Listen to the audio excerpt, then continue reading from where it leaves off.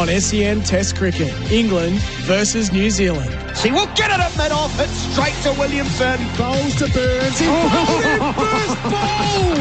The big shot for LBW, and it's gone. It's the taken. It's a movie script.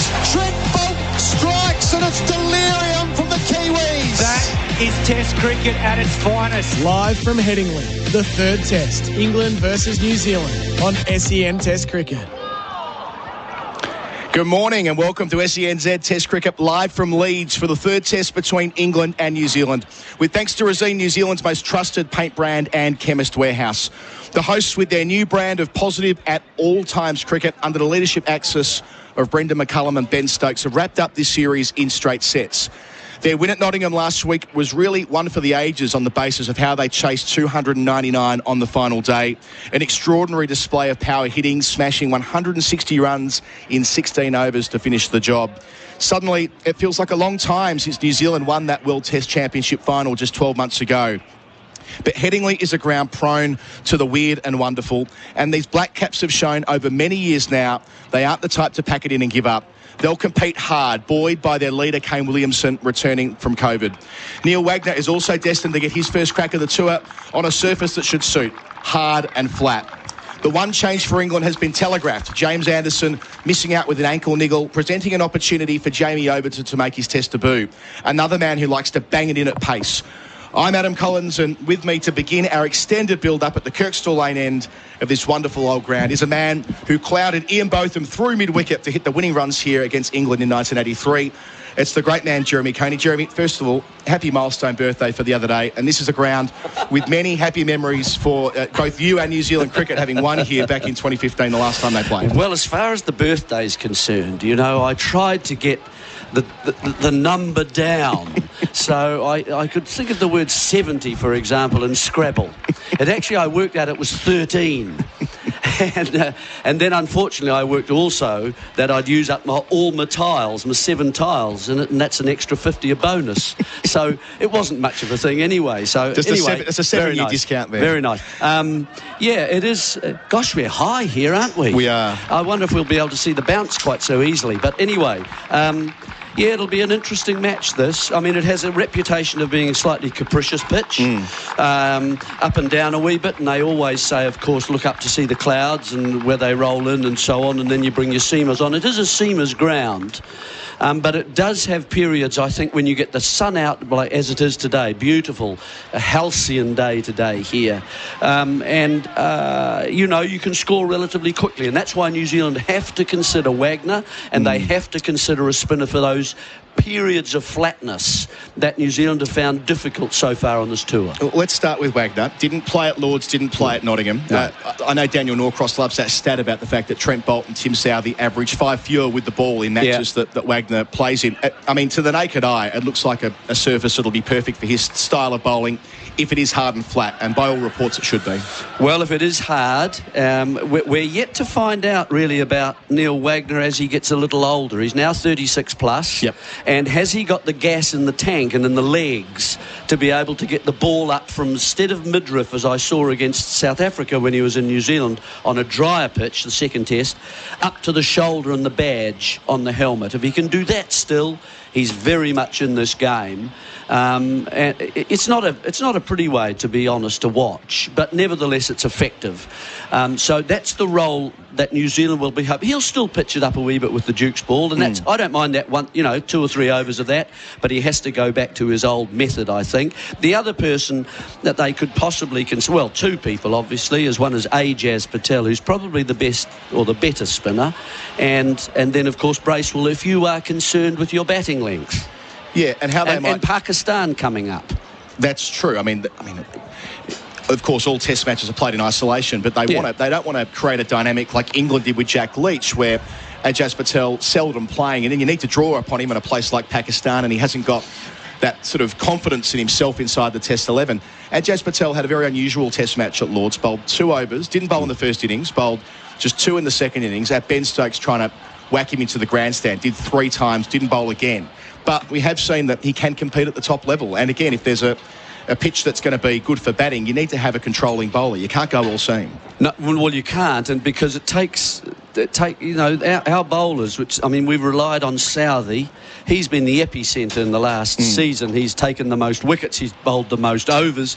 He's been voted the best bowler by the players in the last season. He had a poor game by his standards at Trent Bridge, a very flat pitch. I think they'll probably play him again, and Bolt obviously, got 5 and 3, so he'll be back in again. It's just a question of whether Henry goes or is it Wagner and a spinner. It depends very much on how many batsmen they want, Colo, doesn't it? I mean, the Bracewell had a pretty good test to boot. I mean, you got to look at it in context, right? He came out to make quick runs and did so successfully. His first 49 in the first dig were a most elegant compilation of runs.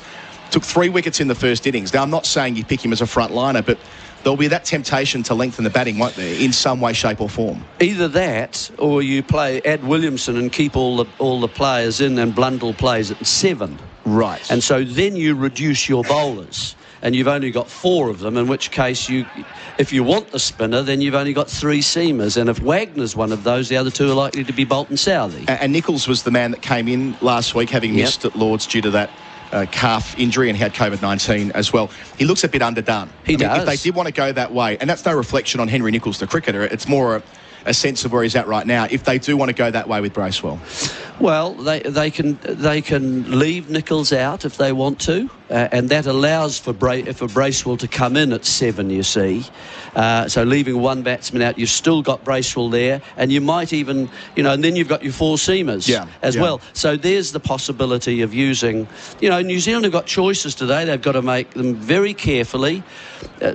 This blue sky that we're seeing at the moment says bat very clearly, doesn't it? And the pitch from here looks that sort of Demerara sugar colour, and it's kind of, it looks like definitely a batting day. You can be sure that if New Zealand won the toss and Darren Mitchell was asked, he'd want to bat first again after the way he's gone, making back-to-back tons at Lord's and then Trent Bridge last week. What a revelation he's been. It can be the way for a player with a bit of experience that they can crack the code across a couple of weeks and feel as though they have taken the next step. That certainly appears to be the way with Mitchell. Yeah, well, Mitchell and Blundell have actually saved New Zealand in every innings so far. The top 4 haven't really done the work for New Zealand and set even a foundation sometimes, a little bit in the first innings at Trent Bridge. But we've been bowled out twice, New Zealand in both tests, and England haven't been bowled out twice yet.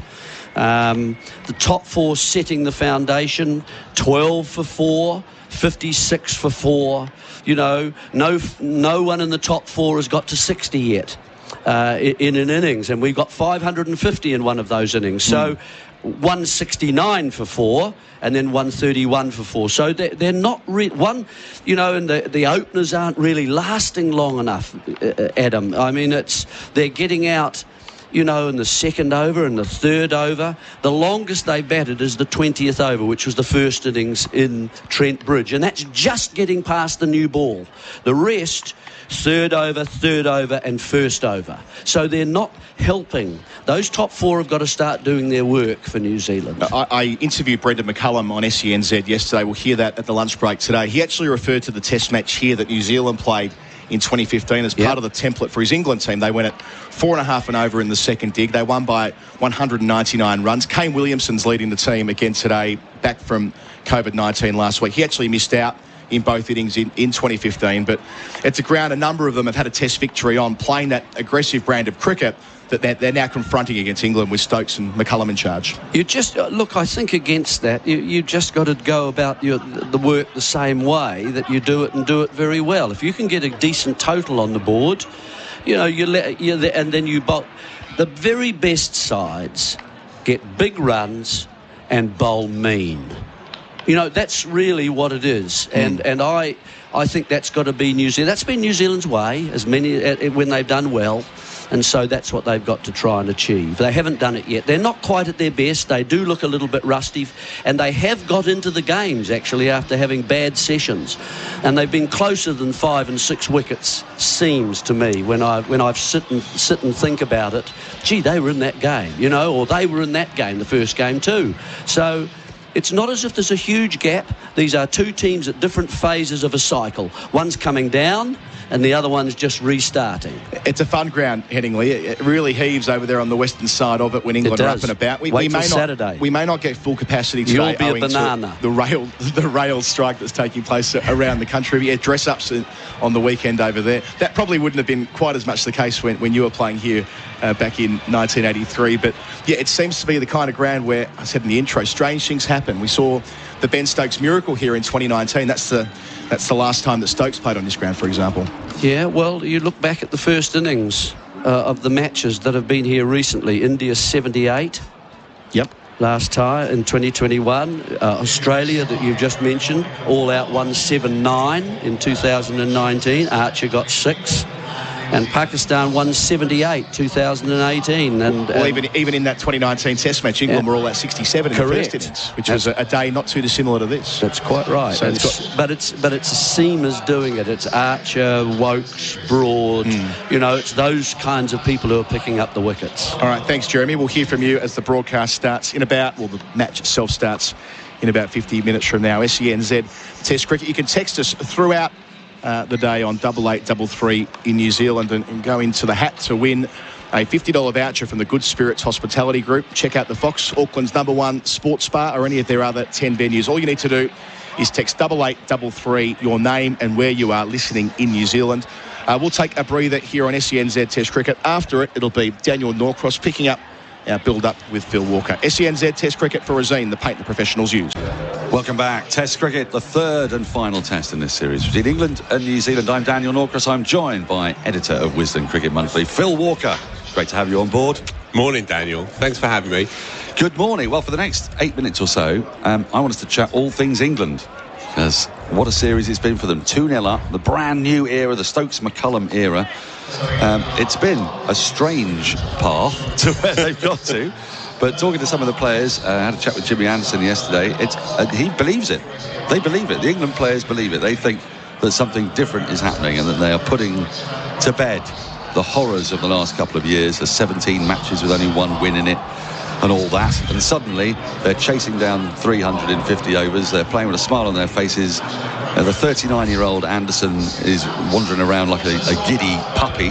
He's not playing today. No. Of course, they're holding him back. He's got a slight niggle, holding him back for what is still a live series against India, can you believe it, from last year. And that means that they've got to bring in Jamie Overton. Now, tell us about Jamie Overton, because many of our New Zealand, Australian listeners will be unfamiliar with the other Overton. Yeah, Jamie Overton. OK, so he's 28. He's quick. He's big. He's strong. And he will explore the middle of the pitch more often than not. So do a Wagner role almost, yeah? Yeah. He moved from Somerset, that kind of quaint county down on the southwest, and he moved up to Surrey, to the big smoke, and it didn't go well for him last year at Surrey, and he had injury problems. I think he was struggling to settle as well in the big city. He's very much a kind of son of the soil sort of character, uncomplicated. He looks it, bucolic. Yeah. Obviously, twin brother, 3 minutes younger than Craig Overton, who our listeners may be slightly more aware of, because of course he's played for England already. He's in this squad, Craig, incidentally, and he hasn't made the cut for the 11. But since this year, and Azam Mahmood, the former Pakistan Test player, he's now the assistant bowling coach at Surrey, and he got hold of him and he said to the head coach, look, give me a month and I'll sort him out for you. And that's what he's done. He has a completely different run-up, refashioned. It means that there's a lot more energy and momentum through the crease now, and he's bowling not English quick, i.e., 84, getting up there to 85 if you're lucky on a good day. No, he's bowling fast. He's broken the 90 mph barrier a few times already this year. The ECB have been trialling this new kind of data technology, if you like, and they've been trialling it at certain county grounds, one of which has been Surrey, and he's been clocked north of 90 mph. So he's a point of difference. This is this new phrase. He's a point of difference in England's setup, because he offers something that currently, with injuries having built up, with Mark Wood, who's express outside, Ollie Stone, he's quick out the side, Jofra Archer, it's a kind of ongoing tragedy really for English cricket that he can't get himself fit. So they need somebody, and of course it's totally consistent with this new philosophy, this kind of consciously gung-ho philosophy that Brendan McCullum has pioneered, and Ben Stokes is a willing supplicant too, right? So it's entirely in keeping with what they're looking to do. Look, the word revolution is thrown around far too willy-nilly in sport, but they are literally trying to eliminate the draw from their thinking in Test cricket. Now, this is dear old England for you. It's wrong, isn't it? I knew you'd sense that. It's wrong. It does have a kind of... we love the draw in England. It's iconoclastic, isn't it, right? It throws out so much of the poetry of the game, but we don't live in those times, Dan, anymore, No, I'm afraid. I've got to get with the programme, I'm afraid you do, yeah. And so... hold my hand through this process, will you? I shall do. I am a little bit agitated. I shall do. Look, I can understand your concerns. But, it's an obvious example, but day 5, Trent Bridge, albeit short boundary and good pitch, but in any other realm, England don't go for that. Indeed, take it back 12 months. Well, they're Lord's last year. 1-0 up, weren't they? They're 1-0 up. 1-0 up, then. And all they had to do was survive 70 overs on a flat track. Yeah. And instead they decided to chase it down in 50. Yeah. Now, if we're talking heresy, Ben Stokes used the word entertainment, Daniel, this week. They're in the entertainment business. It's not in my vocabulary. as regular listeners to this programme will know. But look, it is intriguing, and as you say, after the miseries of the last 12 months, for England to now have a coherent philosophy, wild and mercury sprawling as it may be, it is still rousing, I think, for the downtrodden England fan, right? Who's gone through a hell of a lot in the last 12 months. I mean, I suppose what's going to happen is that there are going to be some really shocking losses. And are we going to basically watch the Test team go through the transformation the one-day team had? When the one-day team started under Owen Morgan, really, in 2015. But, of course, with McCullum's fingerprints on it as well. Exactly. Well, absolutely. We got very vexed when they got bowled out for 200, trying to score 400 on a pitch where 280 would have won the game. Yeah. And so miscalculations occur, but ultimately they became world champions. Now, England were blessed in the one-day area by having so many powerful, big-hitting batters. Mm-hmm. But in Test cricket, they don't have a fast bowler. We'll wait to see how Jamie Overton gets on. They don't have a world-class spinner. They don't have really any opening batters. And they're quite important positions in a test team. So I suppose, are they saying that, well, our strength lies at 4, 5, 6 and 10 and 11, so we're going to play to those strengths? I think that's exactly it. I think, if Ben Stokes did a lie detector test, then he'd say, yeah, we've got half a team, but it's one hell of a half a team, and so you play to its extremes, I suppose, and you give it that kind of liberation to go out there and consider the option of doing wild things. Now, of course, it flows so much from Stokes anyway, who was born to do wild things, and he's built a career on doing wild things.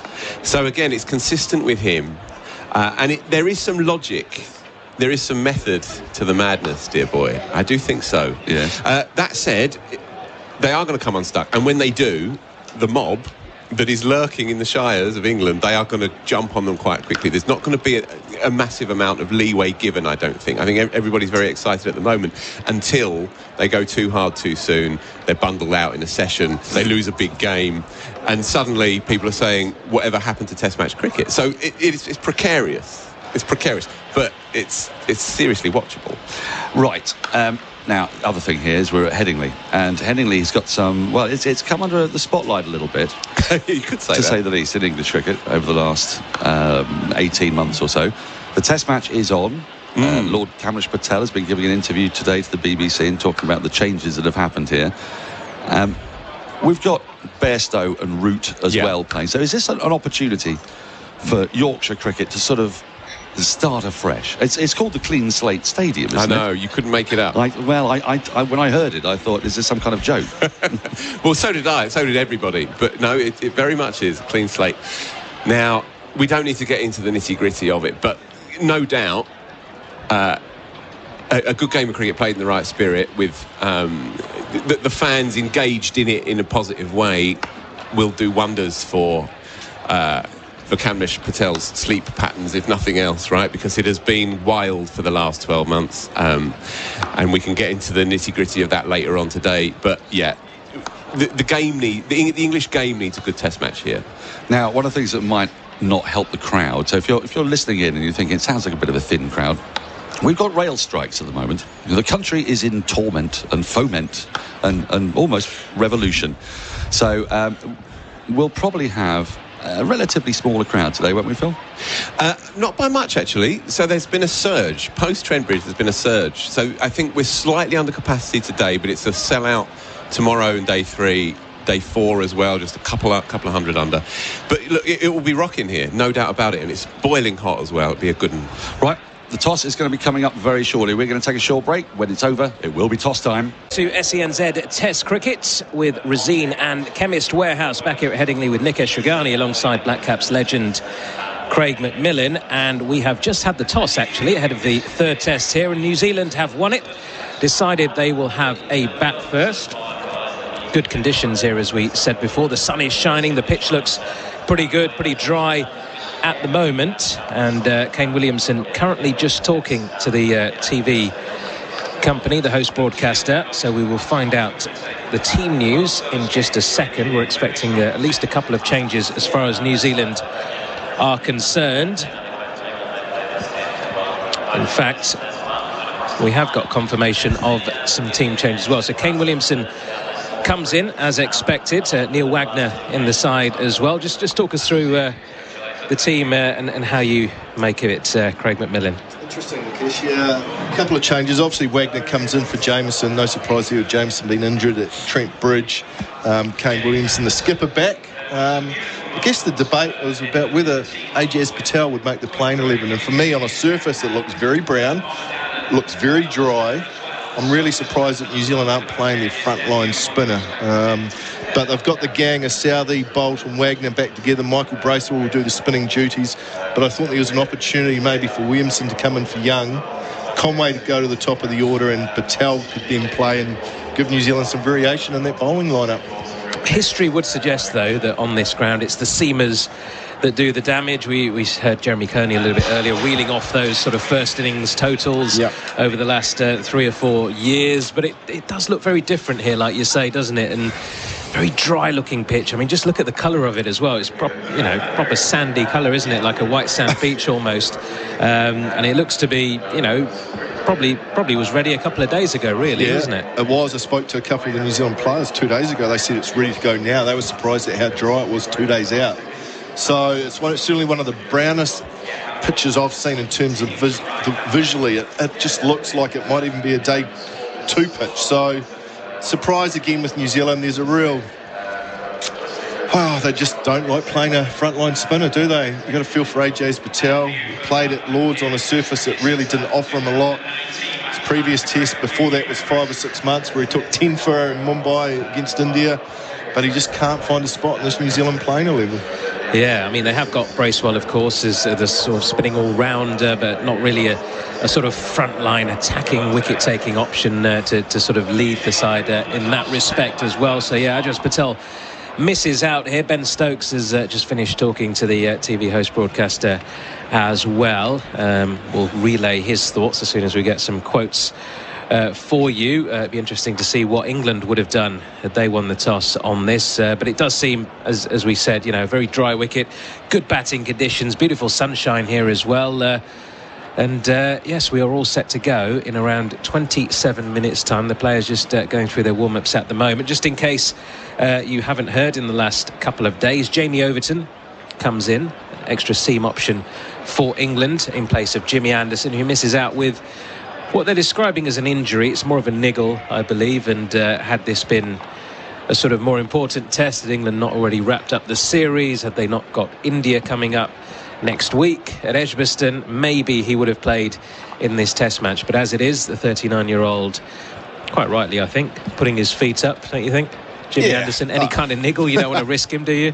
Just try and long it out as much as possible, his career. Maybe he'd had a look at the pitch and thought, wow, a bit of a sore ankle, looks a bit brown. Maybe I'll just rest up and get ready for India next week. But interesting with New Zealand, Nikesh, that they've really stacked their batting lineup. Michael Bracewell at number 8 now for New Zealand, who as a frontline batter. He bats at 3 or 4 in the first class Wellington, back in first class cricket in New Zealand. So they've really stacked that batting lineup. But again, I would have found a spot in that side for AJS Patel. Might have been a bit tough on Will Young at the top of the order. He played nicely at Trent Bridge. He got 40 odd in the first innings, got 50 in the second before being run out. But he hasn't nailed that position. So I would have put Conway to the top to open in this test match. I mean, the series has gone New Zealand basically out of the World Test Championship as well. They can't get enough points to make the top 2. So I thought there's a real opportunity with these conditions to play AJS Patel. It wasn't to be, though. Thank you very much for now, Macca. We'll be back, myself and Macca, after this short break. So just to confirm then, New Zealand win the toss. They'll have a bat first. Play will get away in around 25 minutes' time. We'll be back in a couple of minutes with more build-up. Thanks for joining us here on SENZ Test Cricket in association with Resine and Chemist Warehouse. Live from Headingley here ahead of this third test. Day 1 fast approaching. 20 minutes until play gets underway. New Zealand have won the toss and decided to have a bat first. In case you are just joining us, a couple of team changes as far as New Zealand are concerned. Captain Kane Williamson comes in at the top of the order.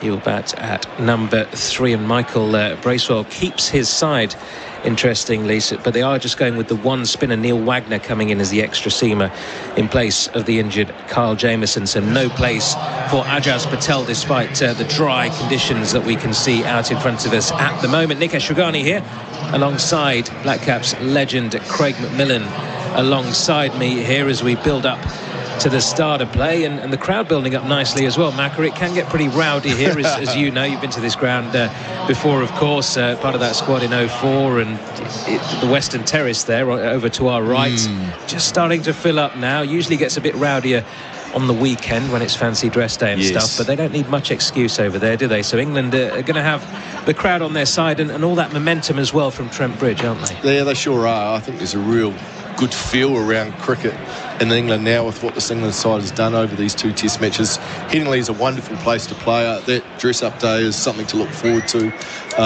We won a test match here back in 2015, and some of the costumes and some of the outfits were just outstanding. So let's have a look at the weather. I mean, it's blue sky, sunshine, supposed to get to 28, 29.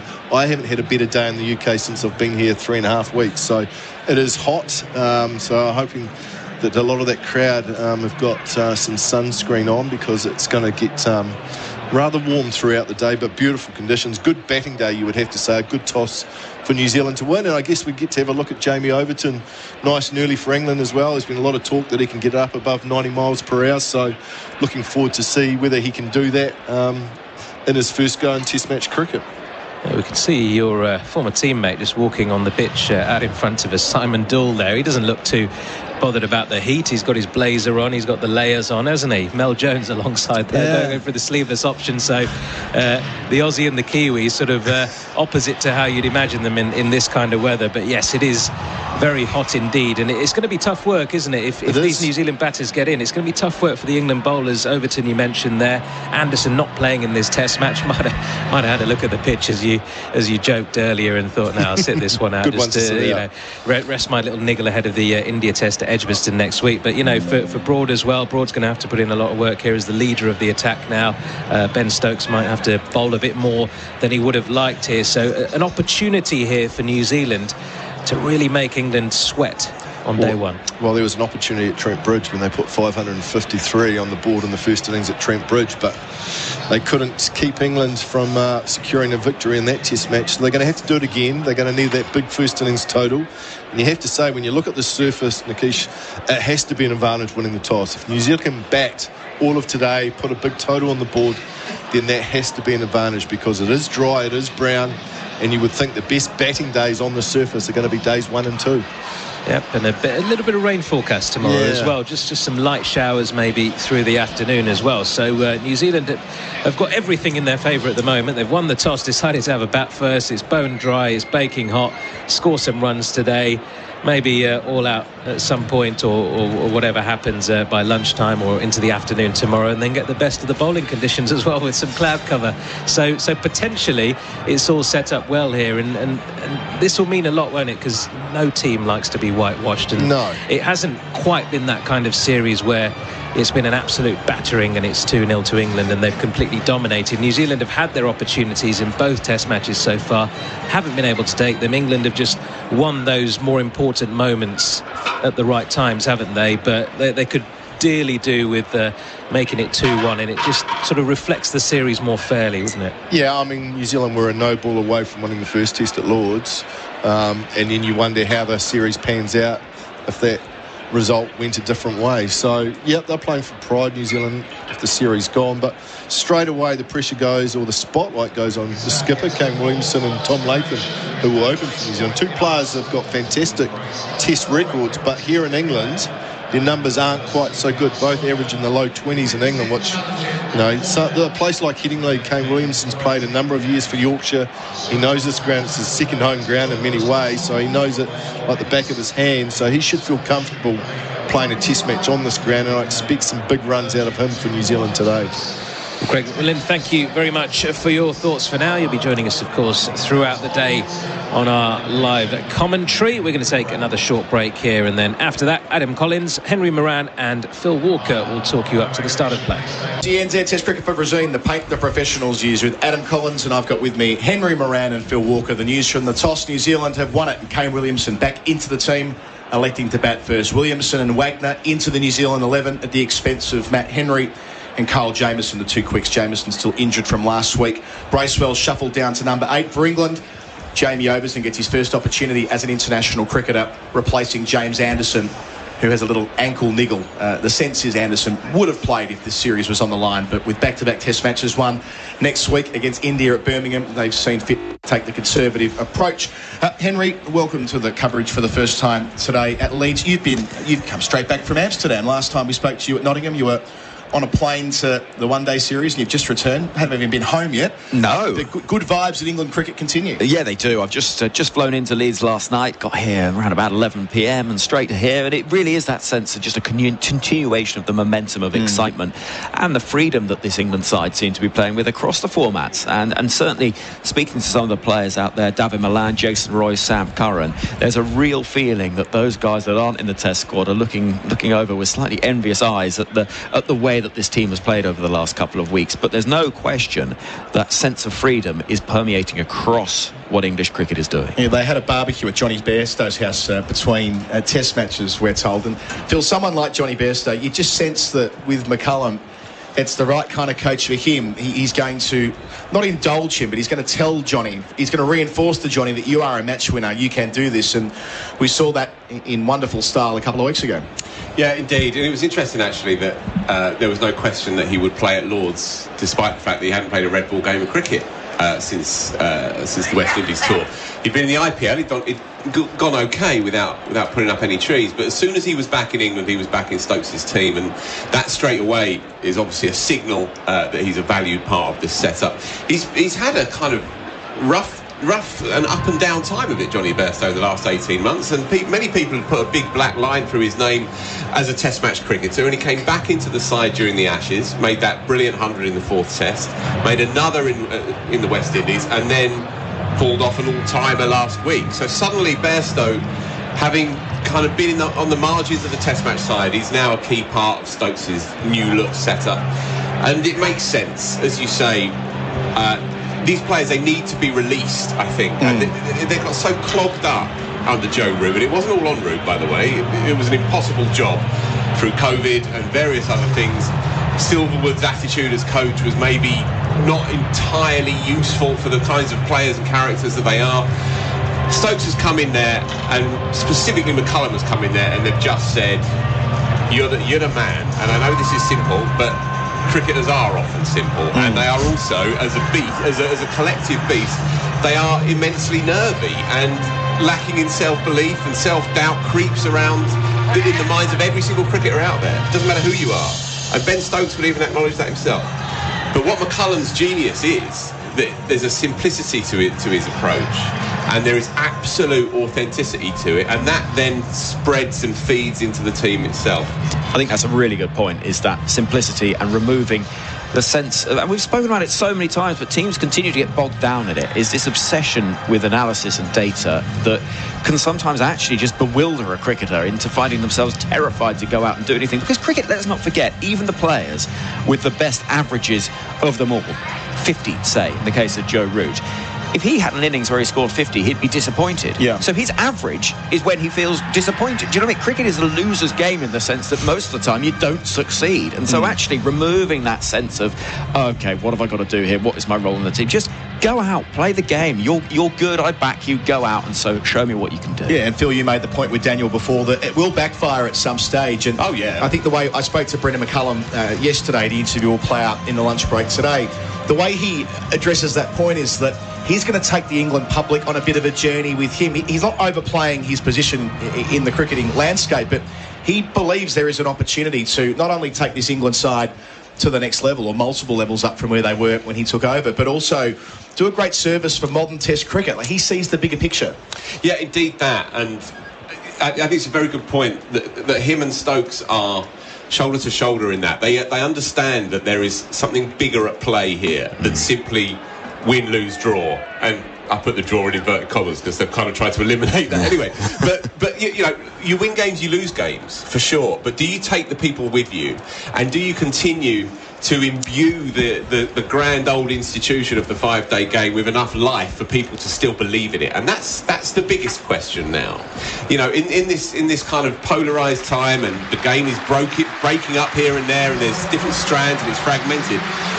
This thing right here remains the most precious commodity that cricket can offer, and as long as the greats realise that, then we've got a game on. Here's a little insight as well I heard about Brendan McCullum, which is just on the grapevine about his early days in charge of this side, and that is that he was sent about 100 emails and was a number of people waiting to reply, and his thought was, well, if you need to get hold of me, ring me.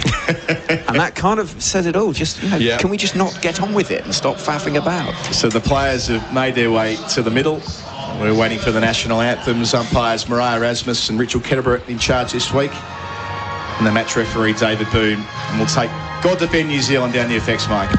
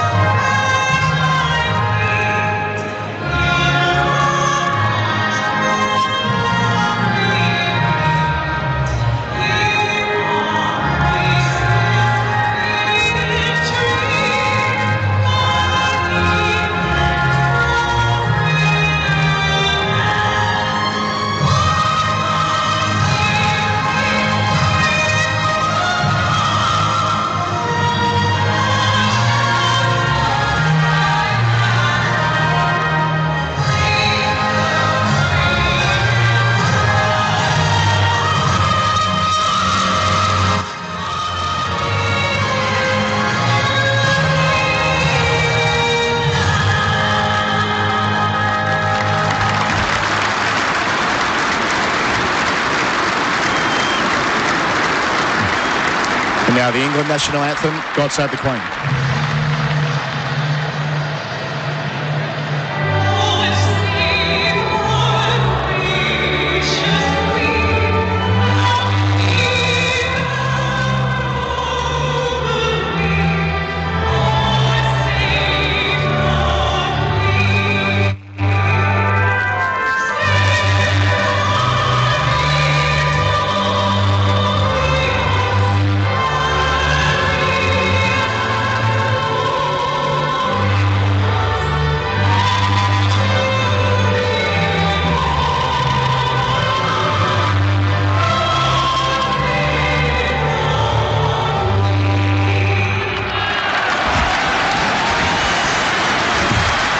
So the formalities here at Headingley, where New Zealand have won the toss and elected to bat in the third test of this series. England 2-0 up.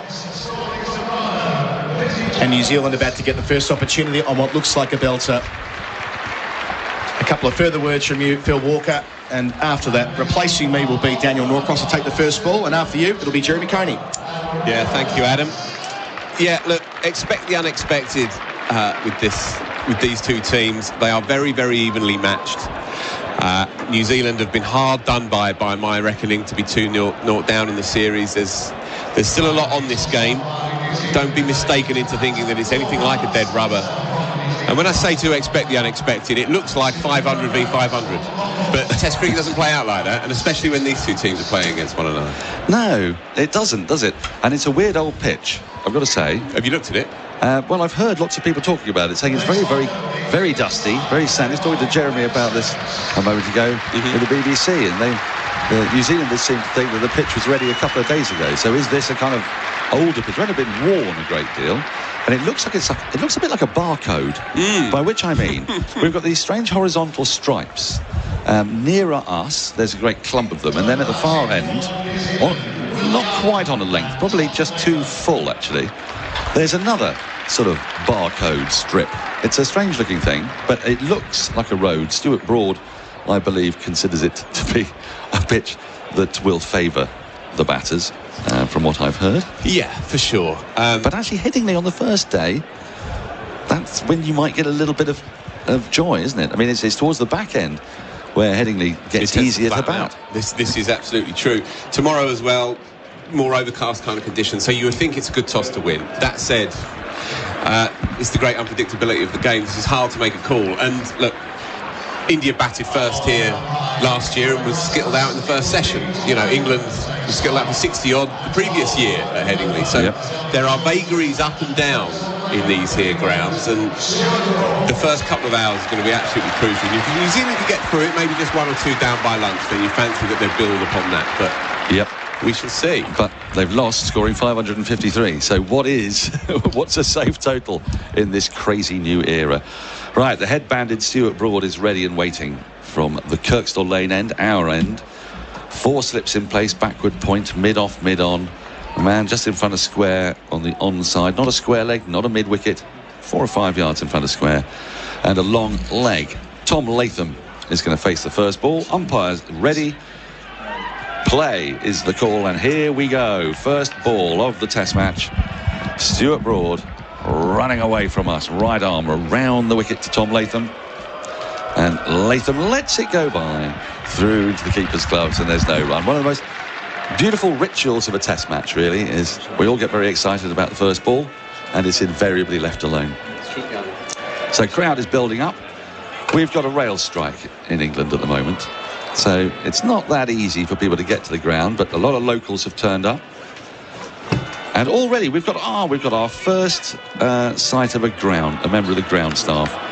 He's a relatively porcine gentleman, and he's absolutely legging it from one end of the ground to the other, because it turns out that they've forgotten to put out the bowling markers. I mean, why would you remember such a thing? It's only a Test match. And he now runs off to great applause. Diminutive in stature, short legs, but he's got a hell of a run on him. No hair, t-shirt, shorts, classic ground staff material. Here's Broad, round the wicket to Latham, who lets this go. That's close to the off stump. And there's no run. Now, Latham, of course, was bowled leaving one, wasn't he? James Anderson in the second innings at Trent Bridge, I want to say. He certainly was. Good evening, everybody. Good evening, Jeremy Coney. In the far south. Very good to be with you.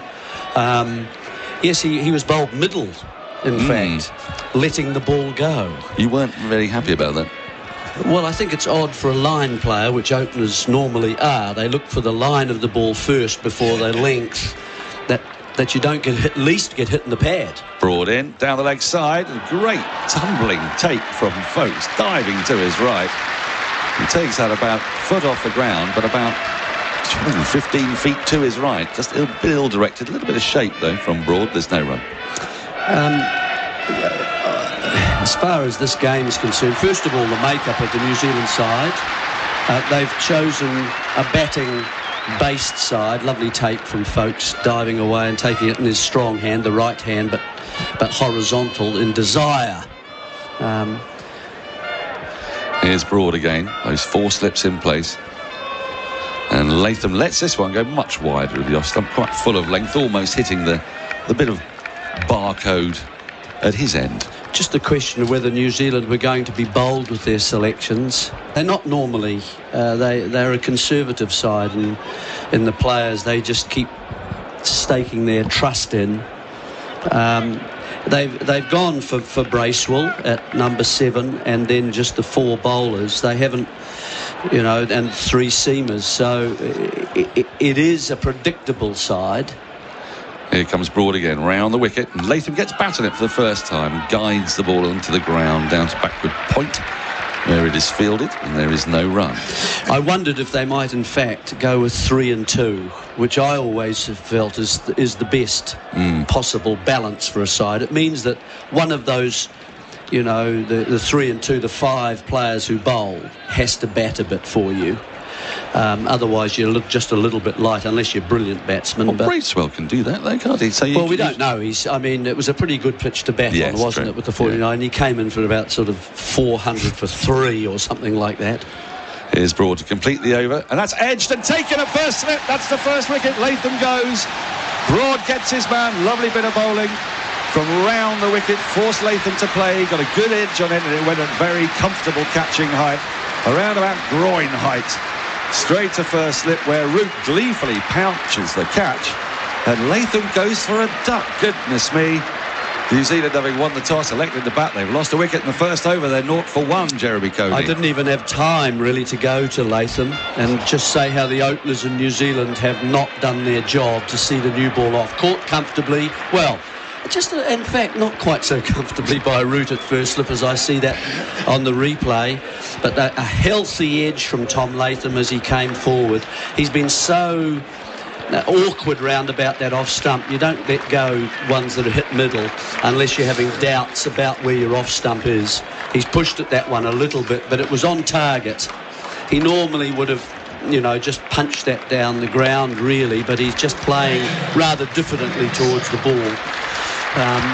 So that brings Williamson in, and once again, New Zealand lose an early wicket. I mean, at Lords they lost their first wicket in the 3rd over in the first innings, second innings in the 3rd over. Trent Bridge first innings was the only one they got to 20 overs before they lost their first wicket, which is just past perhaps the new ball.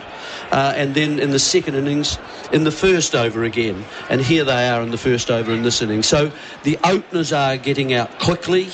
You're not giving any protection against the new ball and the new bowler and the new pitch and so on to your number 3 and 4. And then as far as New Zealand are concerned, the top 4 have not got a 60 yet. In the 16 innings that they've played together collectively in the 4 innings. So it's been Mitchell and Blundell, hasn't it? It has. They've saved every innings so far, and you can't keep dipping into the same well, I'm afraid. Well. Yes, exactly.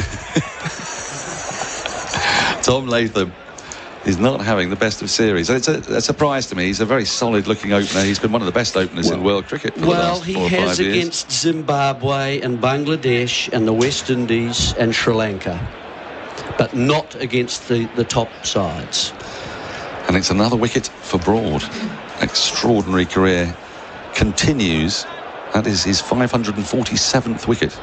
It's going to be Matthew Potts who's going to start the second over of the day. He's got the new ball, and that beats the bat first up as Young comes rather tentatively forward to a foolish delivery outside the off stump. Goes through the folks quite low, and there is no run. Now, I don't want to see echoes of Lords here. It was very strange the way New Zealand played on that first morning at Lords. As we just look on the Chemist Warehouse replay, see how Root did snaffle that catch. Yeah. It was very much a regulation height, but he had to squeeze his legs together a little bit, as if you just dropped something in your... Well, he didn't take it cleanly the first time, actually. He's taken on the heels of the hand, the back of the hand. Potts in, wide of the off stump, left alone. Again, goes through very low, which suggests this pitch is not particularly pacey, certainly at that end, from the rugby stand end. And then he's actually pouched it and held it against his tummy kind of area too, to make it safe. But anyway, it was held. Well, England's slip catching has been very strange, hasn't it? At Lords, they caught everything. Bairstow taking some blinding catches. At Trent Bridge, both sides struggled actually to catch. Yeah. There were a lot of drop catches. It's another area that New Zealand, have pride themselves upon. They're usually pretty accurate. 4 slips in place. Potts in, down the leg side. First run is that's tucked off the hip down towards deep backward square leg along the ground. It's a bit short. Young's underway. New Zealand are underway. They're 2 for 1. The way to get Ajaz Patel into this side, and he's New Zealand's best spinner. He's not there.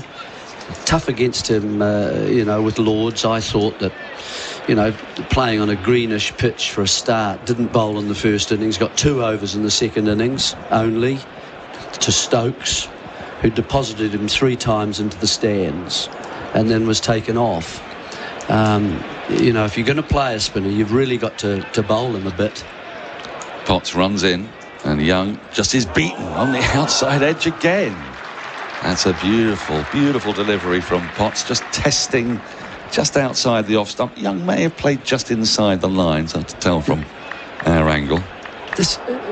I'm just interested to see whether it nips at all. Just a little, doesn't it? Just a hits and goes away. Whether it's a grippy kind of surface and the bowlers will be able to just find a length. That's a nice delivery. Just a little bit short, so it beats the outside edge. Reasonable carry on this occasion. They're about waist height to Folkes as Potts runs in. Right arm over. 4 slips in place. Young leaves a ball that jags back off the seam and is taken well by Folkes, moving to his left, two-handed. There's no run. Always a good idea, isn't it, after you've beaten the batsman on the outside edge, to run a little wider, and that sort of wobble sort of ball that just keeps on coming back in, and the batsman's very keen to let go, but it can sometimes come back and threaten that off stump. Potts has taken 10 wickets in his nascent Test career, and he played the 2 matches. He runs in now. It's completely over. Young defends on the front foot into the onside. That is the end of the second over. New Zealand are 2 for 1. Barnacle Bill Seafood Signature Bonus Meal now on. Sumptuous fish, freshly cut fishettes, succulent prawns, calamari and chicken tenderloins. Enjoy all of Barnacle Bill's signature seafood favourites in one pack. All served with Barnacle Bill's tartare sauce plus bonus chips and a 1.25 litre Coke. All for $29.90. And for your convenience, phone ahead. Order, collect, don't wait. Feed the whole crew with Barnacle Bill quality seafood at a sensational price. Fresh from the sea, it's gotta be Barnacle Bill. Get $10 off your first direct-to-boot shop with Woolworths. Order online and our personal shoppers will pick and pack your order just the way you like it. Then place your shopping directly into your boot. New customers only. Min spend and T's and C's apply. At Big W, you'll find value every day. And you can be sure you're getting quality because we've been testing products with hundreds of Aussie families, including these experts. Big W, every day's a big day.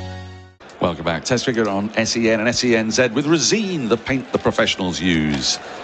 So New Zealand lost a wicket in their first over. Broad, the man getting Latham caught by Root at first slip. A regulation catch that was slightly awkwardly taken, but Latham departed for a duck, and now Broad gets the first chance to bowl at Kane Williamson. He got that wicket off the last ball of the first over. And we've got a leg slip in, which they do for Williamson. So 3 slips and a leg slip rather than 4 slips for the right-handed Williamson. Second and third coming closer because he runs the ball down there into that third man area. Right, here comes Broad into Williamson. His first ball down the leg side, and he just gets it past the diving Folkes, and it's going to run down to the boundary for 4.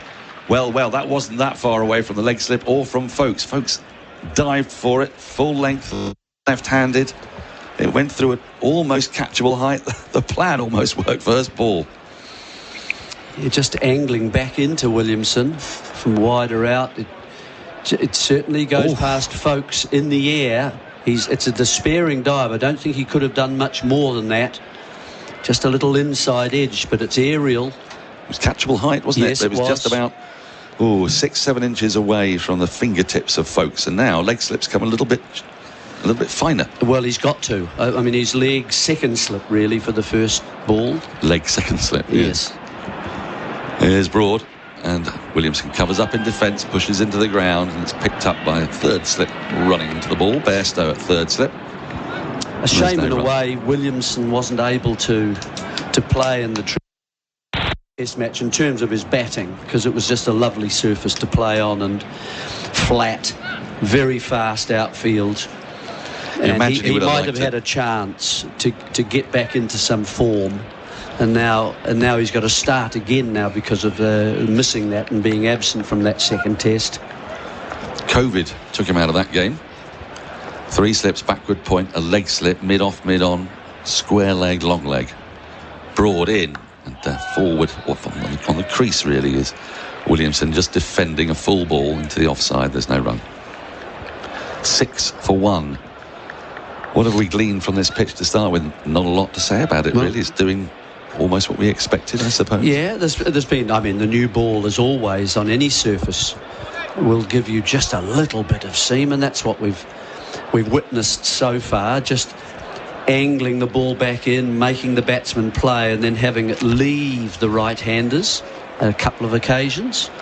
Broad runs away from us at Kirkstall Lane end. Into Williamson. Williamson defends again from the crease, just pushes it square of the wicket in the offside. It's picked up at point, and there's no run.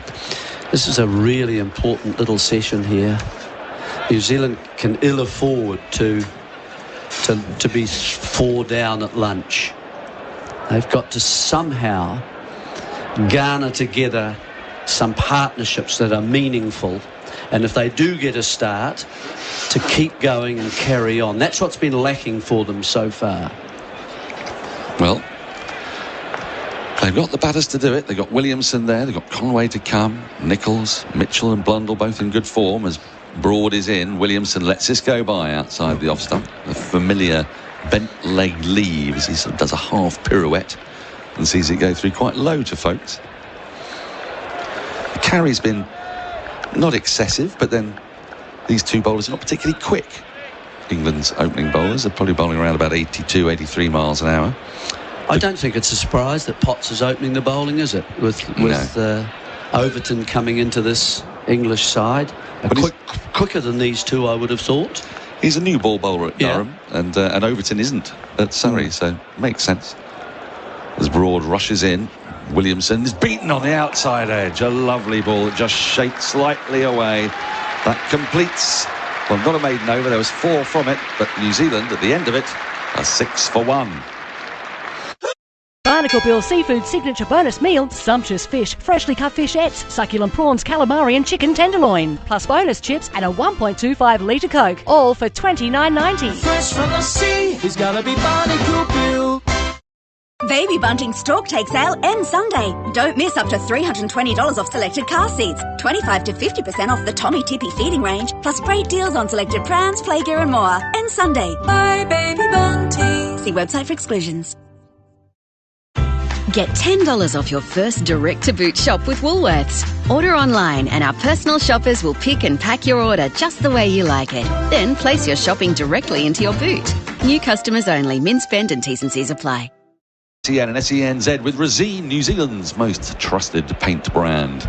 Potts is going to start a new over, running in towards us from the rugby stand end, and Young lets this go. A little bit short, and it just shapes slightly back into him. Folks takes comfortably. Beautiful day here at Headingley, but we did hear from the BBC meteorologists that there may showers, maybe a chance of a little shower. Okay, but the forecast has improved for days 3 and 4, so possibility of the occasional shower, but not as bad as we had originally thought. So let's just hope they stay away. It is a beautiful, beautiful day, warm, about 26 degrees, as Potts runs in. 4 slips wait, and Young pushes off the back foot, square of the wicket. It's going to run away to the boundary for 4, the first authentic boundary of the day. That ball just sat up, and Young picked his spot, square of the wicket, off the back foot, along the ground for 4. New Zealand to 10 for 1. Just enough width for Will Young to get back, saw it. The shorter you are, of course, as a batsman, the longer you get the opportunity to see what's happening. It's just a punch away, wasn't it, really? Looks like a nice pitch, though, doesn't it? When the ball does that? Yeah. I mean, it didn't really get up above sort of knee height, but it came on to the bat perfectly comfortably. This hard new ball. Here comes Potts again, and that's a bit shorter and defended from the crease. Back to the bowler, there's no run. Potts isn't really a swing bowler as such, so he'll be looking to use the seam, jag the ball back in a little bit, take the odd one away. But it doesn't really feel like a swingy kind of day today. It feels like a beautiful day to bat. It does. I don't think you could complain about the decision made by Williamson. You get the feeling that the England bowlers generally hit the pitch just a bit harder than the New Zealanders, who bowl along it to look for swing and movement that way. Potts in. Young leaves alone outside the off stump to the odd ooh and ah, but it was a considerable distance from the stumps, and there's no run. Both bowlers obviously concentrating pretty much just outside the off stump, with obviously offside set fields, 4 in the cordon, 4 slips, a backward point, you know, quite fine really, rather than the sort of the cover point, looking to save singles just from a forward prod. Mid-off quite close to look to do that, therefore. Potts in, and the Young pulls at this and misses it completely as it flies through to his folks, who again takes well, diving to his left, very low down. Let's see this again on the Chemist Warehouse replays. I don't think he was too far away from an under edge there, Young. But I mean, is there a danger, Jeremy, that New Zealand are going to get sucked into this remorselessly positive attitude that England have got and start sort of trying to fight fire with fire, and that's not their game? No, it's not their game. They just need to bat and bat and bat. Once you win the toss, that's what you do in tests. Potts in to complete the over, left alone, wide outside the off stump. That is the end of the third over. New Zealand 10 for 1. We'll take a short break. After we come back, it'll be Adam Collins joining Jeremy Coney. Hurry, MS Game Changer Lottery is closing soon. Win one of 2 $1.1 million home and land packages, or choose the $1 million in cash. Get your tickets now for your chance to win. Go to msgamechanger.com.au. Licence N14187. Barnacle Bill Seafood Signature Bonus Meal, sumptuous fish, freshly cut fishettes, succulent prawns, calamari and chicken tenderloin, plus bonus chips and a 1.25 litre Coke, all for $29.90. Fresh from the sea, he's gotta be Barnacle Bill. You can drop us a text on 8833 in New Zealand. Let us know your name and where you're listening in. You can win $50 thanks to the Good Spirits Hospitality Group. Check out the Fox, Auckland's #1 sports bar, or any of their other 10 venues. 8833, your name and where you're living. Well, you're listening in New Zealand. Stuart Broad away from us. Kirkstall Lane end. Delivers here to Williamson on 4 and clipping down to long leg, getting a single. First ball of the fresh over. Williamson up to 5 and New Zealand 11 for 1, losing Latham in the first over of the Test match. I'm Adam Collins and I say hello to Jeremy Coney. We cross over for 1 over here. Yeah, sure, Colo. Yeah, well, the opening chords in this match belong to England, don't they? Having claimed the wicket of Latham. We've seen the ball seam a little bit and sort of hold on the surface and then sort of grip and move away from the right-handers. We've seen a half-quarter chance from Williamson to get underway and get a boundary just to the left of the keeper, folks.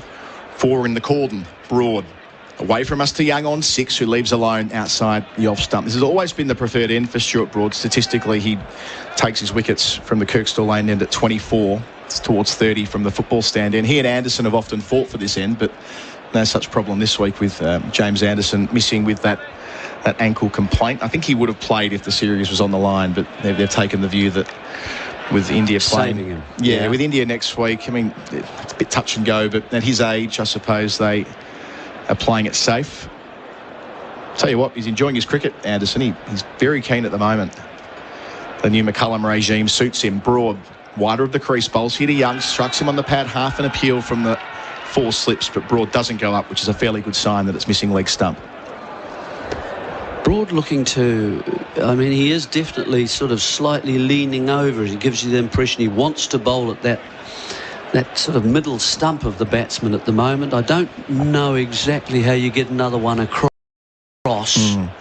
You'd need one more over, I think, if that was the case. Watching the replay back for Chemist Warehouse, that was the wobble seam from Broad, so trying to get a bit of natural variation there, landing it on about middle stump. Into his third over. Passes umpire Erasmus. Bowls here. Young driving, squeezing through mid-wicket. There'll be a couple there. Out towards the Western Terrace. They're happy with 2. Potts does the fielding. 13 for 1 the score. Yeah, inside middle, looking to drive perhaps a little straighter than that, and it's obviously just nipped back a touch to take the inside half of the bat. Finds a gap. Well, there are plenty of gaps on the onside. Played well last week, Young. Half century in the second innings. Got to the cusp of 50 in the first after sort of feeling as though he might be the next man out after a double failure at Lords. Fought back well. He's on 8 here, facing Stuart Broad, delivers, and Young leaves alone outside the off-stump. Yeah, the thought was if you're going to play Ajaz Patel, which is not very New Zealand-like to have 2 spinners in Bracewell and Ajaz, but if they wanted to do that, because this pitch looks a little bit dry, you can see the footmarks already after 5 or 6 overs, and so this is going to become a little, suiting spin, I think, later on in the match. Then it could have been Young that might have gone, actually, and Conway go up to open. That's a possibility. The other one was to drop Nichols. Broad to finish the 5th over of the Test match. Delivers here to Young, who again tries to push it out into the onside, but can't beat the man at a squarish mid-wicket. End of the over. We'll say goodbye to Jeremy Coney. We'll hear from him later in the session. New Zealand, after 5 overs, they're 13 for 1.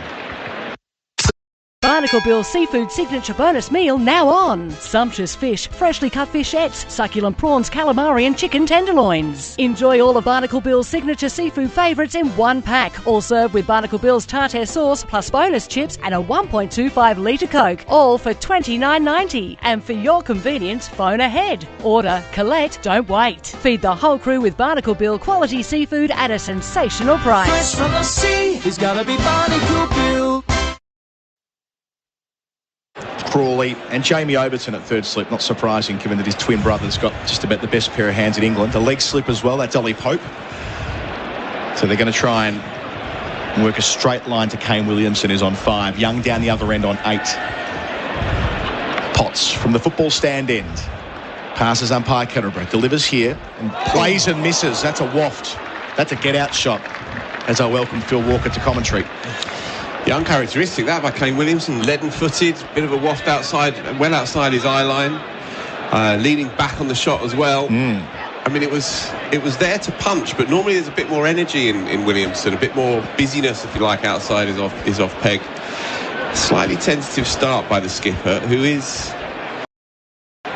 searching a bit at the moment. It's probably fair to say. Here's Potts, close to the stumps, bowls to Williamson. Waiting, though, is the call, defending out into the offside. We know the length to bowl here at Headingley recently has been a fraction fuller. That's the numbers crunched by CricViz.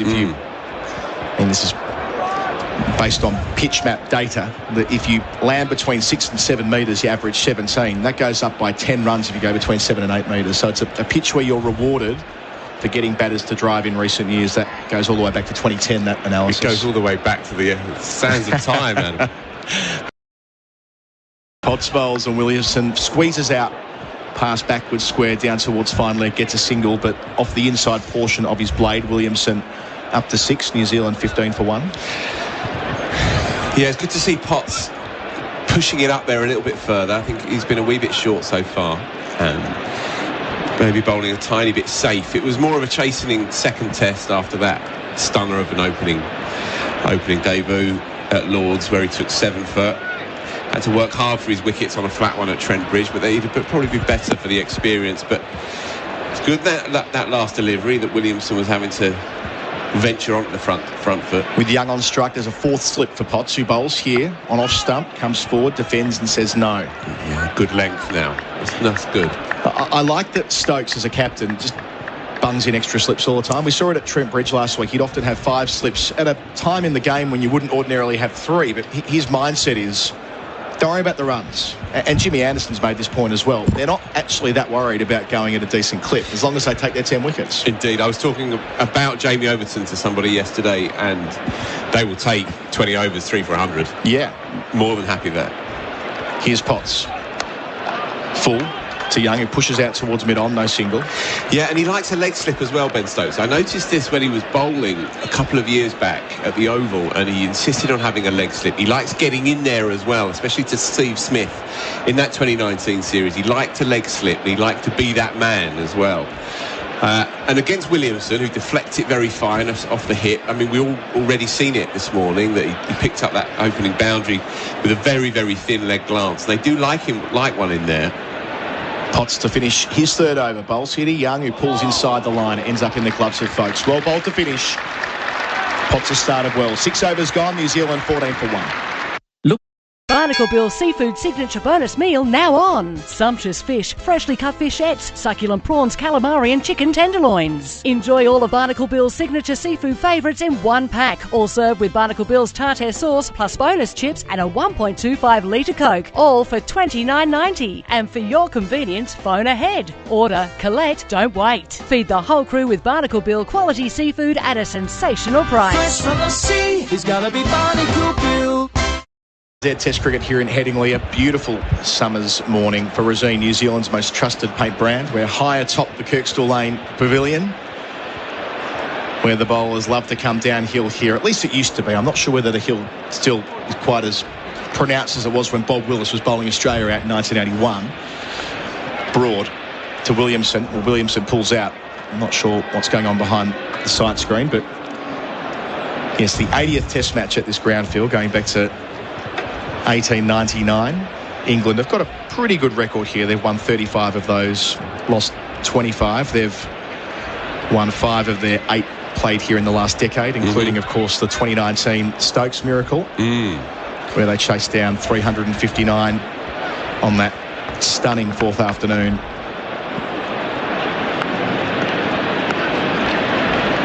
Williamson thumps his bat down as Broad arrives and bowls, and he clips just square of the man at mid-wicket, gets a couple across the practice pitches, gets all the way down to the rope, just dragged in at the last. Jamie Overton with work to do out there, twinkle toes, just keeps his foot off the sponge. So come back for a third. The captain's 9, New Zealand 17 for 1, 7th over. Yeah, I mean, that has raced away off the inside edge. It was nothing more than a jab into the onside, really, and that would have got to the boundary, had to be hauled in just a yard or so shy of the rubber rope, and you're going to get full value here. Absolutely. It's not a particularly big ground, and it's only going to get drier as well as the game goes on. So fourth slip back in with Young on strike. He's on 8. Broad bowls to him here, and he plays into the onside. Quickie shingle to mid-on. If he hits, it's close, and he doesn't. It'd have been gone, Adam, I think. Yeah, Potts had the job to do, working to his right, picked it up and through. Great piece of ground fielding. Had 1 stump to aim at. And yes, had he hit, Young was in big trouble. Watch the replay back here for Chemist Warehouse, Phil Walker. Really sharp by Matthew Potts at mid-on. Picks it up, and in one movement, oh, it would have been very, very close. I wonder if possibly he might have just been in. Yeah, marginal, but good intent at least by Young, who started his innings well here, quietly enough. Broad's got the leg slip back for Williamson on 9. Bowls here. Williamson goes back and defends into the onside. I love Headingley for the sheer volume of crazy things that have happened here across the journey. I sort of catalogued them in the build-up to this test. I won't go through them all now, but yeah, we've already touched on 1981. The Gooch carrying his bat here against the West Indies in 1991, where, I mean, that was for a long time widely regarded as one of the best innings of all time. Absolutely. I mean, it still comes out there. I mean, before Ben Stokes did his thing here, it would always routinely come out top of any list made by England cricket fans, at least. Broad delivers. Leaving alone is Williamson outside the off stump. 2001, when Mark Butcher made 173 not out to chase down a massive fourth innings target set for them by Adam Gilchrist when he was standing in for Steve Waugh. Another big chase in 2017 when Shai Hope completed twin centuries. A very odd cricketer, Shai Hope, as far as he's got that real standout performance as a test player, but not a lot else. Yeah, this is the place where things happen. Yeah. Expect the unexpected, as we said earlier. That said, the first game I saw here was 93, and Border and Steve Waugh batted for 2 days. There wasn't much unexpected in that one. Broad is unbeaten, double 100. Broad here outside the off stump, just over the top of the off stump on that angle, through to the gloves of Ben Folkes. Bowling a good length though, Broad, a good probing length. There's nothing safe about this, and this has been a shift in his mindset as well in the last year or two. He's obsessed with stats. He's a data monkey, if you like, is Stuart Broad, and he's crunched all the numbers and he's spoken to the data guys, and he's concluded that if he wants to stay sharp and relevant in Test match cricket, then he has to change that length. Too often in the past he'd bowl a kind of easy length, if you like, the kind of length that would hit the splice, wouldn't do much, but it wouldn't get him much either. Broad to finish, bowls to Williamson, got the leg slip back, and Williamson leaves alone again into the gloves of Folkes. 7 overs gone on SENZ Test cricket for Rosine, the paint the professionals use, and New Zealand, after winning the toss and batting, they made their way to 18 for 1. Barnacle Bill Seafood Signature Bonus Meal now on. Sumptuous fish, freshly cut fishettes, succulent prawns, calamari and chicken tenderloins. Enjoy all of Barnacle Bill's signature seafood favourites in one pack. All served with Barnacle Bill's tartare sauce plus bonus chips and a 1.25 litre Coke. All for $29.90. And for your convenience, phone ahead. Order, collect, don't wait. Feed the whole crew with Barnacle Bill quality seafood at a sensational price. Fresh from the sea, he's gotta be Barnacle Bill. In between overs, we've got to see a shot of James Anderson sitting there with the sunglasses on. Probably quite happy that he's not bowling today. Potts delivers, finding the outside part of the bat, down towards fourth slip on the bounce. Young into the hands of Pope. Nicely played and nicely bowled. Start of the 8th over, 18 for 1. Yes, mentioning those great moments here at Headingley. A bloke called Bradman went okay. Triple ton, in both 1930 and 1934. Are you acquainted with his diary entry at the end of that day? When he made 309 in a day? 309 in a day. It was something like day 1 Headingley, came to wicket, 6 for 1, 309 not out, end of day, had dinner, now sleep. Potts bowls and Young withdraws the bat at the last moment. That sounds about right for a Bradman diary. Yeah. He was fairly committed to his craft. I went through recently a tour the Australians went on in 1932, where it wasn't a test tour. They were travelling to America and Canada. It was a money tour, effectively, and Bradman just got married, and he took his young wife, Jessie, with him, and over the next 5 months, they played cricket on all bar 5 days. What a great honeymoon that would have been. He made 4,000 runs, 200 wickets across the trip. Here's Potts, bowling to Young, who again's able to leave alone, this time on the basis of length. This is where John Edrich made his triple ton as well, against New Zealand in 1965 with the 53 fours, the most fours ever in a test innings. I did not know that. Yeah. Obviously, I knew he made the 100, the triple. I didn't know 54 boundaries. Yeah, 53 fours, and I think I want to say 2 sixes. But yeah, that's a record that'll probably last forever, because if anyone's getting triple figures these days, they're whacking a load of sixes. It seems to be the way. Young facing Potts, rider of the crease. This time he used his bat in defence back down the pitch. This is where Jeffrey Boycott raised his 100th first-class 100 against Australia in an Ashes test in 77. 77 it was. Your the publishing house you work with's got a book coming out around Boycott soon, don't they? Indeed, he's doing a few signings actually here at Headingley on Saturday afternoon. Being Jeffrey Boycott, it is an experimental piece of literature, a collaboration between him and the great John Houghton, one of the best cricket writers around. Potts closer to the stumps to Young, tucks it away down towards fine leg, gets a single. He's in the double figures, 19 for 1 the score, 1 ball to come in the 8th over. It's been quite ramrod straight by Potts. He got one with a kind of a leg cutter against Will Young that hit the channel, and he kind of fenced it a wee bit, but he's, aside from that, struggled, I think, a little bit with his length. I think he's reluctant to throw it too far up there because, as you said earlier, Adam, he's not really known as a swing bowler. He's a seamer, grafted from the northeast, really. But these are, despite us being north geographically, these are not kind of traditional northern conditions at the moment. Pitch is dry, the sun is out, baking down upon it. Just bowling slightly safely at the moment. Gets one more chance at Williamson in this over. Leg slips back, Potts bowls, and Williamson leaves alone well outside the off stump. 8 overs gone, New Zealand 19 for 1. Our coverage for Rosine, the paint the professionals use.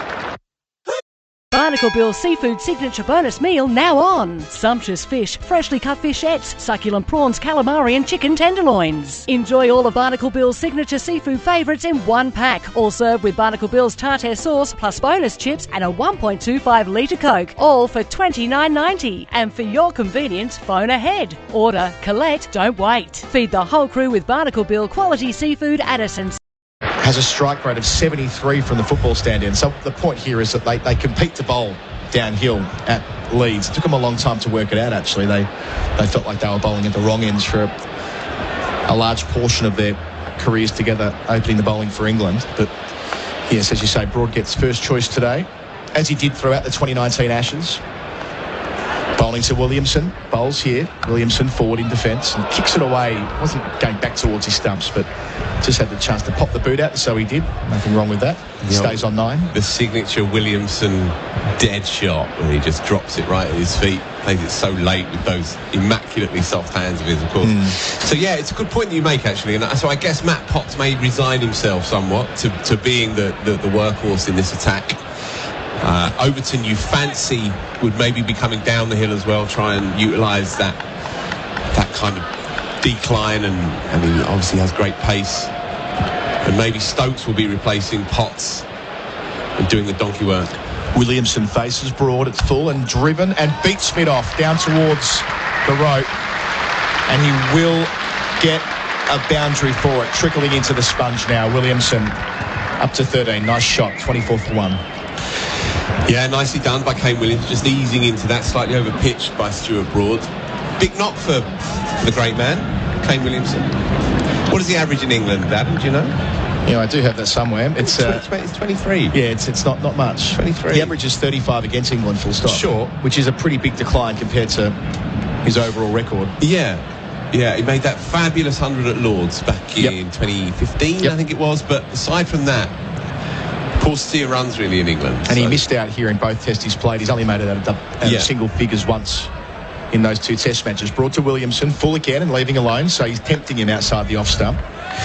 Yeah, and 1 or 2 murmurs from the Kiwi cognoscenti, if you like. Simon Dahl, bless him, looking resplendent today, by the way, as he always does, but wondering if maybe Kane might have reached the end of his tenure as a test match captain. I don't personally have a view on that. I dream of it. But yeah, I mean, I'm mindful we're going to break up our commentary stint in a moment. I'm going to make way for Nikesh, but there is an argument that after 6.5 years, that does take a toll. Well, we've seen it with our lads, of course. Yeah, indeed. Last ball of the over, brought to Williamson, gets a bit tangled up, spills down in front of him after collecting an inside edge, hitting a thigh pad. End of 9 overs, 24 for 1 is the score. There'll be a change of commentary after the break with Nikesh Regani replacing me, and our coverage is for Razine, the paint the professionals use. The versatile Audi Q5 is regarded for its popularity in the mid-sized luxury SUV category. To find out more or to book your test drive, visit audisolitaire.com.au today. DL 65541. If you have a family member that is currently troubled by or addicted to gambling, there is help for you. Call the Gambling Helpline on 1-800-858-858. Life-changing strategies to support your loved one are available. Find out more at thegamblinghelpline.org.au. Back with SENZ Test Cricket for Razine, the Paintley professionals use Nikesh Regani alongside Phil Walker and Henry Moran for the next 20 minutes. And we've got that change in bowling we were talking about earlier on. Jamie Overton on test debut from the rugby stand end. Big moment for the tall seamer, and he comes over the wicket, and this is left well alone. It's a horrible short and wide delivery. He's got that one out of the system. Young just lets it go safely through to Ben Folkes. Massive moment for the young man, though, this, isn't it? A few nerves flying around with that delivery, you could tell, but he's got it out of his system. He's a test cricketer now, and no one can take that rank long hop away from him, can they? Good on him, really. He will be encouraged by Stokes to really ramp it up. There won't be any softly here. You know, he's in the side to ruffle a few feathers.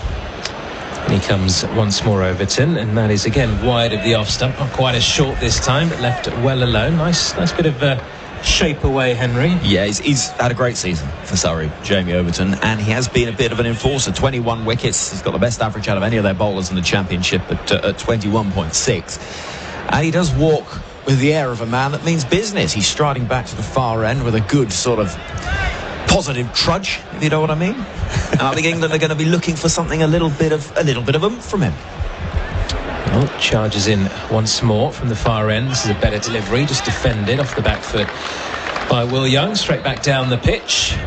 He's a big lad, isn't he? That he is. 6'5", stocky, sort of rugby player build. Yeah, him and his brother, Devon boys, down there in the West Country, and came up through the Somerset ranks. There's 3 minutes difference between them. Jamie is the younger of the two, and they are big, strapping sons of the soil. Charges in once more from the rugby stand end. This is short and wide and cut away this time in front of square.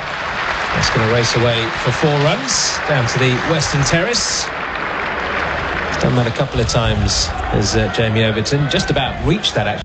Hello, Frank Walker from National Tiles. Naturally, my first love is beautiful National Floor Tiles. But I must say, this all-new hybrid flooring we have at National Tiles runs a very close second. At National Tiles, prices on hybrid flooring are just incredible. As an example, we've got circa $40 hybrid flooring at just $29.95 every day of the year.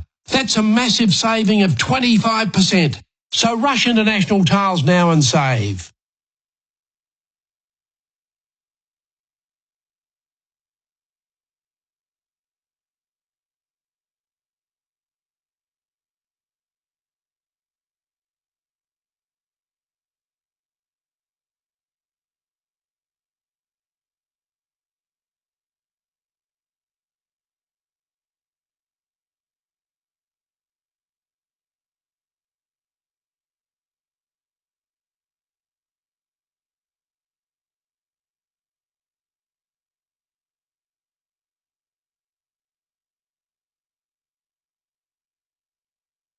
Eat good, feel good with rolled Vietnamese. Lunch, dinner or any time, that's how we roll.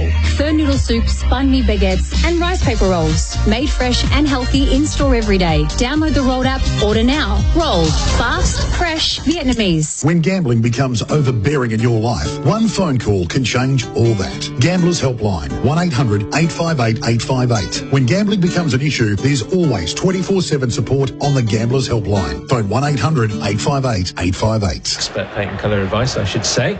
Stuart Broad to continue then. From our end here, the pavilion end. And he comes. Kane Williamson on strike, who just defends out towards point, and there is no run. We talked about Williamson's record, didn't we? And particularly against England, particularly in England, and in comparison, I mean, his overall average against England 35, his career average 52. If you look at the start of 2021, the big four, as they were called, Kane Williamson, Virat Kohli, Joe Root and Steve Smith, Root is head and shoulders above all of the other three. None of the other three have scored 100 in that time in Test cricket. In comes Broad again to Williamson, defends off the back foot this time. There's a gap just in front of point. They sneak through for a quick single, 29 for 1. I mean, that is a staggering stat, isn't it? I mean, it's almost like there's a top two now, and it's Babar Azam and Joe Root and Kohli, Williamson, Smith maybe slightly on the decline. Is that fair to say? Maybe not on the decline. Where is this broadcast going out? How have we reached Australia yet? Yeah. The thing with Kane, he's had this ongoing elbow injury, and this is the concern. It's not about his class, it's not about his pedigree, really. It's about his body, and he's played a lot of cricket, all the formats. He's a machine, really, and there's just that sign that the body's not quite as reliable as once it was. He's starting to play here, though. He's starting to move into his defensive shots, a bit more fluency. Broad into him again, into Young this time, actually, who lets through to the keeper Folkes. Young 15 from 35, Williamson 14, 29 for 1. He's looking, I mean, he's off to a start here, which he hasn't done so far in this series. We only played at Lord's, but even at Lord's didn't quite look settled at all, but he's got an opportunity here on a good surface, hasn't he? Yeah, and as I say, he's starting to move a little bit more fluently. Nice off drive in the previous over to bring up his second boundary. Both of these players have identical mannerisms. It's tricky to decipher them. 32 and 22 on the back. It's the only difference I can see. Broad into Young again. He defends. Just out towards point once more. There is no run. There's something of the early computer game cricket about them. They've both been given the same body type and model, and they seem to have the same movements that have been generated from a reasonably limited script. Will Young would take some of the numbers for sure if he could, but he's a good young player, is Will Young, and really impressed with him in the last Test match because he came in under a bit of pressure, a couple of blobs at Lord's, made 2 good knocks. We saw him get a very good 80 at Edgbaston last year under pressure as well. He's got a chance. Broad charges in once more. This is short, and an attempted heave over into the leg side. He gets a Q end, I think, maybe onto his pad, and then it trickles out just in front of Gully there. Bit of a T20 shot attempted there by Will Young. Wasn't all that short from Broad. We were all looking for it, and it landed where Kane Williamson plays his dead hand drop shot. Could have dragged that on as well. Right by his foot.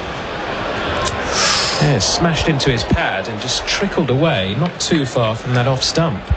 In the end, Broad, as always, feeling like the hardest done by man on the planet. He did get away with that one though, Young. He survives, remains on 15. New Zealand 29 for 1. Broad, final ball of his over is short this time, does pull away out towards deep backward square leg. Just a single though. There are 2 men out there on the boundary on the leg side. So end of another over. New Zealand 30 for 1. Eat good, feel good with rolled Vietnamese. Lunch, dinner or any time, that's how we roll. Pho noodle soups, banh mi baguettes and rice paper rolls. Made fresh and healthy in store every day. Download the Rolled app, order now. Rolled. Fast, fresh, Vietnamese. When gambling becomes overbearing in your life, one phone call can change all that. Gamblers Helpline, 1-800-858-858. When gambling becomes an issue, there's always 24/7 support on the Gamblers Helpline. Phone 1-800-858-858. SENZ Test Cricket with Razine, the paint the professionals use, back with us here as New Zealand move on to 30 for 1. Day 1 of this 3rd Test here at Headingley. Beautiful scene in front of us, the Western Terrace out in full force actually. It really has filled up there over the last half an hour, 40 minutes or so. Plenty of supporters in all around the ground as we look at it. And Jamie Overton continues from the far end into Williamson, gets a bit of extra bounce that time. It's defended off the back foot, slightly off the outer half of the bat, just trickles away to backward point, no run. It's better though, good length now.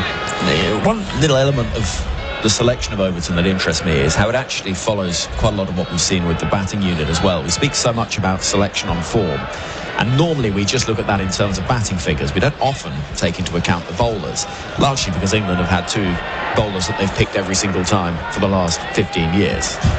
More in a moment. Overton once more, and this is short, and it's pulled away in front of square out towards a wide long on area. Broad gives chase from mid on. Will haul the ball in before they get back for 3 runs. Well placed from Williamson, but not quite off the meat of the bat. 33 for 1. Yeah, and you look at Jamie Overton this year compared to last year, 6 wickets at 75 across 8 games. I mean, really filthy figures. This year, his strike rate across the season is only bettered by his twin brother, and so England have looked at that and said, he's the man in form, we fancy how he's bowling, we're going to put him into the side. And so it's quite an interesting indication, not just of how they're looking to use Jamie Overton, but also how they're looking to approach their selection, and they're doing it basing who is going to most likely win us this game of cricket week in, week out. And praise to county cricket on that front as well, because that's where he's been performing. And he comes again, and this is defended by Young, backward at point, and there is no one. Yeah, it is good to see, because there's been so much talk about county cricket in recent times, hasn't there? Is the current format right? Is it wrong? I mean, that's probably a debate for another time, but it's good to see the selectors, the captain, the head coach saying, you know what, he's doing it in red ball cricket domestically, and that is a good enough reason for us to pick him, put him in there. Yeah, for sure. It's not... It feels slightly left field, but then on the other hand, it's not. You know, Jamie Overton has been talked about for a decade. He was in an England squad in 2013 as a kid. He's been round the houses. He's had his problems with injury. He comes again, and this is another short delivery, which Williamson rather, just sways out of the way of. But he's always had pace through the air. What happened to him last year, the combination of injuries, an absence of belief as much as anything else in an underperforming side at Surrey. But Azam Mahmood got hold of him in the early season, in the close season, as Surrey's new bowling coach, and he said to Alex Stewart, the boss at the Oval, of course, said to him, look, give me a month and I'll sort him out. Give me a month. And they completely reformed his run-up, so there's now a lot more power through the crease. Charges in once more, and this is driven away just in front of that backward point position.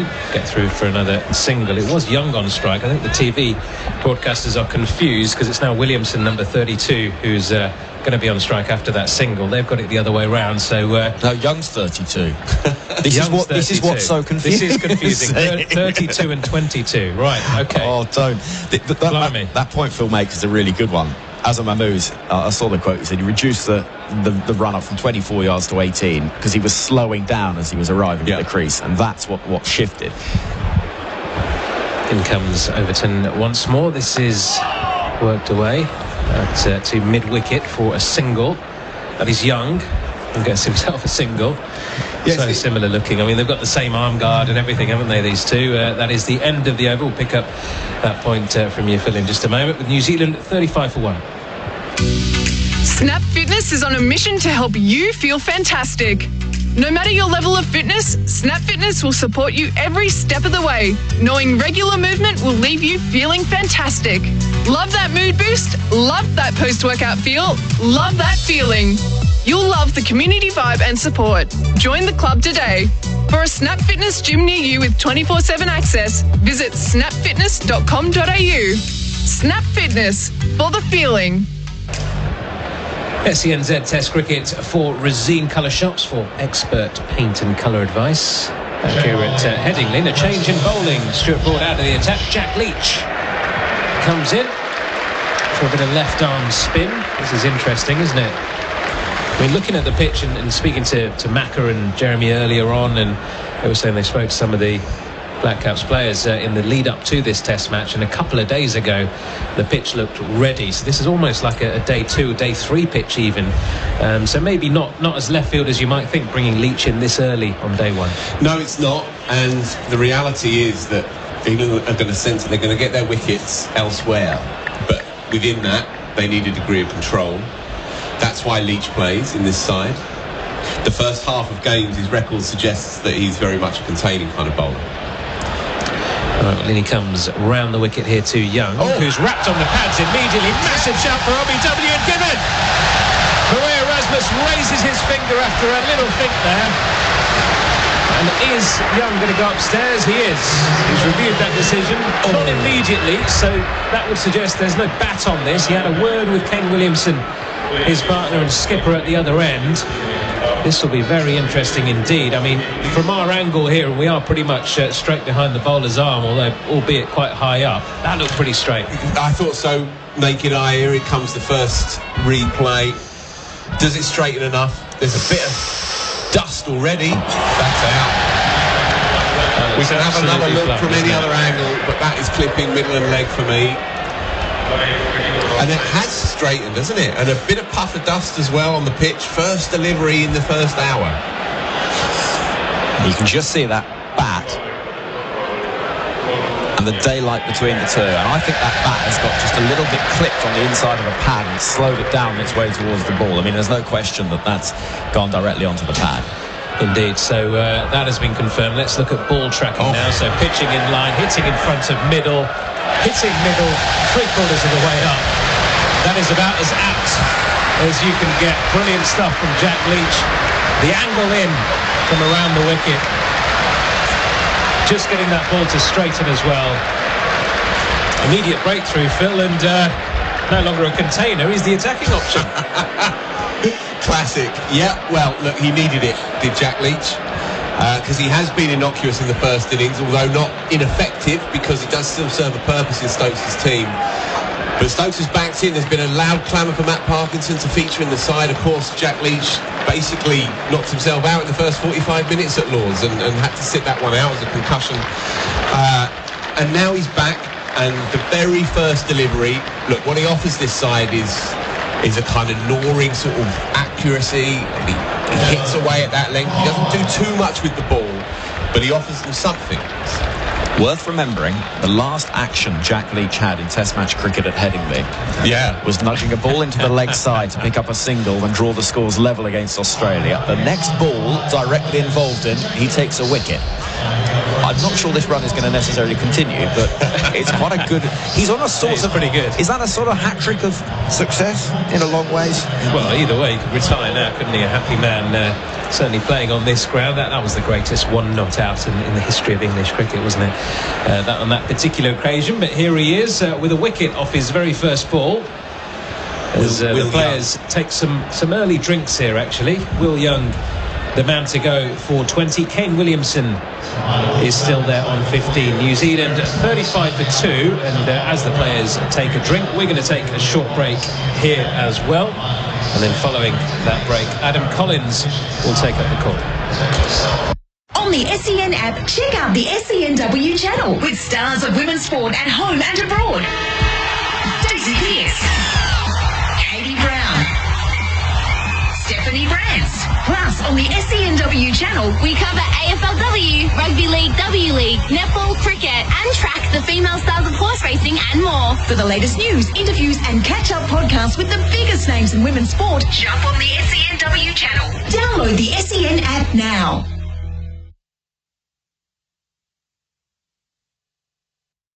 AEG Power Tools goes big this tax time. Like the 18-volt 3-piece brushless kit, only $5.49. And choose one of 3 bonus skins worth up to $3.29. AEG goes big this tax time. Available at Bunnings Warehouse. T's and C's apply. When you call the Gambling Helpline, life-changing advice and guidance is there for you. 1-800-858-858 is the number to call. Support for anyone affected by gambling is available. Private and confidential. Make the call today. The Gambling Helpline. Phone 1-800-858-858. And that's edged and taken at first slip. That's the first wicket. Latham goes. Broad gets his man. Lovely bit of bowling from round the wicket. Forced Latham to play. Got a good edge on it, and it went at very comfortable catching height. 4 slips weight. And Young pushes off the back foot, square of the wicket. It's going to run away to the boundary for 4. The first authentic boundary of the day. Williamson faces Broad. It's full and driven and beats mid-off down towards the rope. And he will get a boundary for it, trickling into the sponge now, Williamson.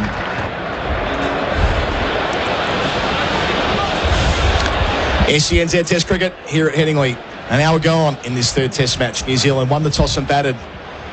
And they've had moments of misfortune to start the hour and end the hour. Stuart Broad striking when the score was on 0. Tom Latham edging to first slip where Joe Root did the rest. And then Will Young trapped leg before from Jack Leach's first delivery of the Test match. And that's when they took drinks with the score on 35 for 2.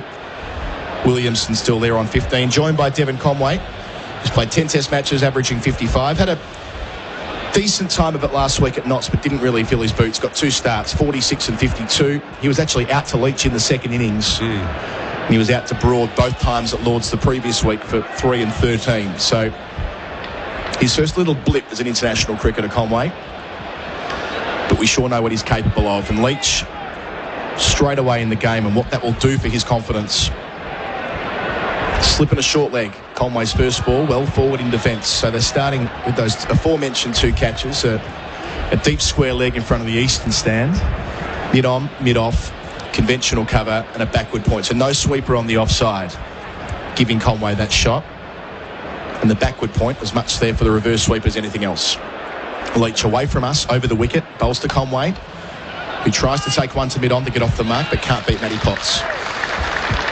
Will Young's going to be cranky, isn't he? To have missed a straight one, first hour of the left arm spinner at Headingley, to miss a straight one. It's not done too much. Tried to turn it a bit too square. Just went straight on, yeah. Leach bowls Conway, driving through the covers to get off the mark in style with a boundary. It was full in there to be hit, and he puts it away. Conway 4, New Zealand 39 for 2. Yeah, I like that they've left that spot open for him. you know, you got to dream big, I suppose, especially under Stokes and McCullum. And so they're saying, look, the drive is out there for you. You never know. We might get a bit of grip early in his innings. He might skew one to cover point. I like the fact they haven't changed the winning team either. Well, finding the outside edge of the bat here is Leach, albeit with Conway squared up. It spits out to Stewart Broad at backward point. A bit quicker through the air there, 90 kilometres an hour. It was really beautifully bowled, that, by Jack Leach. Yeah, a bit more action on the ball as well, which again comes from having nipped one out early on. Comes with confidence. A really good start from Leach. Last ball of his first over. Forward again. Well bowled, Jack Leach. Yep. 13 overs gone, New Zealand. 39 for 2 on SENZ Test Cricket. Brazilian colour shops for expert paint and colour advice. Greyhound racing is always a great day out for the whole family. So get along to any of SA's 4 major greyhound racing venues for an exciting day out. Head along to experience the thrill of greyhound racing. Enjoy some great meals with family-friendly dining options available. You can also head trackside and see these amazing athletes in person. Head to greyhoundracingsa.com.au to check the schedule. We love our dogs. Gamble responsibly. For everyone in New Zealand, listen to Mornings with Ian Smith, weekdays from 9 a.m. on SENZ. You couldn't have a better person to analyse the cricket each morning. I spoke to Smithy last night in the sort of build-up to this test match and talking about Jeremy Coney and his 70th birthday, his old teammate. Yeah. Ian Smith, the legend that is, the untouchable legend that is Ian Smith. Doesn't matter where you are in the cricketing world, you bow down to that man, I tell you. Not wrong. I think he was part of the team that won here in 1983. I reckon he might have been. I've got the scorecard somewhere, as I tend to do. That was under the captaincy of Jeff Howarth. I've got a feeling, was it Tony Blaine, the keeper? No, Ian Smith was in the team. Right, okay. The card here. Overton bangs it in short. First ball of a new over. Williamson ducks. It's a fabulous test match, and we'll go through it in detail with Jeremy Coney. I would argue, and I sort of have argued with him already, it might be his most important contribution with the ball in test cricket. He knocked over Botham and Lamb in the second innings after taking 2 in the first innings. So 4 of his 27 test wickets came in New Zealand's first ever win in England on this ground, and then he hit the winning runs. So I looked it up on YouTube last night. Botham short ball. Coney climbed into it, hammered him through mid-wicket out towards the Western Terrace. Delivering here is Overton, left alone by Williamson. So a good all-round game from the man who would become captain and lead them to a series victory here 3 years on. Beautiful. There's nothing quite so joyous in cricket as Botham running into bowl, but trying to bounce you like he always did and just clobbering him through straight mid-wicket. A victory for the common man, I would say. Overton, by the way, just getting into his lines now, and too short initially, probably carried away a little bit, the adrenaline pumping, but he's settled in now. Overton passes umpire Kettleborough bowls here. Fuller. Williamson pushes out to cover. No run. He's taken 22 wickets at 21 through the first class season, Overton, and he wasn't in the first choice Surrey team to begin their campaign, which seems wild, but says a little bit around England cricket at the moment. They've lost so many players to injury. There are opportunities if you perform for your county. Sure, that's also partly a reflection of Surrey itself. You know, I mean, he didn't play the first week, but it was on a bit of a sticky dog. Came in for that second game against Somerset, actually, his old club, and was fast. He bowled the ball of the season in that game, by the way, against Matt Renshaw. Overton arrives, 3 slips, bowls to Williamson, who sways out the way into the gloves of folks. That's extra pace. Looking for the radar on our Chemist Warehouse replay screen. Come on, give us some love here. No, they don't clock that one. All the balls you want to see, you don't get the one you look down for. But he doesn't look out of place, does he? No. And just going briefly back to that Renshaw ball, obviously Renshaw, good southpaw, and he was bowling right arm over with a ball that was 45 overs old, and he's arced it back into him. Renshaw has left it, as you would, and it's cleaned him up off stump out the ground. He changes games. Right arm over. Overton bowls here. It's full, and Williamson takes 1 to mid-on. Nicely played. He moves to 16. 40 for 2 the score with 1 ball left in the 14th over. Overton wearing cap 706. I went back through all the 06 caps, and it's not a particularly productive number. Only Chris Broad with cap 506 had a substantial test career. The rest are sort of a couple of tests here, a couple of tests there. Had quite a few debuts this year. Sam Billings was capped 700 at Hobart back in January. So he is officially 706. 706. That includes the slightly odd Parkinson. Potts was 704, wasn't he? Of course. So they're going to change the field for the last ball here. So Conway's on strike to Overton for the first time, and Bairstow immediately jumps over the leg slip. So they like it. Yeah, Root and Crawley are first and second. Bairstow just tucked around the corner. 2 out for the short ball as well. A long leg beneath us and a deep square in front of the Western Terrace. Well, if Devon Conway has a weakness in Test cricket, it is getting caught at deep square. We did the Edgbaston game last year, and he played out of his boots for 80 odd, and then couldn't resist it. He got caught there as well in the previous Test match against Leach with a kind of a brain fade of a shot, having played beautifully for 50 odd. So after consulting Stokes about the new plan, he's in to bowl the last ball of his over. Overton to Conway for the first time. Over the top of middle stump, leaves a line close to the woodwork. Well bowled, Jamie Overton. 14 overs gone. There's going to be a change of commentary with Jeremy Coney replacing Phil Walker. New Zealand 40 for 2. From AFL to NRL, A-League to horse racing. For all the big moments, expert commentary and the latest breaking news, when it happens in sport, SEN has you covered. Find your channel on the SEN app today. SEN SA's studio on King William Street is powered by Lumo Energy. Join SEN and power your home or business with energy from an Australian-owned company. Lumo Energy SA. Learn more. Head to lumoenergy.com.au today. SENZ Test cricket for Rosine. The paint the professionals used. Jack Leach took a wicket with his first ball. Now gets a chance at the Kiwi captain for the first time, Kane Williamson, just being held to wait. Jeremy Coney comes to join me for a second stint on commentary. Leach delivers round the wicket. Williamson well forward. Jack Leach, first ball, wicket, straight on. How about that? Yep, 13th over. So Stokes introducing Leach earlier than perhaps you might expect in normal circumstances. Leach bowls Williamson again, gets forward before defending. And I think it was the slight bit of drift. I mean, if you're not a big turner of the ball, then you've got to do something, I guess. And so the drift is the danger for Leach here at the moment. And, well, Young just got in a tangle with his bat and his pad. Deep square leg out. Williamson well forward. The faith they're showing Leach here, the easier thing would have been to have discarded him at some point, but they backed him in, giving him an early bowl inside the first hour. He's taken 77 wickets at 70 against New Zealand, but delivering for his captain on morning one. Wide of the crease, bowls to Williamson, drives down towards mid-off, no single. Yeah, I mean, that's good, I think. That's good for someone like Leach, because there's a lot of things have happened to him that you would think might just drain his confidence. But here an early go with the newer ball. Leach bowls, Williamson again coming forward, a carbon copy of the first 2 balls of the over, defending. And it was just that drift that beat the bat, really, wasn't it? Which was the criticism that you and Daniel were voicing about Leach last week, that he wasn't giving it enough drift, that he was pushing it through and occasionally dropping short as a consequence. Leach to finish here to Williamson, who carves away out towards backward point. There's no run on offer. 15 overs gone, a maiden from Leach. His second over, he's got 1 for 4. New Zealand, a 40 for 2. Win a fully installed 3.5 kilowatt Mitsubishi electric split system valued at $2,200. Thanks to Right Price Heating and Cooling. Just head to iCanWin.com.au and enter your details. Thanks, Right Price. Hurry, end soon. If you have a family member that is currently troubled by or addicted to gambling, there is help for you. Call the Gambling Helpline on 1-800-858-858. Life-changing strategies to support your loved one are available. Find out more at thegamblinghelpline.org.au. SENZ Test cricket for Rosine. The paint the professionals use. Jamie Overton. He's bowled 3 overs, none for 10, but asking good questions. The ball that he bowled to Conway in the previous over was a close leave, just over middle stump. Bowling to that man again, the left-hander.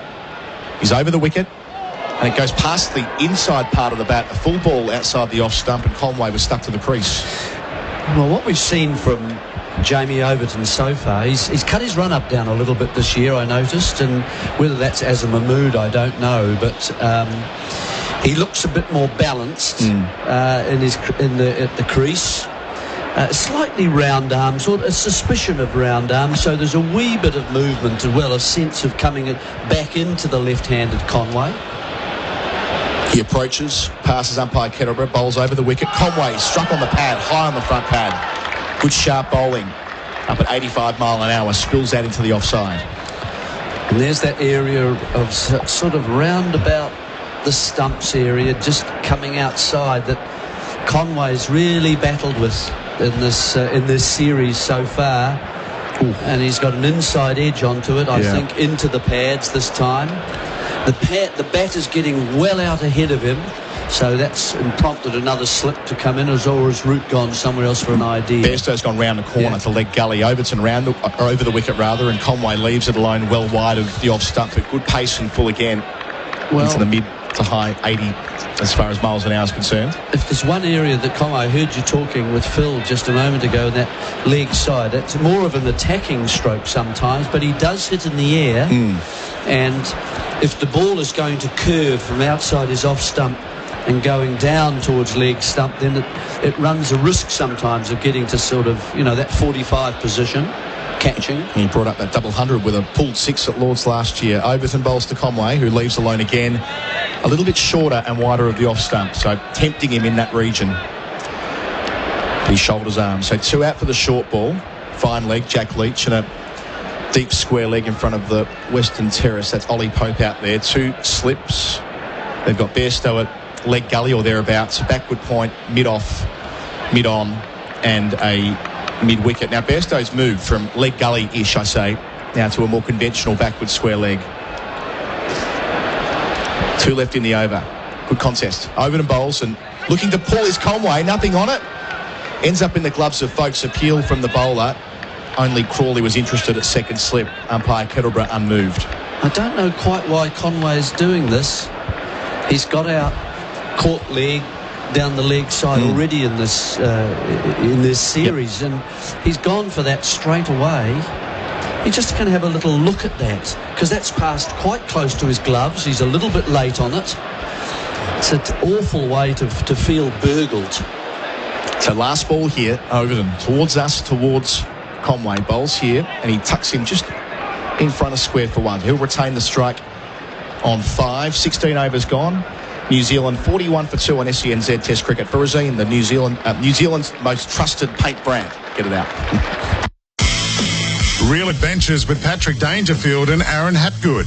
Everything fishing, boating and outdoors. Have you ever just decided to go to the cinemas by yourself? Didn't go to large popcorn because of Kane's feedback last week, and proceeded to have probably the best 2 hours and 17 minutes possibly imaginable. Cinema by yourself, the new Top Gun flick, which is electrifying, and it was just brilliant. Patrick Dangerfield and Aaron Hapgood. Subscribe and listen today wherever you get your podcasts. Bit of cloud cover now at Headingley. It was bright blue skies when we started 75 minutes ago here on the first morning. There might be a spot of rain around later, we're told. Leach starting his 3rd over, slipping a short leg, bowling to Conway, dancing and taking him over the top of mid-off. 1 bounce over the rope for 4. So Conway trying to transfer some pressure back onto the left-arm spinner. He's 9, New Zealand 45 for 2. Yeah, well, that goes with the stroke last over, doesn't it? The New Zealander wanting to not allow the England bowlers to bowl. I'd like to see the cover come much straighter. He's by the umpire there at the moment. That means he's got to open the face of the bat a little bit more. Brings slip into play and keeper. Leach bowls and Conway tucks. Gets 1 to backward square to the danger end. Goes the left-hander. It's the non-strikers end. Slow off the mark, but Stokes does well backing up. The throw wasn't on target. They add 1, 46 for 2. Conway joins Williamson in double figures. Yeah, having him on square to me just is not quite as dangerous. It's more of a habitual position rather than actually thinking about a batsman looking to score, and that's precisely what Conway's trying to do at the moment. Score, and score quite quickly. Put the pressure back onto England. 2 wickets in the first hour. Leach to Williamson. Round the wicket, Williamson well forward before defending. That's his plan A at the moment. But Leach is getting into his work here. Already singing in the Western Stand about Johnny Bairstow, the local boy. Leach delivers, and Williamson wants 1 cert mid-on, but won't be 1 to Matt Potts, who's quick in on it. Stays at 46 for 2. Still that wee bit of drift there for Leach. That's the danger. It's, of course, not many overs in this match. There are not a lot of rough for him to work with at this point. Leach, who starts his run up right next to umpire Erasmus. Bowls here. Williamson back to defending on the front foot. Get the feeling, don't you, Williamson's just trying to bat almost for time here. There's been already 39 deliveries. Leach bowls and Williamson again comes forward to finish the over, pushing out to cover. 17 gone, New Zealand 46 for 2. SENZ Test cricket for Razim, the paint the professionals use. AEG Power Tools goes big this tax time. Like the 18-volt F Rapid Fire Framing Nailer Kit for only $8.99. And choose one of 3 bonus skins worth up to $3.99. AEG goes big this tax time. Available at Bunnings Warehouse. T's and C's apply. When gambling becomes overbearing in your life, one phone call can change all that. Gamblers Helpline, 1-800-858-858. When gambling becomes an issue, there's always 24/7 support on the Gamblers Helpline. Phone 1-800-858-858. Adam Collins and Jeremy Coney perched up high in the Carnegie Pavilion. Not where the pavilion was when you played, Jeremy. It was square of the wicket, wasn't it? Yeah, as we look at it now, with the left-hander facing, it was sort of square cover where that new stand is there with some, you know, a lot of the corporate boys up there enjoying the hospitality today. It was a brick building, squat. Here's Overton over the wicket. Bowls to Conway, taking him on the pull shot. Ends up at deep square leg where there is a sweeper. Matty Potts, they get a single. Conway's 11. 48 for 2 New Zealand. 47 for 2 rather. And that was the administrative part of the ground then. And we were upstairs actually in the kitchen. We changed in the kitchen. You could see where all the fridges and so had been. And there were still heaters there. In fact, John Wright's trousers got burnt one evening as he put them in there. I don't know who the culprit was, actually. That was never revealed, finally. There were plenty of people after John Wright, I've got to say. 2 out for the short ball. Over into Williams. Bouncer gets underneath it. Wright made runs in that win here in 83. 90-odd, yeah. Ran 2 people out on the way. Tried to rewrite the book running between wickets to the cost of Jeff Howarth. And then I think Jeff Crow as well. In fact, it's interesting. You don't often get a public apology made in a dressing room to the rest of the team. Everybody knows it. The public are told by the press. Otherwise, it's a very private matter because you know who's at fault. Overton delivers and Williamson off the back foot defending out to extra cover. And it seems like going a bit far to actually sort of, pick him out and give him a lesson. But to his credit, Sheikh got up and said, "Look, fellas, I'd like to say that was pretty bad." And I must say, a lot of the people thought, well done for at least being honest about it. Did he retire hurt before making that 93? It gives the impression on the scorecard that Bruce Edgar did. Bruce Edgar did, right. Yeah. So Wright played the whole way through. Yeah. Okay. Landmark victory here. Full to Overton to Williamson, who pushes him down the ground. Pass mid on where there's a gap. Stuart Broad with work to do down towards the football stand. He puts in the dive and he won't cut it off.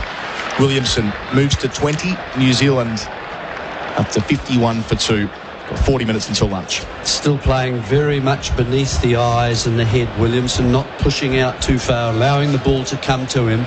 Any slight little shape away from Overton, he's covering nicely and he's allowed that to come to him. And even though it's the inner half of the bat, it gets in between the stumps and mid-on. And it's run away. Well, it's just right. It's the perfect pace, isn't it? No need to knock the stand back by hitting harder and harder. And down the hill hitting in this direction, of course, as well. Overton up it here from the football stand. Delivers to Williamson, who leaves alone outside the off stump.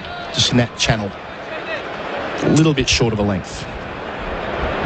There used to be, that quite pronounced hill. I'm not quite sure if it's as acute as it used to be, but which end did you bowl from here? Oh, I didn't bowl much. Jeremy. I bowled if somebody else wasn't doing very well. Let's not do this. You and I both know you took important wickets at this ground. Do you remember which end you were bowling from? It was this end. This end. Yeah. Knocking over a couple of blokes called Lamb and Botham in the second innings of that famous victory. Wow. As you do. Last ball of the over. Jamie Overton to the crease. Bowls to Williamson. Tucking him off the hip. A gap at backward square, they get 1. Williamson retains the strike. He's 21. We're going to have a change in commentary after the break with Henry Moran replacing me. New Zealand 52 for 2. When you build a house, it's what's inside that matters. That's why starting with steel is a smart choice to protect your most valuable investment. My mates at Weeks have always been the experts in steel frames. They've built thousands of homes for South Aussies. Precision-engineered Superlock steel frames, providing you with more certainty and your home with more strength and durability. So make the smart choice when building a new home. Start with a steel frame, and you'll enjoy more peace of mind for years to come. Discover different with Weeks Homes. Test match cricket with Rosine, the paint the professionals use, live from Headingley, where Jack Leach's bald head is shining on this clear day. In the north of England, he took a wicket with his first ball. New Zealand 52 for 2, having won the toss and elected to have a bat first. Leach round the wicket then with a slip in place. Sees Williamson lunging forward and defending as Craig McMillian joins us as well. Lovely to have you part of the team, part of the call. What have you made of the start? Morning, Henry. I think it's been a nervy start. It's been a nervy start by New Zealand this first hour and a half after winning the toss and deciding to bat first on a pretty good batting surface by the look of all things. In comes Leach. And down the track, this has been skewed in the air, but I think it'll clear the infield. It does. Stokes running back, won't cut it off, I don't think, from getting to the boundary either. He stretches but collides with ball in hand into the rope at long off. And intent from Kane Williamson. Yeah, intent there. Didn't quite get close enough to it to control it, but got enough of it to hit it over Ben Stokes, who was at mid-off and had some work to go back. But I thought Williamson's actually just starting to get into his stride. Looked a bit nervous early on, and at a ground that he's played a number of years for Yorkshire, but doesn't have a lot of success. No first-class hundreds on this ground. He was just starting to get into his work, so that's encouraging for New Zealand. Leach continues, worked into the leg side. There won't be a run there. Interested in your thinking too, Jerry, in terms of New Zealand. Interesting that Jack Leach, England went to their spinner inside the first hour. Yep. And it almost shows to me the different philosophies between these two sides right at this moment. Clipped up towards mid-on, where it won't be a run there. Fielder picks up under the wide brim flopping. Well, it's not as if there's going to be rough there for him to exploit. It's going to be more movement and drift in the air, and that's what cost, Young his wicket. Got a bit of a tangle with bat and pad. Leach in around the wicket. This is chopped behind square on the offside and will rush away for 4. Williamson waiting on it, playing it late, and picking up his second boundary of the over, 60 for 2. Yeah, well, he deserves that. He's come down the wicket, and he actually didn't, you're right, he didn't get there, and he's got an outside middle, actually, and it just cleared the Leach, at Stokes at mid-off. And that one, Leach has dragged down a little bit because of that, thinking maybe Williamson is going for it again. And he's put that one away easily. But yeah, you're right. I mean, the fact that you're talking about he's being used, whereas New Zealand, they've left Ajaz sitting once again in the shed. Correct. They're actually playing a frontline spinner and prepared to use him in the first hour. Yeah. Leach in again with the final ball of the over. Dabbed down into the ground, into the hands of Jarrod. Slipped, the over comes to an end. 19 have been bowled. It is SENZ with live test cricket with Rosine, New Zealand's most trusted paint brand. At Underworks, we're experts in socks. We test our all-day socks so they stay up all day. Test Underworks all-day socks for yourself. We're number one down under for socks. When you call the Gambling Helpline, life-changing advice and guidance is there for you. 1-800-858-858 is the number to call. Support for anyone affected by gambling is available. Private and confidential. Make the call today. The Gambling Helpline. Phone 1-800-858-858. SENZ cricket with Rosine, the paint the professionals use. Now you two, Craig McMillian, Jeremy Coney, between you, well, this commentary team, between the three of us, has a number of international caps. How many between the two of you would you guess? Test caps or? No, internationals. Wouldn't have a clue. Not a clue. I don't even know how many I played. Would you have played 55, 60 tests? 55, yeah. And you played something like that. Yeah, similar. So it would be over 100. Plus one-day internationals. Oh, I don't even count those, to be honest. What, do they not count? They not count? No, tests. We used one day. It was a bit frivolous. No, actually, it wasn't frivolous. But we It was the start of it. It was the start. It was the beginning. Yeah. So it was an important time. I'm going to say 380, 400. Here comes Matthew Potts at the start of a new over. In from the football stand end.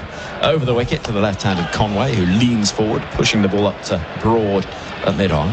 It is exactly 400 between the two of you. That's good. Because you've had 300 again. Yeah, so there's 400 caps in this commentary team so far. I'm not ruling out one of us making a comeback or me a debut at some point. And neither of us contributed. In what sense, Jeremy? The caps. Here goes Potts at the far end of the ground, running in towards us, with Conway, the left-hander, waiting, getting in a little bit of a tangle as he comes forward in defence. 400 caps between us, Henry, and we still can't pick New Zealand playing 11 when we came this morning. Yeah. We're trying to work out who would play and who wouldn't. We got most of it right, but but I mean, New Zealand are conservative. You've got to say that's. When did they last pick two spinners in England? That'd be an interesting one. It'd be Vittori and. We did. We had Gray and Bracewell in '86, but I mean, we had to. Here comes Potts. Left alone outside the off stump. And they could bat, both of them could bat a bit, you see. Yes, which made it easier to pick them properly. You look at the surface, just looking at the pitch, it's very brown. You look at the footmarks. Look at the footmarks already. They're all sandy, they're kicking it away already. Yeah. So they're going to come into play. Absolutely. It's a two-spinner pitch.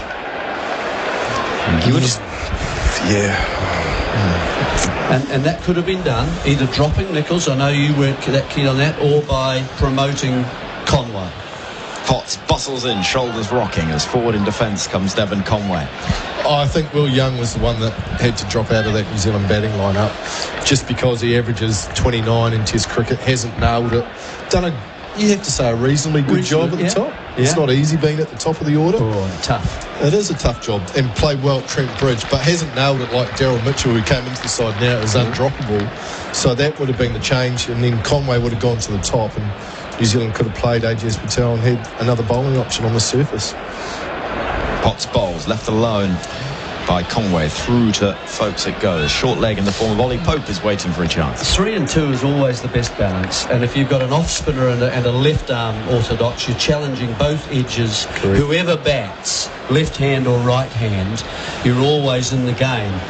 And as I say, they've got Pakistan coming up. They're going to need spinners to be part of this team. They just keep pushing them aside. Pushing them aside. You're not really here. They go with the 4 seamers. That's what they're comfortable with in New Zealand. Here's Potts' final ball of the over, and it sings away and goes.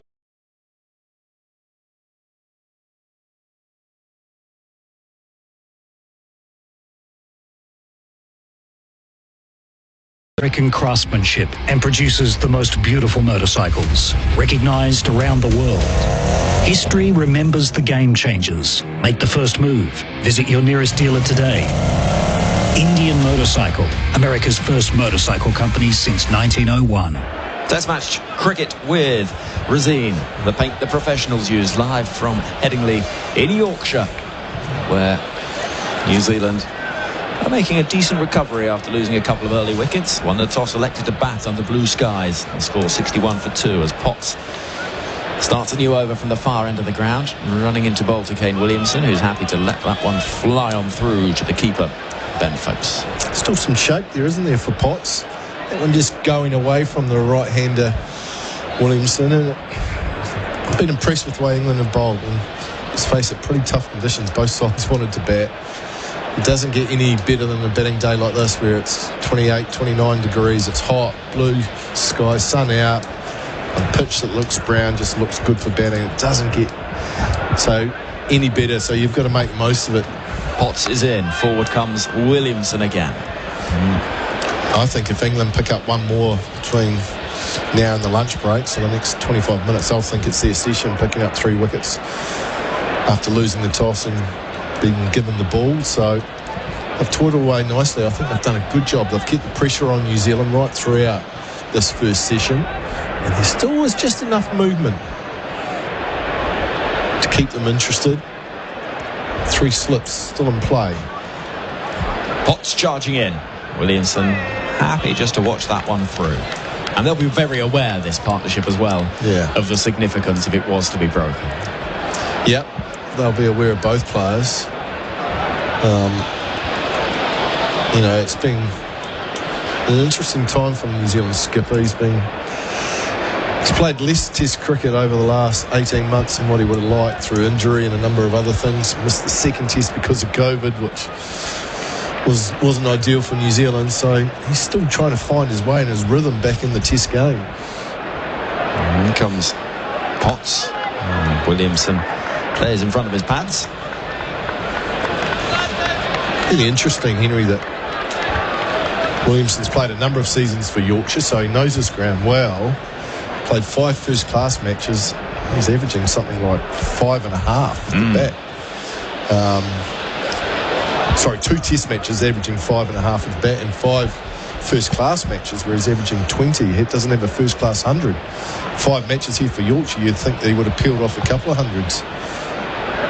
Potts bowling to Williamson and turns that ball down towards fine leg, and we'll pick up a single fielded by Lees down by the boundary. So the over comes to an end, does it? No, 1 ball left of it, 62 for 2. So while he knows the surroundings well and spent a lot of time at this ground, when you haven't had that success rate, it just plays on your mind. You know, there's some grounds that you really enjoy getting to. You know your position in the changing room, you feel comfortable, you know that there's runs there for you. Others, you know you have to work a bit harder and you're a little bit nervy because you haven't had that success. But he's starting to look like the odd Kane in terms of the way he's leaving the ball and getting into position, which is encouraging. Conway on strike as Potts bowls a full delivery, defended, and the over comes to an end. 22 have been bowled so far in this morning session. We've got around about 23 minutes or so until the lunch interval. 62 for 2 is the score. And in the same way as we've seen with Joe Root and Steve Smith in particular, I mean, Virat Kohli is a slightly more buccaneering player, but almost the way that they go about batting, Williamson included, is that you sort of don't notice and suddenly they're at 50. It's just nudging, nurdling, running, and you're kind of caught unawares, and suddenly you look up at the scoreboard and they're already up and running. Yes, that's exactly right. They score their runs quickly without you noticing.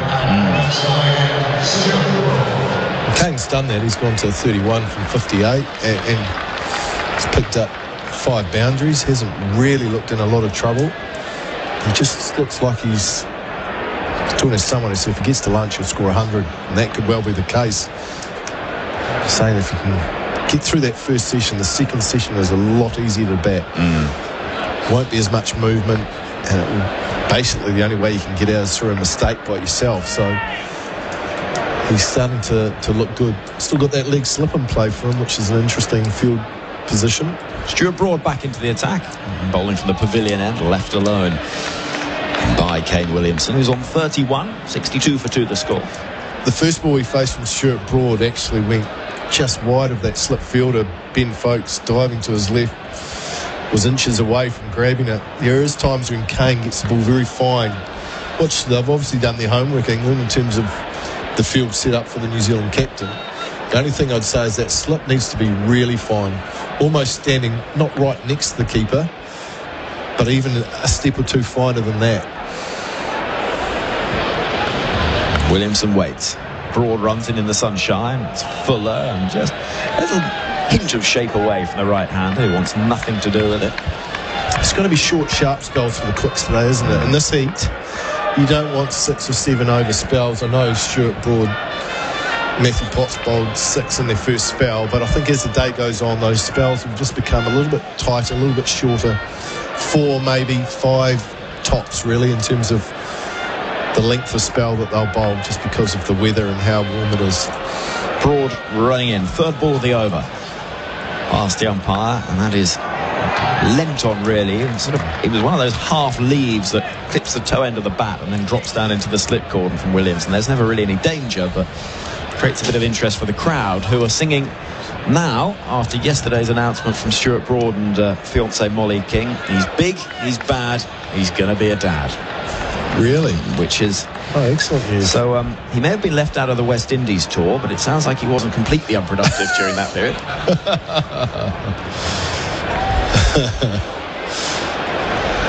Williamson waits on 31 as Broad runs in that headband. And again, left alone by Williamson outside the off stump. Well, when you've got spare time on your hands, Henry. Well, indeed. Why not? Indeed. So that is late this year, I think, is when they say that's going to be a first child for Stuart Broad. Oh, that's exciting. Really exciting news. And congratulations from everyone here at SENZ to both Stuart and Molly, which is always lovely to hear. It's about, Chris Broad, Stuart Broad. Are we going to have a baby Broad playing for England, men or women, in 20 years' time? Here comes Stuart now. Oh, that one's angled in and gets Williamson in a little bit of a tangle. Yeah, that one went, didn't it? The previous 3 deliveries had just been outside off stump and been let go through. They hadn't done much. This one, whether the seam just set up or it just nipped, but it kept coming, and New Zealand captain was actually overbalanced. Head was outside the line of off stump and was falling over just with the extravagant movement. Nice piece of bowling. Okay, this warehouse replay really showing how, as you say, just kept on going, chasing him. Williamson waits, final ball of the over. Stuart Broad bounding in. And is that an edge? I think it might be. Well, Williamson's walking and Stuart Broad's got him. Just for a moment, there was a glance up at Moran Rasmus, who was motionless, and Williamson looks at the ground. He's furious. He can't believe it. England can. And Stuart Broad, he's big, he's bad. He's got another in the bag. Williamson goes, 62 for 3. Oh, it's a big blow for England. It's the New Zealand skipper. So the previous ball was a big in-swinger that nipped back in. This one just holds its line.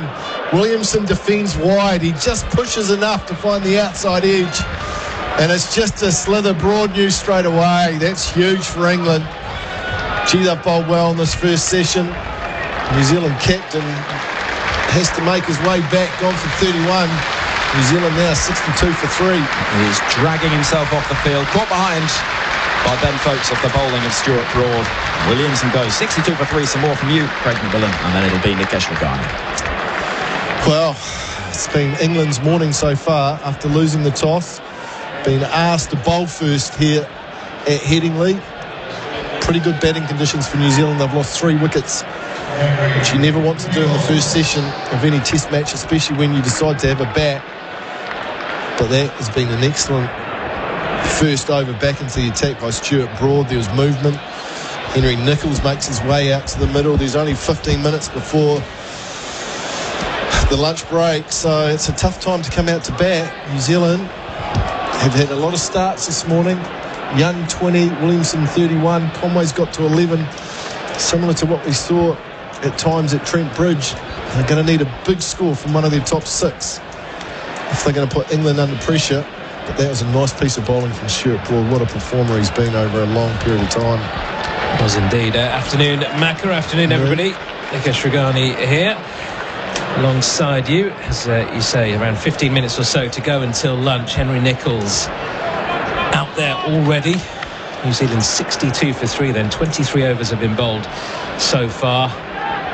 And as you mentioned, starts, but nobody's yet kicked on, and New Zealand haven't really looked all that comfortable out there this entire session. England have always just been in the game enough, as Overton continues from the far end, and this is defended by Conway back down the pitch, and there is no run.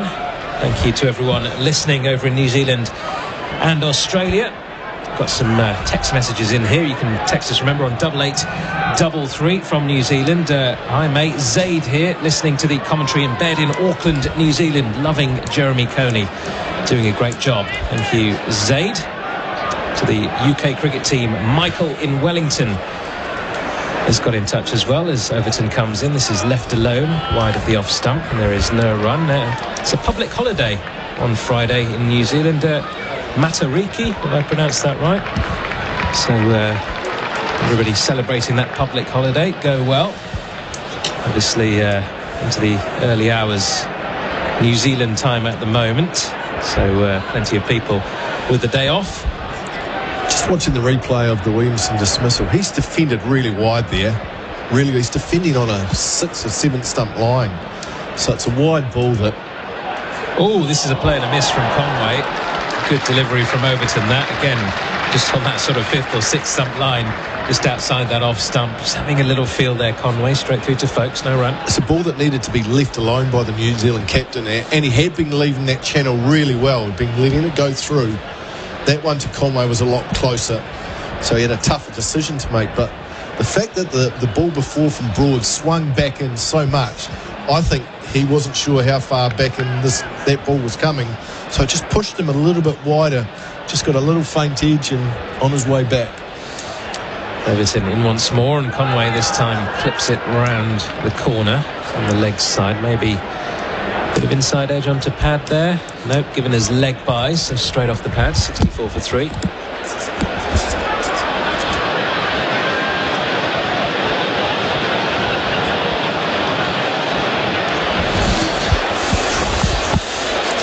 Conway on to 11 from 30. Apologies, it's Matthew Potts, of course, from the rugby stand end. And he's still got some shape, isn't he, Mukesh? So It's going to be interesting for Nichols. You think back to his dismissal in the second innings at Trent Bridge. Might have been the first innings where he just nicked off again, similar to what Kane Williamson did, just defending wide.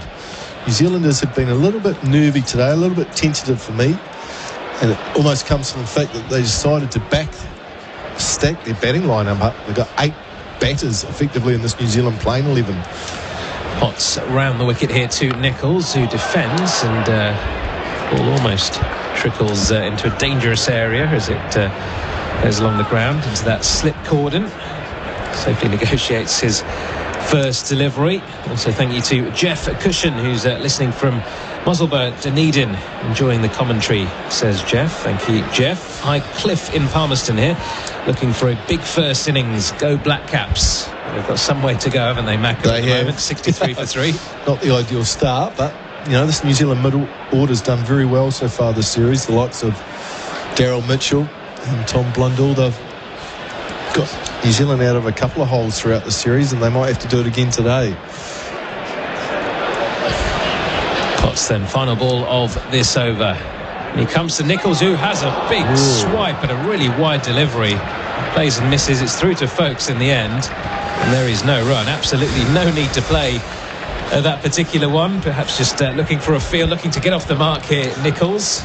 63 for 3 then, end of that over. 12 minutes until lunch. A few nerves perhaps. That's a nervy shot, it really is. I mean, he was doing well to actually reach it. It was that wide.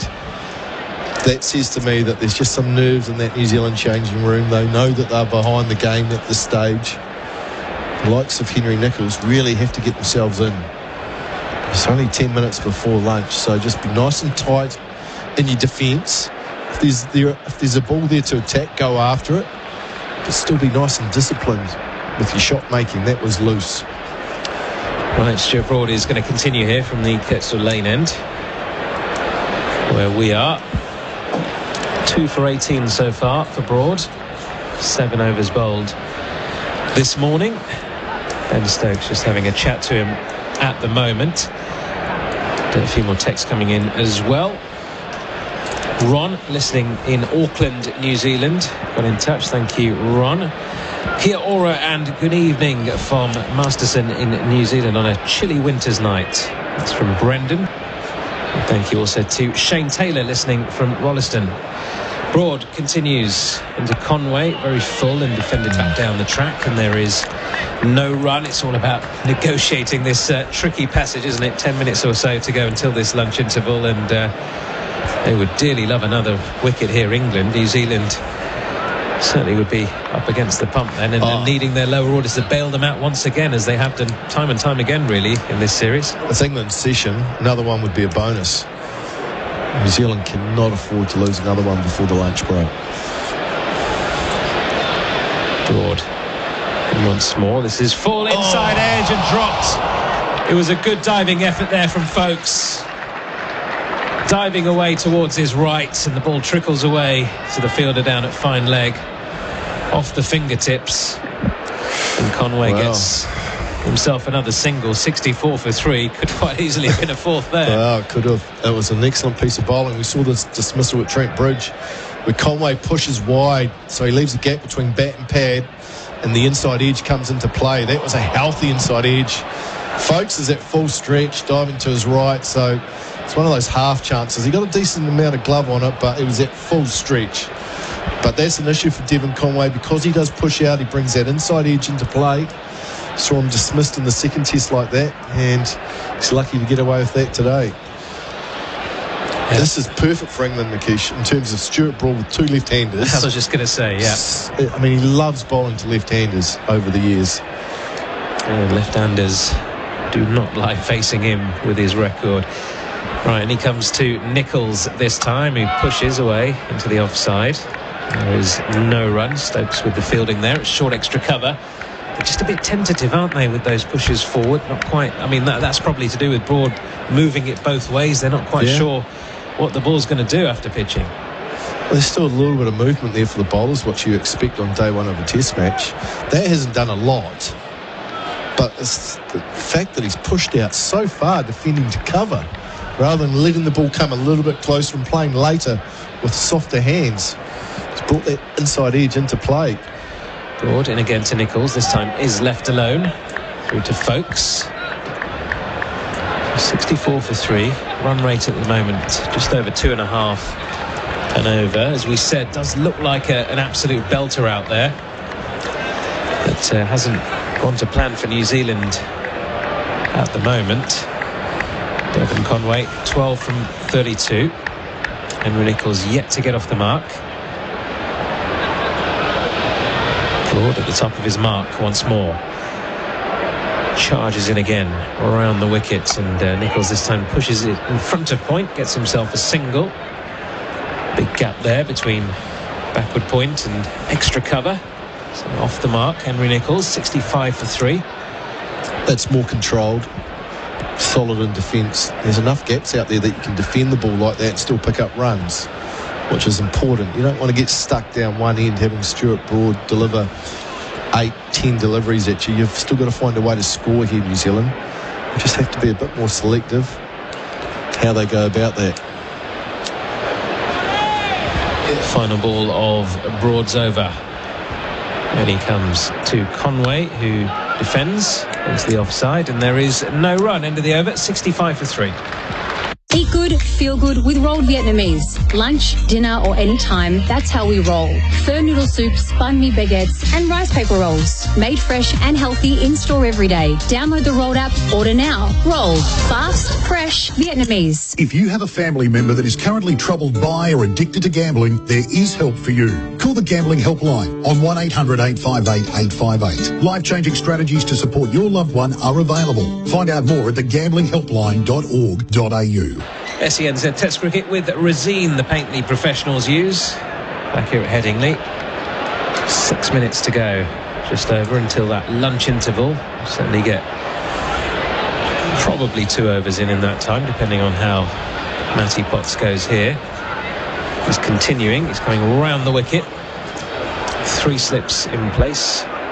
Catching point fielder as well. This is down the leg side though to Nicholls. Good take by Folkes, diving away to his right. So a reminder to listen to Izzy and Kempy for breakfast. That's Izzy Dag, former All Black, and Tony Kemp, former Warriors coach and Rugby League champion. Weekdays from 6 a.m. on SENZ.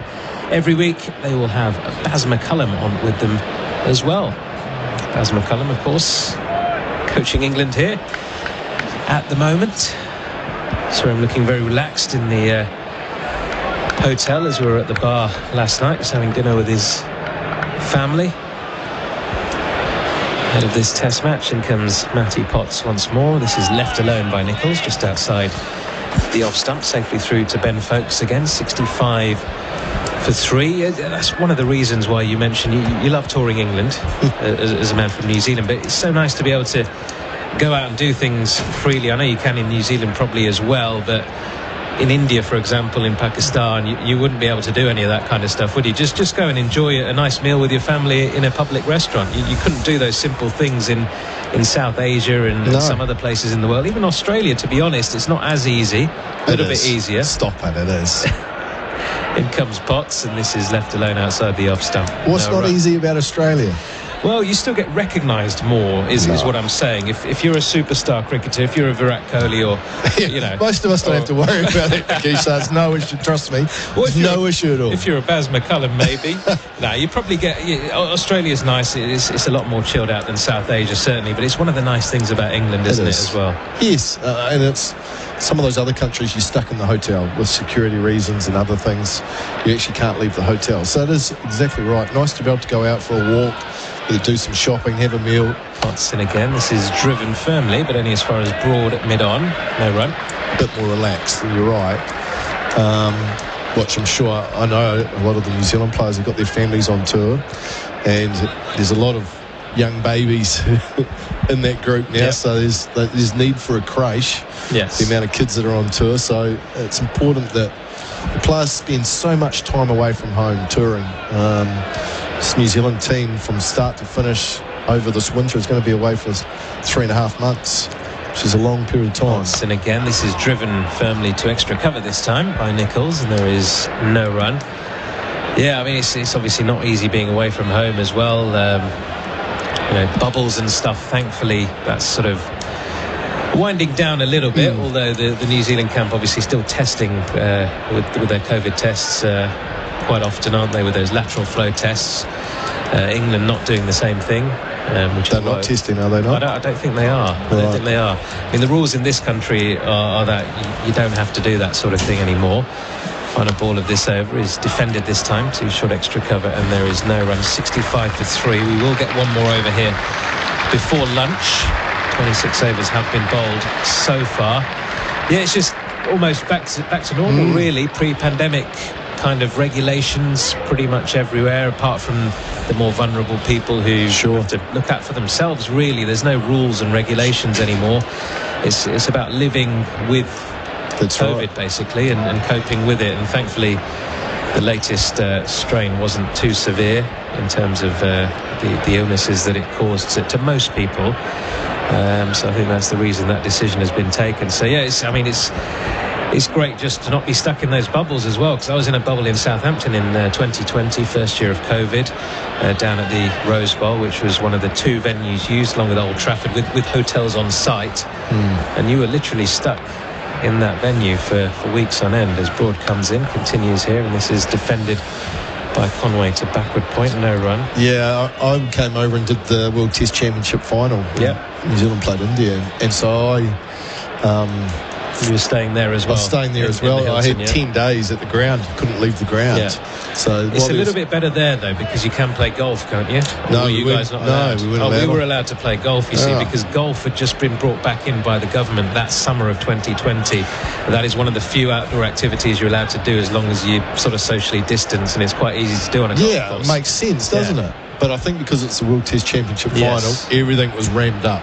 ICC regulations as well, Broad in again to Conway, leaves alone outside the off stump, no run. There's certainly more normality here in Nikish than what there is in New Zealand, and we're, I don't know, 6 to 8 months behind the rest of the world in terms of where we're at in terms of the COVID thing, and we're getting there slowly in terms of opening the borders and things like that, but it certainly has been a slow process. And I remember coming over here when I first arrived, I wore a mask, because that's what you do in New Zealand, you wear a mask. And everyone's looking at me like I was the strange fella walking around. Everyone, no other masks anywhere else. So it was a bit of a weird feeling. In comes Broad again, and this is again left alone outside the off stump. Nice shape away there from the left-handed Conway. Yeah, I mean, it's a personal choice now in this country. A lot of people still do wear them. A lot of elderly people wear them when they go to the supermarket because they might be more vulnerable. There's no harm in wearing them, is there? You know, it's a choice. I mean, we've seen it in sort of East Asia and places like that, China for many years, haven't we? People, tourists coming over to central London wearing these masks on the tube, and everybody looking at them like, what are you doing? But it's become more of a normal sight in recent times. Broad then charges in once more. This is very full on the pads of Conway. Can't quite flick it past mid-on. No run. Because, of course, New Zealand had Michael Bracewell and Devon Conway, who both caught COVID straight after that second test match, tested, and then had to go into isolation for 5 days away from the team. you know, and that's a good thing. I thought perhaps a few more members of the side might have gone down, but only those two. So it just worked out perfectly with the bigger break between the second and third test match, that the 5 days meant they could still play here. Here comes Broad again. This is once more left, just outside that off stump. Yeah, it worked out pretty well. I mean, it's not really a thing, really, isolation in this country anymore. You don't have to, even if you take a lateral flow test and you've got COVID, but you feel you can crack on with life. You don't have to sell. You can go out in public. You can do what you want in England now. So it must have been something that the two teams, the two New Zealand Cricket and the ECB, agreed to, that these would be the regulations for this tour, because New Zealand have lost 3 players throughout the series, and Kane Williamson missed the second test, and then Bracewell and Conway didn't miss a match. But England haven't lost anyone, have they, so far, apart from their batting coach, Triscothel, I heard, had got COVID, so hasn't been part of the English setup over the last 2 or 3 days. Yeah, it must have been something that was agreed upon right at the start of this series, coming into it. Right, final ball before lunch. Broad is in over the wicket this time. It's defended by Conway. Out to backward point, end of the over, end of the session as well. So 27 overs bowled in that session. Remember, New Zealand winning the toss, deciding to have a bat first on what does look like a belter of a pitch. But it's certainly been England's session here. Craig, 65 for 3. Couldn't have gone much better. I mean, there was the 2 wickets for Broad. Almost a bonus, really. It was a good delivery from Jack Leach, but he came into the attack just to maybe hold up an end. Coming into the first morning of a test match, you don't expect a spinner, certainly a Jack Leach, who's not really been seen as an attacking option, to come and take a wicket straight away. But he did with his very first delivery. A bit of a bonus, that one. But they've bowled well here, England, haven't they? They've bowled superbly from the very first over of the day, where they picked up Tom Latham, Stuart Broad.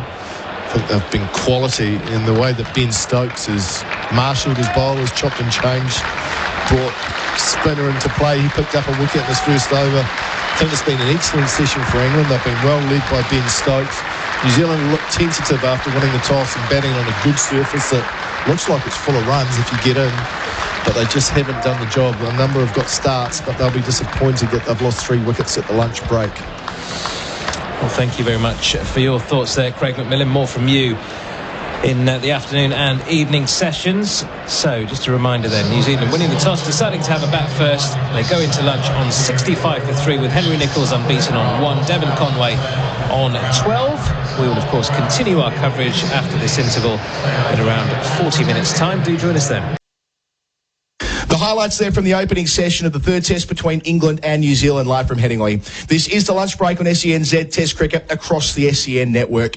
Yesterday, I had the opportunity to sit down with England coach and New Zealand great Brendan McCullum to discuss how he's found the role so far and to reflect upon this series. Well, here in Leeds, welcome back to SENZ, Brendan McCullum. I was pondering that of all the things that you've changed in your life most recently, perhaps the most acute would be not waking up early for breakfast radio. Yeah, that's right. It's a blessing in disguise, really. It was just starting to get used to the life of being a radio or breakfast radio host, getting up at 4 o'clock in the morning and into the studio at 4:30. But funny how things work out. And very grateful for the opportunity that I've got at the moment. But I'm sure at some stage, hopefully, we'll get back to the old world as well. Well, you know what it's like in SENZ world. A big part of our lives is audience interaction. So I've got a few questions coming in from what we've got on the text and from what you've experienced the last couple of weeks in the England job. There was huge interest when he seemingly emerged from nowhere. Did you detect that people were kind of slightly shocked that, actually, Brendan McCullum, what a great fit, didn't expect him? Look, to be honest, I didn't read a great deal of it. For me, it was very much go through the process of the decision. Once I'd kind of gone through the whole process of applying and the interviews, etc., and then when they offered me the job, I was kind of like, well, it's real now. So I just had to make sure that it was the right fit for myself and our family and our situation. And look, the challenge is a big one, no doubt. A couple of weeks in the job, I've got to say that the gamble was worth it so far, because the guys have been so receptive to what we've asked them to do, and feel very fortunate to be in a position where this team was ready for change, and the type of change that hopefully I can bring in alongside the skipper and Ben Stokes. I think it's quite a nice fit. Did anything clinch it when you were going through your deliberations of, I actually want to do this? Yeah, look, I'm a guy who likes quite a meaty kind of challenge, and to me, if you're going to change your life for something, then you want it to have enough of a risk involved to want to make it all worthwhile. Where England where they sat when you take over the job at the start was ready for change and needing change. And look, I'm a huge fan of Test cricket. I think Test cricket's in a situation where it needs England to be strong, to really not just sustain but also to thrive, and that's the job at hand. It's somewhat fanciful to think that you're able to do that, but if you don't think you can, then you wouldn't take the job on, and that's certainly what's in front of us. Yeah, it felt like a big challenge. I mean, they were flat as a tack through the Australian summer and over in the Caribbean. You could detect that watching them play. Was that part of it too? Sort of, I suppose there are some similarities to the New Zealand team you took over back in 2013, a fairly low ebb, and seeing a similarity or a similar opportunity here.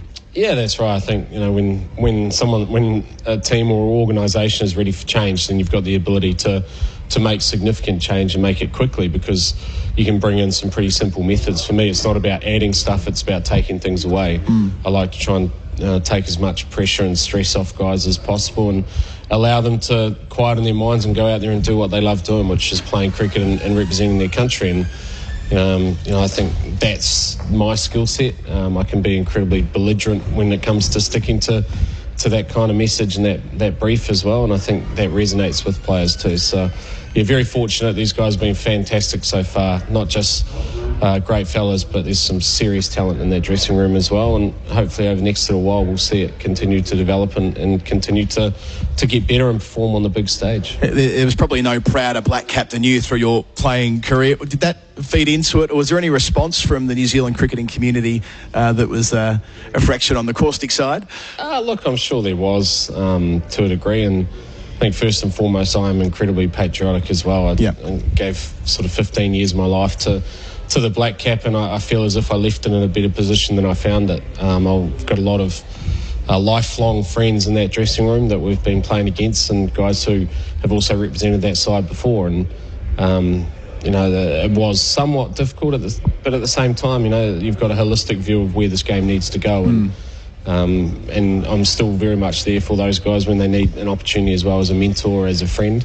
But my job is to ensure that England are at the top of the tree when it comes to Test cricket, and that means that you've got to be competitive against New Zealand as well, and I'm sure that they've learned some lessons in this series which they'll look to try and improve on, and hopefully my involvement has had some sort of positive impact on this series also. Speaking of mentors, as a coach, who do you look to as people you can draw inspiration from?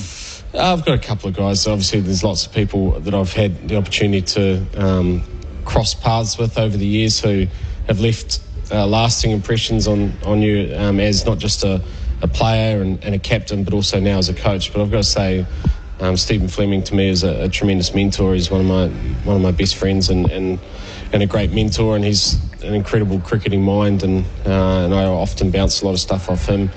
Ricky Ponting, when we get the opportunity to catch up as well, very like-minded people, and he's got again a wonderful cricketing mind. And obviously the late Shane Warne was someone who I think we shared a pretty similar philosophy in terms of the simplistic nature of how cricket should be played and wanting to ensure guys have fun while they're here.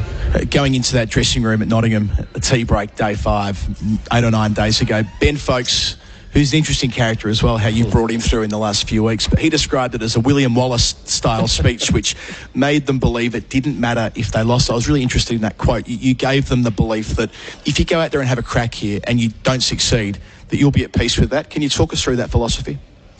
Yeah, look, I don't want to go too much into kind of what we see, because that's very much sacred in the dressing room, but I was echoing the sentiments of the skipper, really. His messaging has been incredibly powerful and simple in trying to remove the fear of failure. And in the end, we've played some really good cricket throughout the series. We're lucky in at times that things have gone our way, but there's moments in Test matches, there's moments in series, there's moments in careers where you've got to be strong enough to stick to what the plan was initially, and just because there's more at risk, there's more on the table, you shouldn't walk away from that, and that was very much the message, is to go out there and try and win, lads. That's what we're here for. We've done well, even if we get beat. We've played a good game of cricket. If someone's able to stand up to us and beat us when we throw everything at them, then you've got to be content with that, and that was very much the messaging. And look, the guys they've been fantastic. I couldn't have asked for a more receptive dressing room than what we've had in the last 2 test matches, and put a lot of that down to the skipper, actually. I think his way and his methods are very much aligned to mine. And so when your messaging is from both angles, your coach and your captain, I think it is able to resonate a lot more often, and with a lot of authenticity, which is able to permeate right throughout the group. So that was a little snapshot of what was said. It's not always going to work when you get beat at some point as well, trying to play the same method. But that's what's going to give us our greatest chance to ensure that England is competitive and England is able to be at the top of the tree in Test cricket, which ultimately will allow Test cricket to hopefully continue to thrive. A lot's been made of that leadership axis of McCullum and Stokes, and how you have a lot of similar energy about the way you see the game, and thus why the dressing room might have been more receptive to it, having the two of you there. There's a lot of made around leadership duos around the world too, isn't there, in Test cricket, about a coach and a captain and the relationship there. I mean, you and Stokes, do you feel that he is the perfect captain for you as coach? Yeah, absolutely, and perfect timing as well, to be fair. I think where Stokes is at in his career, where he's at in his aspirations as a leader, and where he sees this team where it needs to go and what it requires, aligns beautifully to his personality and also into mine. And I think the danger probably was that we would be too similar, but I think both of us have got such motivation to try and improve the side that we give and we take in areas that we need to, and we try and ensure that we surround ourselves with some leaders within the group as well, both on the field and also around your support staff and the like, who are able to maybe fill in some of the gaps where we may not be as strong as well. So understanding that we're not the perfect products either, but I think being able to bounce off each other and to also push each other towards the danger as well, because sometimes even you have doubts, and if you're able to have that filtering system between both the captain and the coach, and to remain on task with what we're trying to achieve and the direction that we want to go, then I think it gives you a better chance of ensuring that there's consistency with that message. You said before that you think world cricket requires a strong England Test team, and I suppose related to that, you've got an opportunity here to make Test cricket more attractive more broadly. Do you sense that as coach, and between you and Ben, you can do a lot of good for world cricket, Test cricket specifically?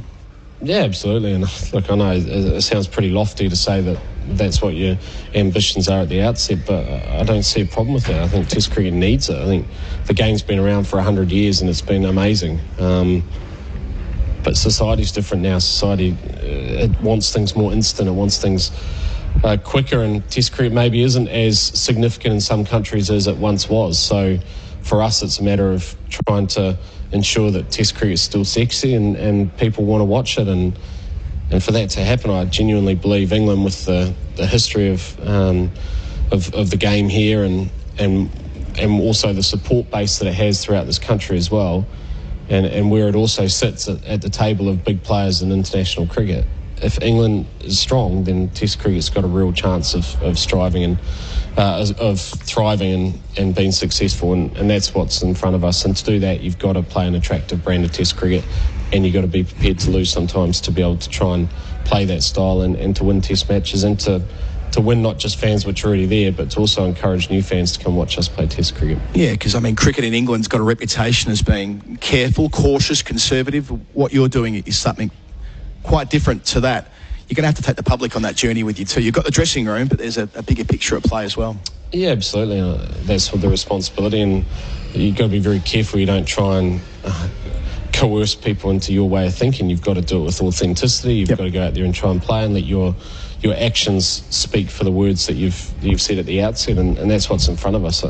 There's also a lot of planning and preparation which goes into it. It's not just an out-and-out gung-ho approach. There's times where we will have to absorb pressure, and we've got to be smart enough and intelligent enough to identify those moments, and then also act when those moments are at play to be able to stay in the game before you can start to transfer pressure on opposition sides. So you've got to be a little careful around some of your messaging there, that it's not just a cavalier type of approach.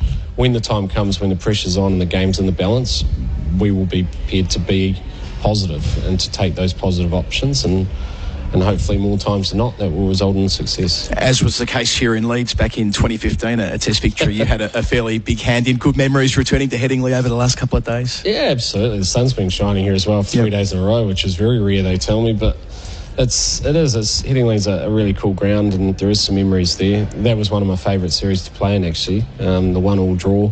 Obviously, Stokes' performance at Lords, and in a game which I was incredibly proud of the New Zealand team. We scored 700 runs and took 20 wickets, and we got beaten. That happens sometimes, but what a spectacle it was.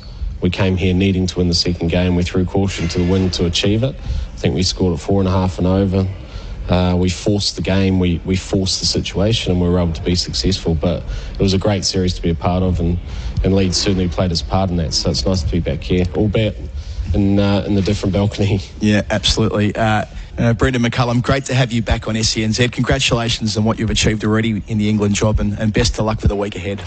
Thank you very much. And that's edged and taken a first slip. That's the first wicket. Latham goes.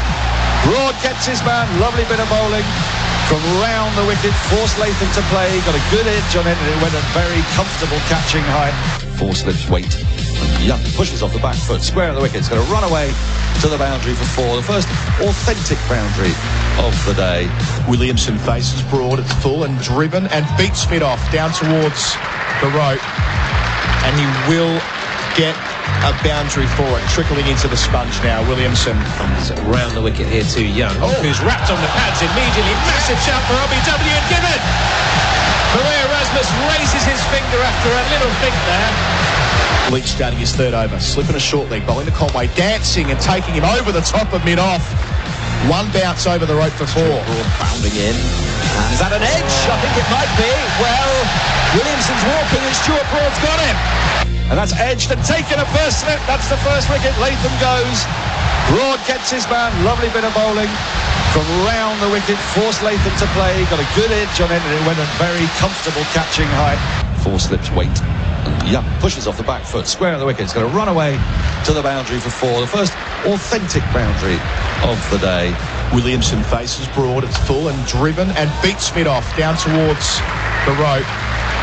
And he will get a boundary for it, trickling into the sponge now. Williamson comes round the wicket here to Young, who's wrapped on the pads immediately. Massive shout for OBW and given. Maria Erasmus raises his finger after a little think there. Leach starting his third over, slipping a short leg, bowling to Conway, dancing and taking him over the top of mid-off. One bounce over the rope for 4. Broad bounding in. And is that an edge? I think it might be. Well, Williamson's walking and Stuart Broad's got him. And that's Ed. Welcome back to Test Cricket on SEN and SENZ in association with Resine, the paint the professionals use. So in that lunch break you heard from Brendan McCullum in conversation with Adam Collins, and I'm joined, Daniel Norcross, that is me, joined by editor of Wisden Cricket Monthly, Phil Walker, as the players begin to make their way out. And what a heartwarming interview that was, really, making Test cricket sexy again, as if it never was back in the 1960s when they go 2.1 and over and grinding out draws. Well, now it's a whole new ball game. That it is. We were talking about it earlier, and McCullum has really just driven home the point in that very good interview with Adam Collins. It was recorded earlier in the week. There is a bigger thing at play than simply, the here and now, the ups and downs of a Test match day, because the game itself is at stake, and what him and Ben Stokes have created almost overnight is something that is daring to grab the public's imagination, not just in England but further afield as well. And of course the fight is on for the soul of Test cricket. But then, Daniel, it was ever thus. Well, indeed, it has been ever since it died in 1882 and the Ashes were created.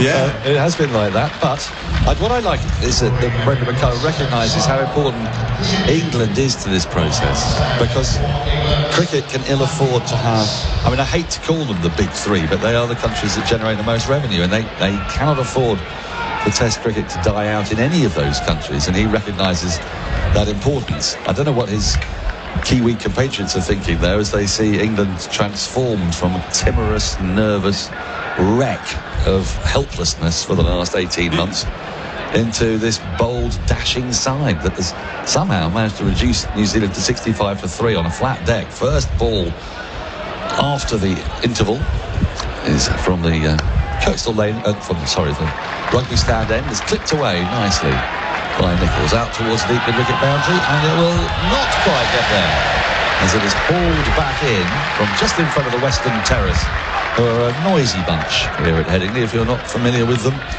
back in Australia and New Zealand, the Western Terrace at Headingley has a slightly different reputation, say, from the Holly stand, but it has in other aspects it is similar in that we constantly talk about them. Yeah, it's a mythic place in English cricket, the Western Terrace. Relatively well libated at the best of times, and it's filling up. The crowd is all but capacity. I think maybe 300 or 400 shy of full capacity today, but a sellout tomorrow, sellout Saturday as well. The weather forecast is improving as well. And so is this pitch, you would think. Yes, 68 for 3 the score as Potts comes in again around the wicket to the left-handed Conway, who defends into the offside. There's no run. I'll give you the field. 3 slips, a backward point. It's mid-off, forward short leg. There's a man in front of square on the onside for Conway. It's a very specific Conway field. They think they can get him by bowling straight. He has a bit of a gap between bat and pad, and he was, I say, dropped. Ben Foakes saved 3 runs by diving full length and just getting fingertips onto an inside edge from Broad before lunch, and they just think they can get him either with a drag back onto the stumps or inside edge back to the keeper as Potts is in. That's driven.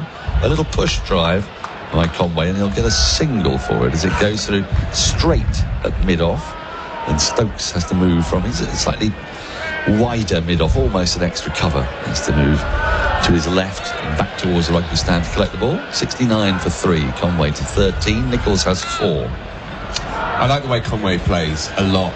I'm a big fan of his, and he has very sensible, coherent technique, but one of the unintended consequences of his very well-ordered game, which involves him kind of covering the swing, and especially with right arm round, he makes sure that he doesn't nick too many, and so he plays on the inside. He plays slightly outside the line, he plays on the inside half of his bat, but then that does of course bring in the potential drag on, as we saw with that missed chance earlier. Gully in for Nichols as Potts is in, comes forward in defence and just stabs the ball into the ground. Stokes trots into field, so where Conway has got a forward short leg and Nichols has a gully, and slightly different plan, same bowler operating from round the wicket. Are you expecting to see Broad after lunch against the left-handers? He's probably England's most potent weapon. He's already done Latham with a lovely ball that just straightened left ever so slightly, took the edge. Well, you would imagine so. He'd certainly be wanting it. I thought he was superb first session, and you can sense with Broad quite early on. Potts in, Nichols defends again from the crease, straight to Stokes at that short extra coverage position. No run. Yeah, it wasn't just that he picked up the wicket in that first over, but he was full of length. He was really attacking the stumps as well, and he looked completely switched on. He's obviously had a good week. Apparently his missus is with child, I gather. Yes.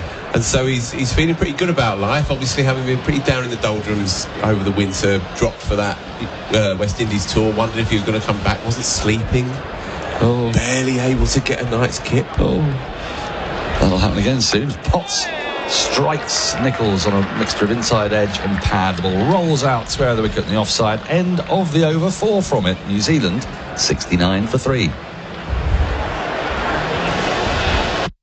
For exclusive insights and analysis, listen live to Redlegs Radio each Thursday from 5:30 p.m. on SENSA, or catch up later on the SEN app. Redlegs Radio, live each Thursday from 5:30. Thanks to Climate Air Conditioning and Solar, proud sponsor of the Redlegs. When gambling becomes overbearing in your life, one phone call can change all that. Gamblers Helpline, 1-800-858-858. When gambling becomes an issue, there's always 24/7 support on the Gamblers Helpline. Phone 1-800-858-858. Welcome back. Test grade on SENZ with Resine Colour Shops for expert paint and colour advice. So, as predicted by Phil Walker, it is going to be Stuart Broad who's going to resume for his first over after lunch. The first one from the Kirkstall Lane end with 3 slips in place and a forward short leg. And if there's a forward short leg, it must mean that Conway's on strike. The wide mid-off, backward point. mid-wicket, saving one, mid-on, saving one, and a long leg. Broad, head-banded, comes right arm around the wicket to Conway. Conway drives, and the ball swung away from him ever so slightly. Pushes into the offside where Stokes does the fielding. It's a bit of shape for Broad. Definitely. There wasn't too much lateral movement in the early session, but definitely gone in the air there and gone late. His feet were a bit leaden there, Conway, on the drive, but he has followed it with his eyes, and he's got beautiful hands, hasn't he? Really gorgeous hands, side and well like. Oh, good call. You see that comparison there? Yeah, Anwarian. Yeah. Yeah. Yeah, he's a joy to watch. I'd like to get a few this afternoon. Back raised, jiggling it for Broad. And he gets one that comes into his pads, and he clips it straight to Jack Leach at short mid-wicket. Didn't want to miss that. No run. No, that would have been a huge appeal then. And straightening again, but he stayed balanced in the shot. Yep, we've seen the England's bowlers bowl pretty manfully today. As we take a look on the Chemist Warehouse replay at the seam position. Not perfect, but it's getting pretty much right. It's a tiny bit of wobble, which, of course, the wobble seam is a ball we associate with Stuart Broad. He does love to wobble that seam. And it allows us to say the word wobble a lot, which, is a good thing. Broad in, and Conway gets one of the pads, which he flicks away down to long leg. Does that come off pad? It must have done, because it went so slowly, didn't it? And I wait umpire Murray Erasmus, a very distinctive figure, then puts his hand on his knee and allows the lower half of his leg to, like a pendulum, go back and forth to indicate it was indeed a leg bye. 70 for 3. Nichols back on strike. He has 4. Got great style, Erasmus, isn't he? Actually, just seen on the Chemist Warehouse replay that it didn't come off of a normal pad. It came off his back foot. But he kicks it up. Yeah, kicks it up behind him. Gimmish. Yeah, it's characteristic of Conway, the way that he kind of goes to look to go up on that leg side. England have got him out a couple of times at deep square when he almost hits it too well sometimes. I had a coach who used to get very angry with me for doing that. He said, stop playing the Eros shot, Norcross. As Broad is in, outside the off stump, swinging away slightly, but gently into the gloves of folks. Too wide to tempt Nichols. There's no run. Yeah, I don't think my coach, Wally Foster from Romford in Essex, don't think he knew his classics, Daniel. Yeah. He'd have told me the same thing, though. He definitely did that, just in his own way. Yes, they don't like you to do that, do they? No. If it worked for Kevin Peterson, I have to confess it didn't really work for me. Certainly not as well as it did for KP. 3 slips and a gully in place for Nichols. Broad is in to him. Wide of the off stump, there's still that prevailing shape. He's definitely getting a bit with it. He's just at the moment, Broad, he's not tempting Nichols because he's a little too wide. He goes into the gloves of folks, and there's no run. New Zealand have got to rebuild here, haven't they, Phil? They do, indeed. And both these players, excellent players. Nichols' test record speaks for itself. Conway's come in and blown the game apart, isn't he? In all formats as well. That said, they both could do with a score. Nichols missed that first test match. Conway has sort of simmered along, really, played really well in the second innings, and then brain faded his way out, didn't he, on that fourth morning. Broad in, wide of the off stump again, left alone again. So just the leg bye off that over. Technically a maiden. New Zealand finish it on 70 for 3. Here's a friendly reminder from SEN and Bendix Brakes. School zone hours are now in effect. Put your foot down with confidence in school zones with Bendix Brakes, the market-leading brake pads to match your driving style. Learn more at bendix.com.au. When you call the Gambling Helpline, life-changing advice and guidance is there for you. 1-800-858-858 is the number to call. Support for anyone affected by gambling is available. Private and confidential. Make the call today. The Gambling Helpline. Phone 1-800-858-858. Welcome back. Test cricket at SENZ with Razine, the paint the professionals use. As Matthew Potts runs in for the rugby stand end. Right arm around the wicket. That's left alone by Conway. Quite close to the off stump. Gasps and oohs and ahs. And actually, Crawley still got his hands on his head. Can't believe how that missed. It wasn't that close. No. Now every team does it, right? There's always histrionics when there's a leave and it's not 3 yards wide of off stump, and everyone throws their hands up just to try and get under the batter's head, get inside that head. But Conway knows where his off stump is. Yeah, he also had to sort of squeeze bum away, didn't he, on that occasion? Potts into him, and he comes forward in solid defence, pushes to short extra, where Stokes does the fielding, and there is no run. Incredible news this morning at breakfast at the team hotel. Right. Stuart Broad, he burnt a bagel. No. He did. Just can't catch a break, can he? Burnt a bagel. Burnt a bagel. Yeah. Did it go up in flames? Was it showily burnt? Yeah, I think that's absolutely true. Yeah. I'll come back to it after this ball. Potts is in, and Conway gets a thick inside edge. The ball squirts away back with a square on the onside. He came forward to that, but he was nothing like as in control as he had been on the previous shot. Leach runs in to do the fielding, and they get through for a single, 71 for 3. So he is apparently it's one of those toasters where you put it in, and it's not a toaster as such. It goes round the revolving ones, you see. So after he'd done the first set, it wasn't toasted to his satisfaction. So he put it in for a second set. Yeah. And it burnt badly. Yeah. And Alan the roll droid spotted this. Stuart, you've burnt your bagel. I mean, special subject, the deep and obvious, but yes, isn't it? And he said, they've changed the settings, he said angrily. His Potts is in. And that goes wide of the off stumps, left alone by Nichols into the gloves of Folkes, which I thought was so brilliant from the champion bowler. Wasn't it? Nothing's his fault. No, it's always someone else's fault. It's the overhead conditions. The overhead conditions, exactly. Yeah. But we've all fallen at that. In various sort of middling provincial hotels up and down Middle England, you get that machine is a staple. It's a bad machine. There's nothing in between. Yeah. It's either basically just insipid, limp bread, or it's burnt to a cinder. Yeah. I feel Broad's pain on that one. I genuinely do. I do. I can understand why they can't get that right. Potts in. Oh, big appeal for LBW. This looks close. Folkes loves it. Going down leg pass, says umpire Kettleborough. There will now be a chat. Potts liked it. Folkes bounced up and down and up and down and up and down. I think Stokes thinks it's maybe a wee bit leg side. How long? 4 seconds left on the timer. 3, 2. He's gone for it. The crowd love it, but of course, once they see that the ball's missing the leg stump, they may love it a bit less. So, right now then, we will hear bits of TV umpire. That's Ali Dar. But we'll probably have to talk you through it, because otherwise you're sort of getting the noise as it comes out the crowd here. So as we take a look on the Chemist Warehouse replay, that ball is swinging in. It hits in front of the middle and off, but it's travelling. It's swung too much for my liking. How far forward? Well, that's hitting something for me, Dan. That is hitting something. Whether it's hitting enough of that leg stump, I have in mind that may be close. You know, pretty full. He's not. He's on the front foot. He's come relatively far down the track, so that ball's still got a fair way to travel. He's hit him in front of middle.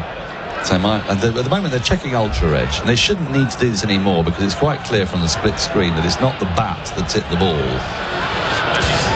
They just have to pretend, don't they? They do have to load up the other bits. Yeah, they want the batter to be convinced that they have done everything. Yeah.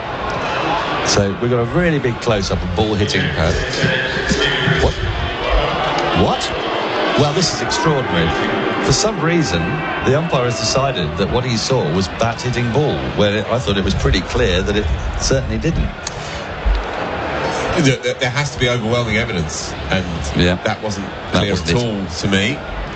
I think you're right. I think what actually may have happened, if had they gone through the process properly and not ducked out unnecessarily early, is that the ball would have been clipping leg stump. But that way he wouldn't have been out anyway. There's no way, as we see the Chemist Warehouse replay, that there was bat on ball there. It definitely hit pad first for my money, but the Stokes fans, it's hard to believe, but you know, they'll get on with the game, and on they will move, and we will probably never find out. Well, actually, no, we can take a look now. Just take a look at this for me, please. Oh dear. As he's punched off the back foot to backward point, this next delivery, and there is no run. We've just seen the replay of ball tracking, and it shows that ball was clattering into leg stump. Yes. So the decision there that umpire Ali Dar made was that the bat and ball were quite close together, but if you looked at the split screen, you saw that the ball was going to hit the pad before it got to the bat. And I don't think it hit the bat at any point. It swung past the inside edge, hit the pad just in front of middle and off, and was shown to be going on to hitting leg stump. So it's a life for Henry Nicholls. Where's Snicko when you need him? Well, they sort of the sort of thing that they would kind of do. Ultra Edge is sort of doing that, but no hotspot. Right. It's a very curious decision, that. But you were right, your eye's much better than mine. I thought that was hitting the stumps. As Broad starts a new over, and Conway lets it go by outside the off stump. Movement again. Yeah. There's stuff happening out there. There's a surprising amount of swing, actually. There are some clouds, but it's very high cloud. It's a very warm day. One thing I would say about that LB, and it's not conclusive on the naked eye. Yeah, if you're looking really closely there on the highlight again, it does look like it may just have shaved that inside edge. Do you think? But it's hard to say. It's hard to say. But his reaction, Nicholls, was very, very calm. He just shrugged his shoulders, turned away. He felt, it seemed, he's a good actor. Broad in. That's whipped away through mid-wicket. Nice shot by Conway. Gets it between square leg and mid-on. It runs out to the boundary for 4. 75 for 3. Bit full from Broad. Nicely tucked away. Yeah, beautifully done, really. Straight through, straightish mid-wicket, and it's a sign of a class player, especially a left-hander facing right arm round, if you can hit straightish. Because normally on that angle you're looking towards wideish mid-wicket, square leg, but he's class, this boy. Broad's got 3 slips in and a forward short leg. Conway waits, just taps his bat into thin air, really. And Broad's into him, and he comes forward and defends on the front foot. The ball takes the inside half of the bat. Pope runs from short leg to field and round about a short mid-wicket area. There's no run. This time last year, of course, he was making the double on his debut. Devon Conway, yes, and then made a stunning 80 at Edgbaston that we were covering at the time. I remember. Caught the boundary, wasn't he? Caught the boundary, caught the deep square, just hit it too well, as he said afterwards. There's an old-fashioned simplicity to his technique that I like. Well, I do too. Broad into him, and he comes forward, pushes it to the offside, thinks of a single. Well, he doesn't. Nicholls did, but Stokes was quick to the ball, and Conway had time to send Nicholls back. Running between the wickets has been a little frenetic in this series on both sides. I've seen what feels like an unusual number of run-outs to me.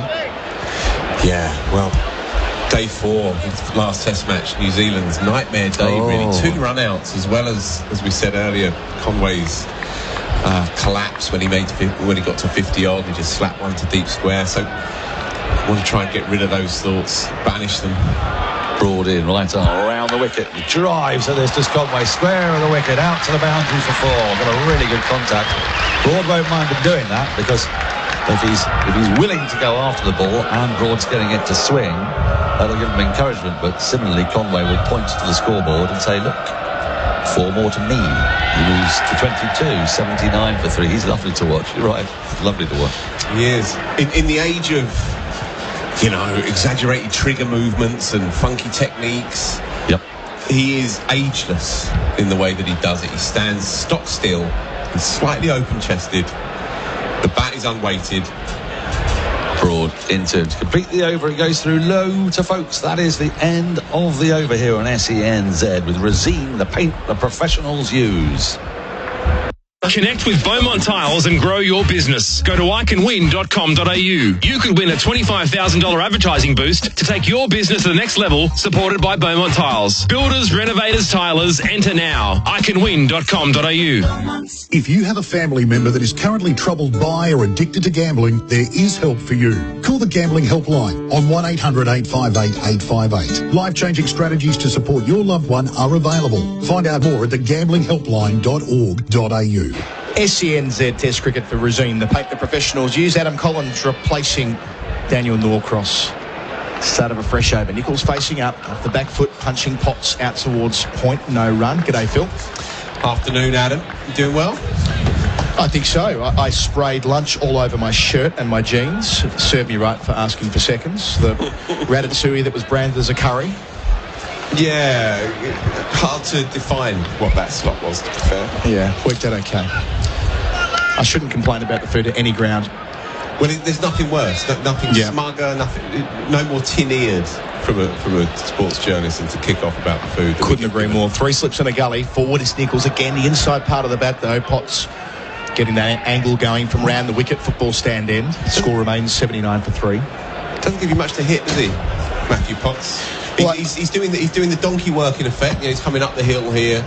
It's definitely the better end to bowl from where we are at the Kirkstall Lane, and yet he settled into his work pretty early. Couple of maybe slightly safe beginning, first couple of overs with the new ball, but since then he's come in and bowls a decent lick, and he just hits the splice, ball after ball after ball. Running up that hill like Kate Bush. Here's Potts, bowls round the wicket, angling into the gloves of folks. Do you know that's the #1 song in England right now? Reading it last night, not only in England but across Europe as well. It's in that Stranger Things show. Yeah, I think. When did that come out? Mid-80s. Yeah, early 80s. Yeah, early 82, 80s. 83. Yeah. The hill is always a talking point here at Leeds, isn't it?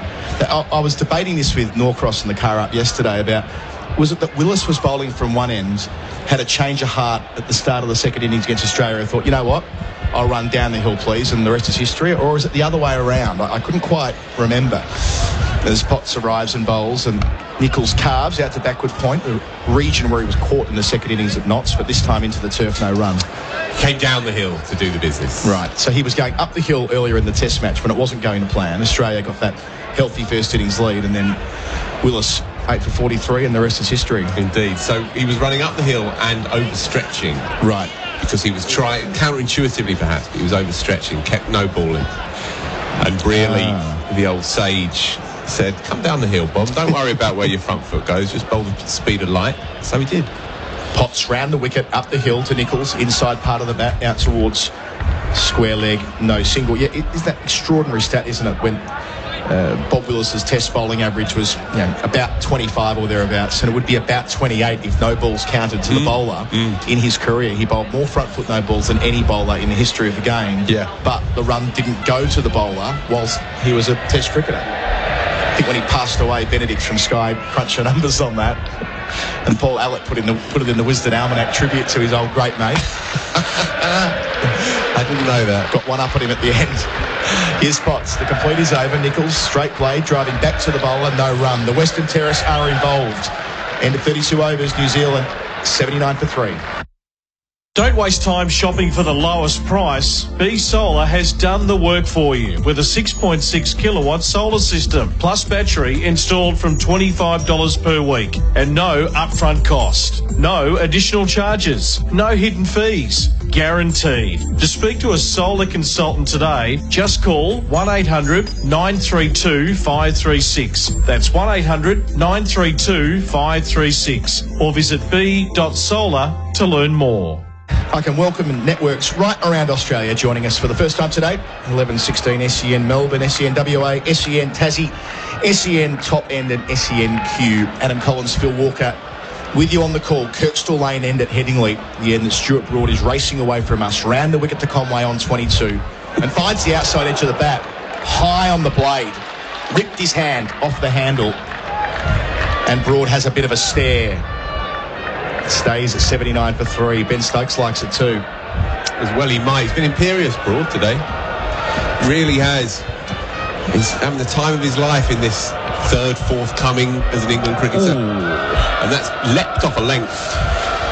We're quite high up this week, so picking the bounce is a fraction harder than it was at Notts when we were pretty much sitting on the sight screen. But that's reared up and hit him on the back arm rather than the edge, and that didn't tickle. Conway grimacing, having a chat to his batting partner Nichols and setting up to go again. He's on 22.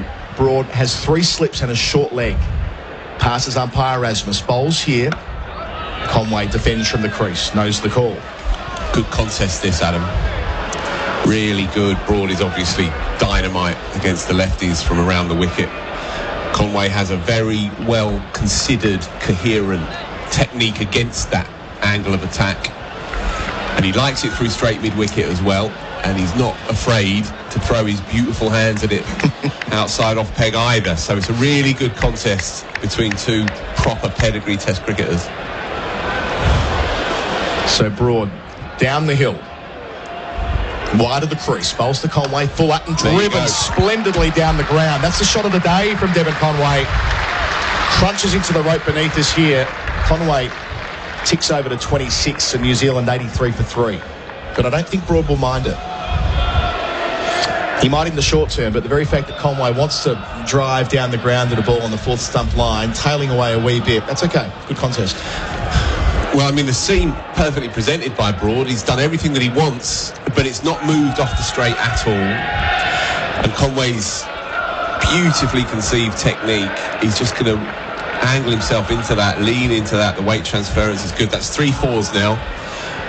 One through straight mid, one straight back past him, and one through square on the offside. Ticking this contest. Sun's back out here at Leeds. Broad delivers here. Conway down the leg side, doesn't catch up with it. There's a bit of interest in the cordon, but nothing on that. If Broad doesn't appeal, it's definitely not out. He was caught down the leg side in the second innings at Lord's, Conway, in the bowling of Anderson, if I recall correctly. Yeah, indeed, and he will continue to go for it as well outside his eye line on the leg side. That pickup shot, there's a kind of compulsiveness to it. Heard you talking about hotel toasters with Norcross before. One of the great little nuggets that came out when people were telling the wonderful stories about the late Shane Warne when he passed away was that he really liked those conveyor belt toasters in hotels. Oh, right. And, of course, toast was his favourite food. Broad gets up to Conway, bowls here, and defends from the crease. And he loved them so much that he bought one for his house. Of course he did. A hotel-style conveyor belt toaster. I can well see that. I like that. I'll appeal have that. to his sensibility. I can see that. I think that was, I mean, tragic as it was, when he did pass away, some of the stories that were told were just magnificent, weren't they? Yeah, just an avalanche of love for the man. Yeah. From inside and outside of our 4 walls as well, you know. Never forgotten.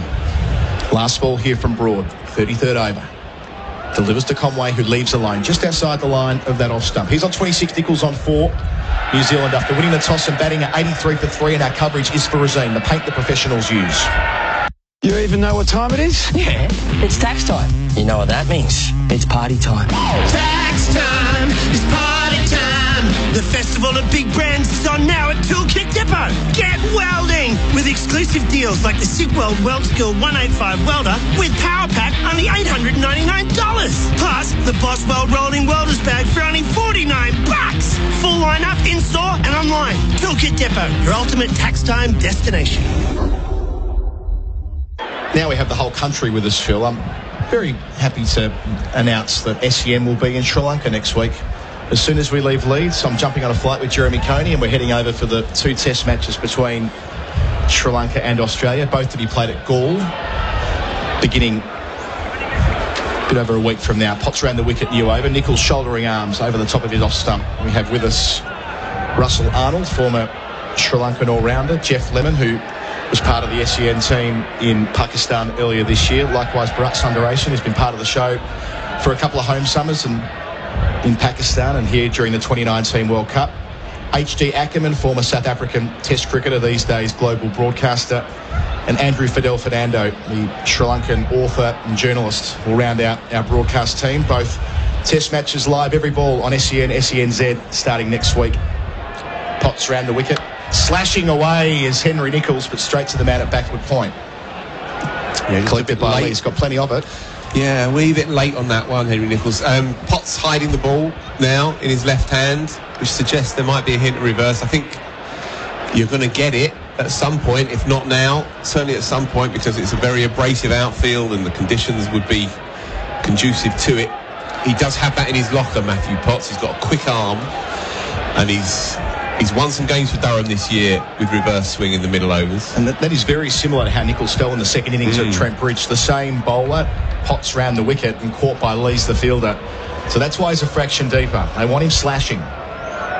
He's 4 from 29, Nichols, facing Potts, and he pushes out towards cover to Stokes. Not in complete control of the shot. Came off the outside edge, or maybe the stickers of the bat high up on the splice. Stays at 83 for 3. Tidy line-up for Sri Lanka. I'm quite happy Very with that. tidy line. Yeah, no concerns with who we've got on the park there. Very nice. First Australian Test tour since 2016 in that part of the world. Is that right? Yeah, it's been a while. Also, more than a few shoots recovery for Sri Lanka cricket, right? Absolutely. You know, especially in the white ball stuff, but also in the red ball stuff as well. They've pulled up a couple of results that many wouldn't have necessarily seen.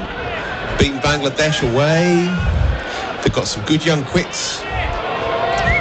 They've got a couple of good, fresh young batters as well. Nisanka up top, quality young player. And you can't underestimate what it'll do for the confidence of Sri Lankan cricket knocking off Australia in a one-day series. I mean, different form of the game, but it's more or less the same squad.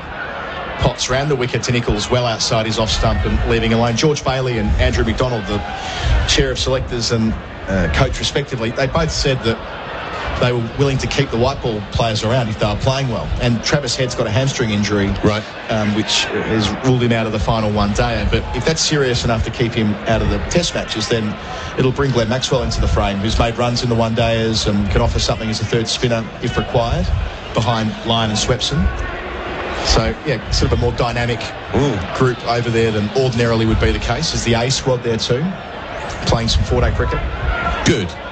2 tests? 2 test matches back-to-back, all over in the space of about 13 days. Lovely. And I should say, while we're in Gaul, SENZ will also be at Edgbaston as Potts bowls, and Nichols comes forward inside edge, nearly back onto the stumps, but he stops it with his boot. Good bowling to come back off the straight on the angle by Potts. He's only conceded 14 runs across nearly 12 overs. So we'll have concurrent test cricket coverage on SEN, SENZ. We'll have a team for the, I was going to call it the one-off test between England and India, but it's not quite a one-off, is it? It feels that way, but the final of their 5 that was interrupted due to, let's be honest, the IPL last year, when India went home instead of playing at Manchester. So we'll have pretty much the same crew you're hearing from this week with a couple of additions. Stuart Meeker will return to the commentary box.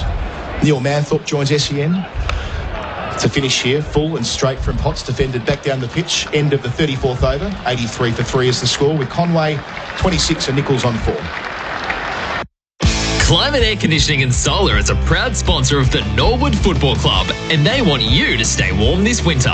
Talk to them about energy-saving reverse cycle split systems, fully ducted reverse cycle systems, gas heaters and gas ducted systems. Everything you need, including the benefits of quality advice, service and installation from South Australia's biggest Dakin dealer, Climate. Plus, a great range of solar systems too. This winter, come home to Climate and go the Redlegs. SENZ Test Cricket for Rosine, the paint the professionals use, with Adam Collins and Phil Walker live from Headingley, and there's going to be a change from the Kirkstall lane end. It's going to be Jamie Overton. He bowled up the hill before lunch. Now he gets his first crack to bowl from the end that the Quicks like here at Leeds. Yeah. For all you listeners, stay tuned, because this is going to go one way or t'other. Jamie Overton is not going to die wondering, and Devon Conway is going to fancy it. He's going to kind of come onto the bat. He doesn't mind it when it's sniffing around his nostrils at all. They've got a deep square out, so it's pretty clear what they're planning. There's a man, a kind of leg gully, if you like, as well, for the swivel shot behind square, and a long leg. So it's a 5-4 offside field. Yeah, so it'll take a genius to work out what's coming out. 5 on the leg side and 2 slips. Overton over the wicket, Conway sort of wants to leave, ends up half playing, deflects it down to backward point, no single. The crowd involved here, considering it's a rail strike today, it's a pretty healthy crowd. The western side of the stadium is more or less full. We've got the trumpeter here, which was banned at Trent Bridge last week. I'm not sure whether that's a good thing or a bad thing. I never really have a strong view about whether the trumpet should be here or otherwise, but you can hear ethically, shouldn't ban it. Sonically, I can see why.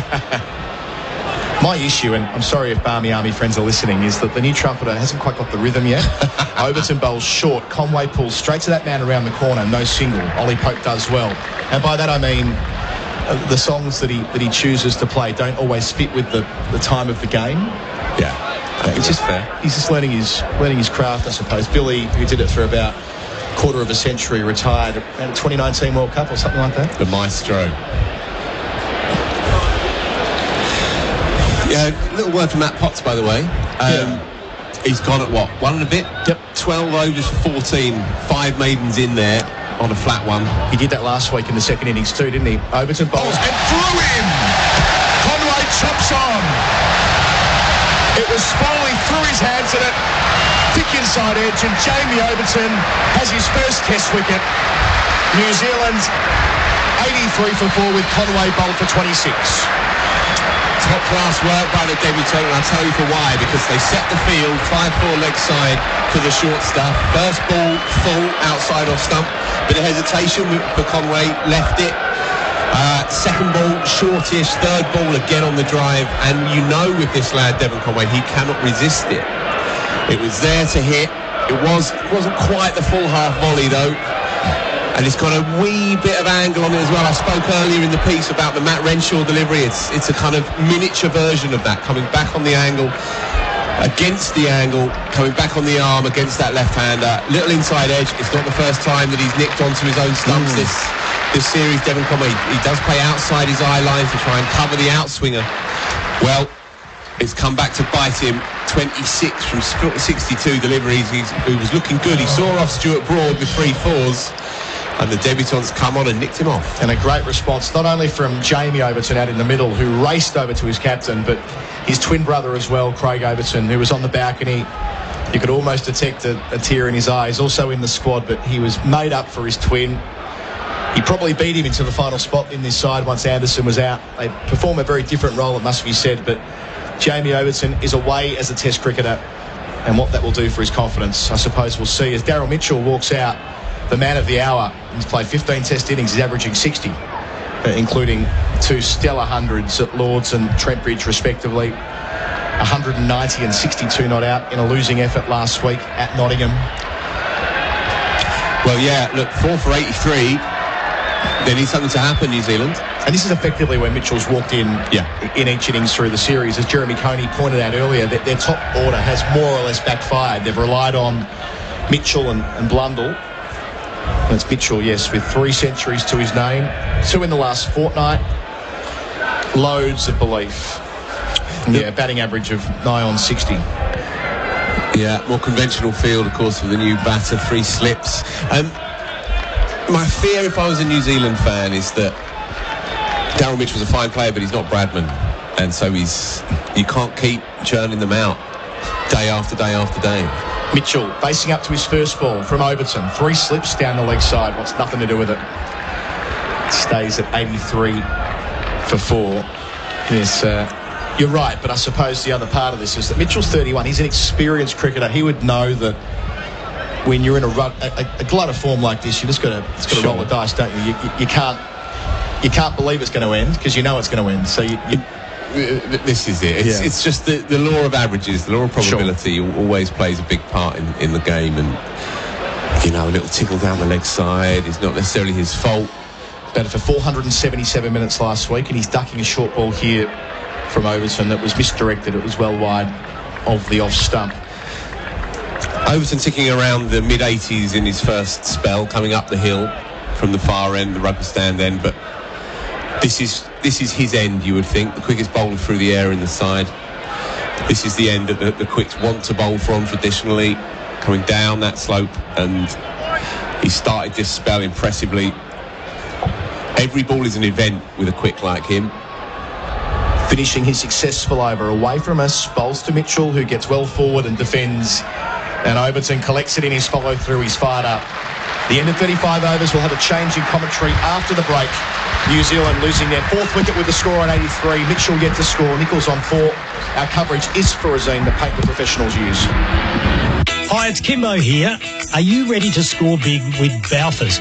When you buy any Balfours product, you can go into the draw for a chance to win a whopping 50 grand. How good is that? $50,000. Plus, you could walk away a winner with hundreds of instant cash prizes, or even get your hands on dozens of game day passes to the footy. To learn more, visit balfours.com.au/score big. You could be on to a winner with Balfours.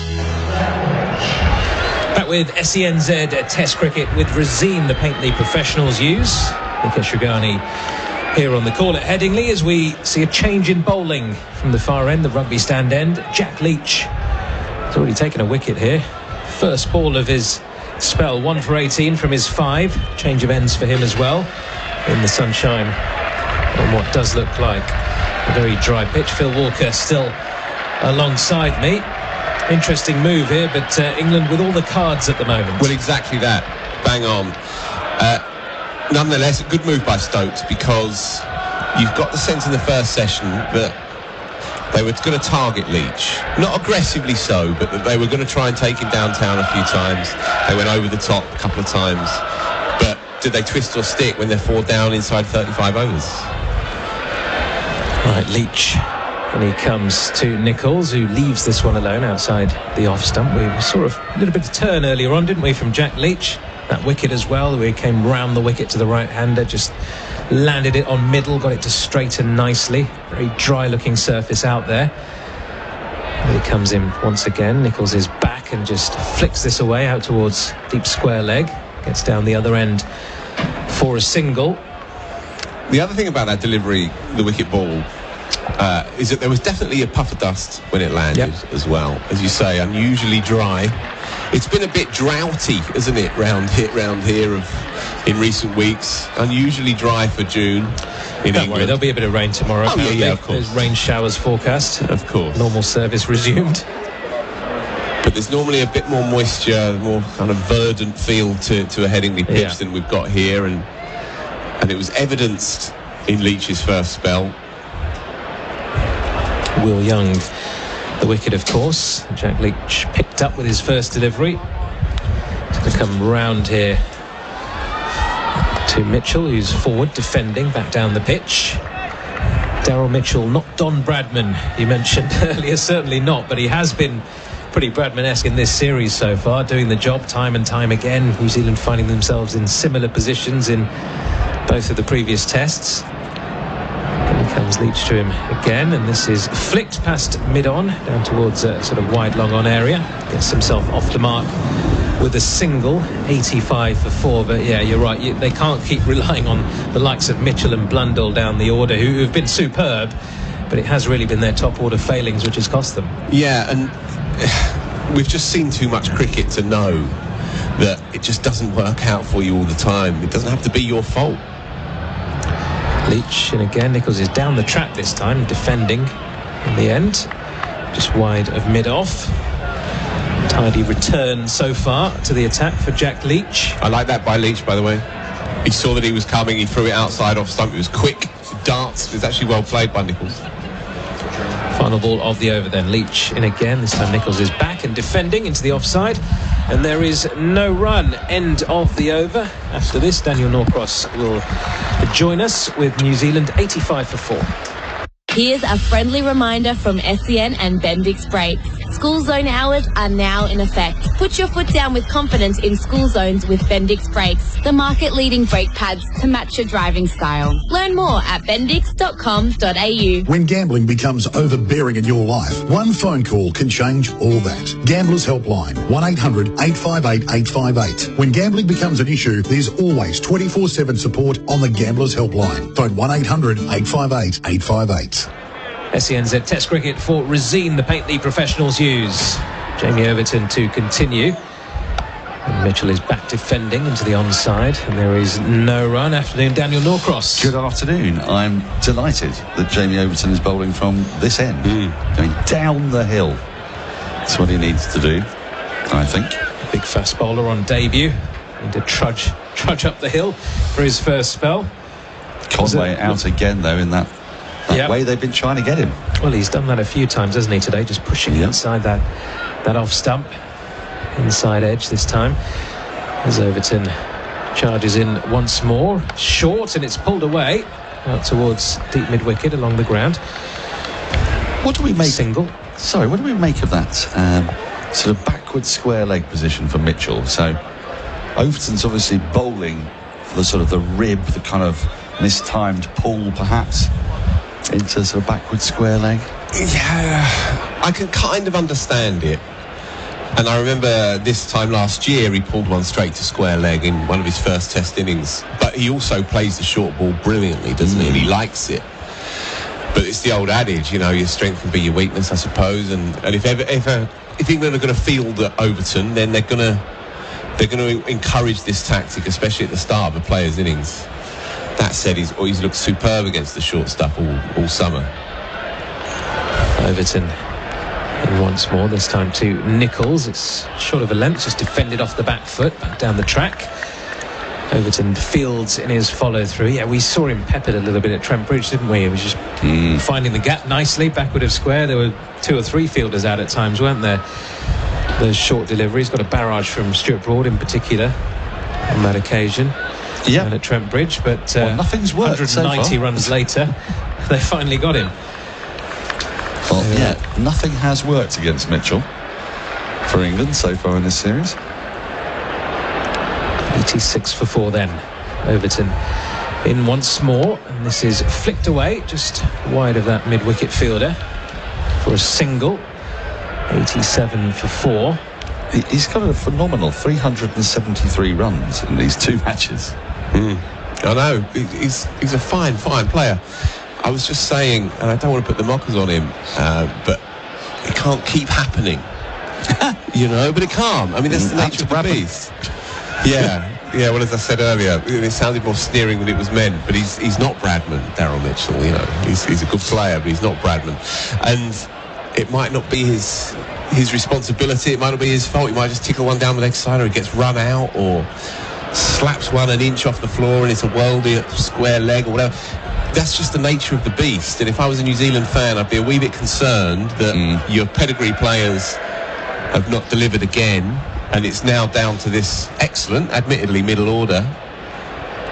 It's quite a deep one as well with Bracewell at 8. Overton in again, and this time Mitchell defends off the back foot. 87 for 4. Just before that that previous delivery was bowled. Stuart Broad going up to umpire Erasmus, just asking him to check on the ball. We've seen that quite a few times in this series already. The metal rings coming into action. Umpire saying, get on with it.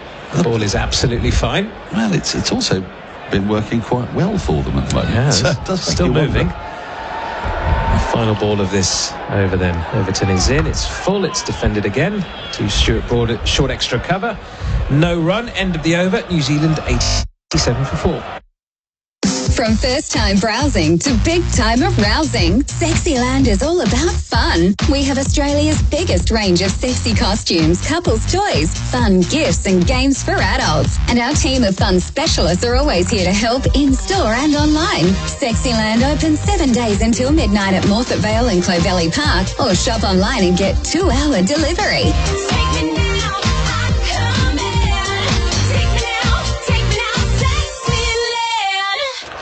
SENZ Test Cricket for Resine Colour Shops for expert paint and colour advice. Jack Leach continuing then from the rugby stand end. New Zealand 87 for 4. It's the afternoon session here on day 1 of this 3rd test at Headingley. Nikesh Rugani alongside Phil Walker and Daniel Norcross. England well on top at the moment. A slight delay here as Ollie Pope, I think it is, yeah. Ollie Pope there at short leg, just gets all his protective gear into place. The shin pads, the box and the helmet. And we are ready.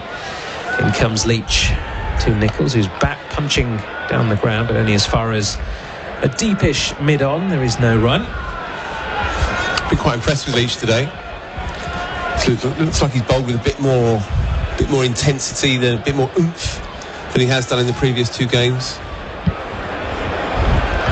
Leach again to Nichols, and this time it's just defended back down towards Leach. He loves this ground, doesn't he? Well, yes, he took a wicket with his first ball in that Headingley Test match as well, back in 2019. And he took a first wicket with his first ball today. We'll have to go some to get a similar finish to this Test match as Nichols works this down towards mid-on. It's fielded.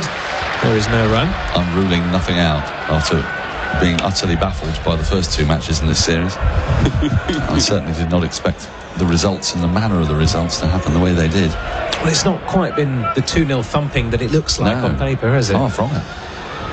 New Zealand have certainly had their moments. Leach in again. This is cut away, but only as far as the fielder at short cover. There is no run. Well, you'd argue they've been ahead certainly in both Test matches, and at certain points in match-winning positions, and somehow managed to throw them away or have them snatched away. Leach bowls again. This is down the leg side. There was a bit of rip in that delivery. Quicker one. Good take from Folks to his right. He took that so comfortably, didn't he? It's like you sort of say about great umpires and... Final ball of the over is defended to short leg.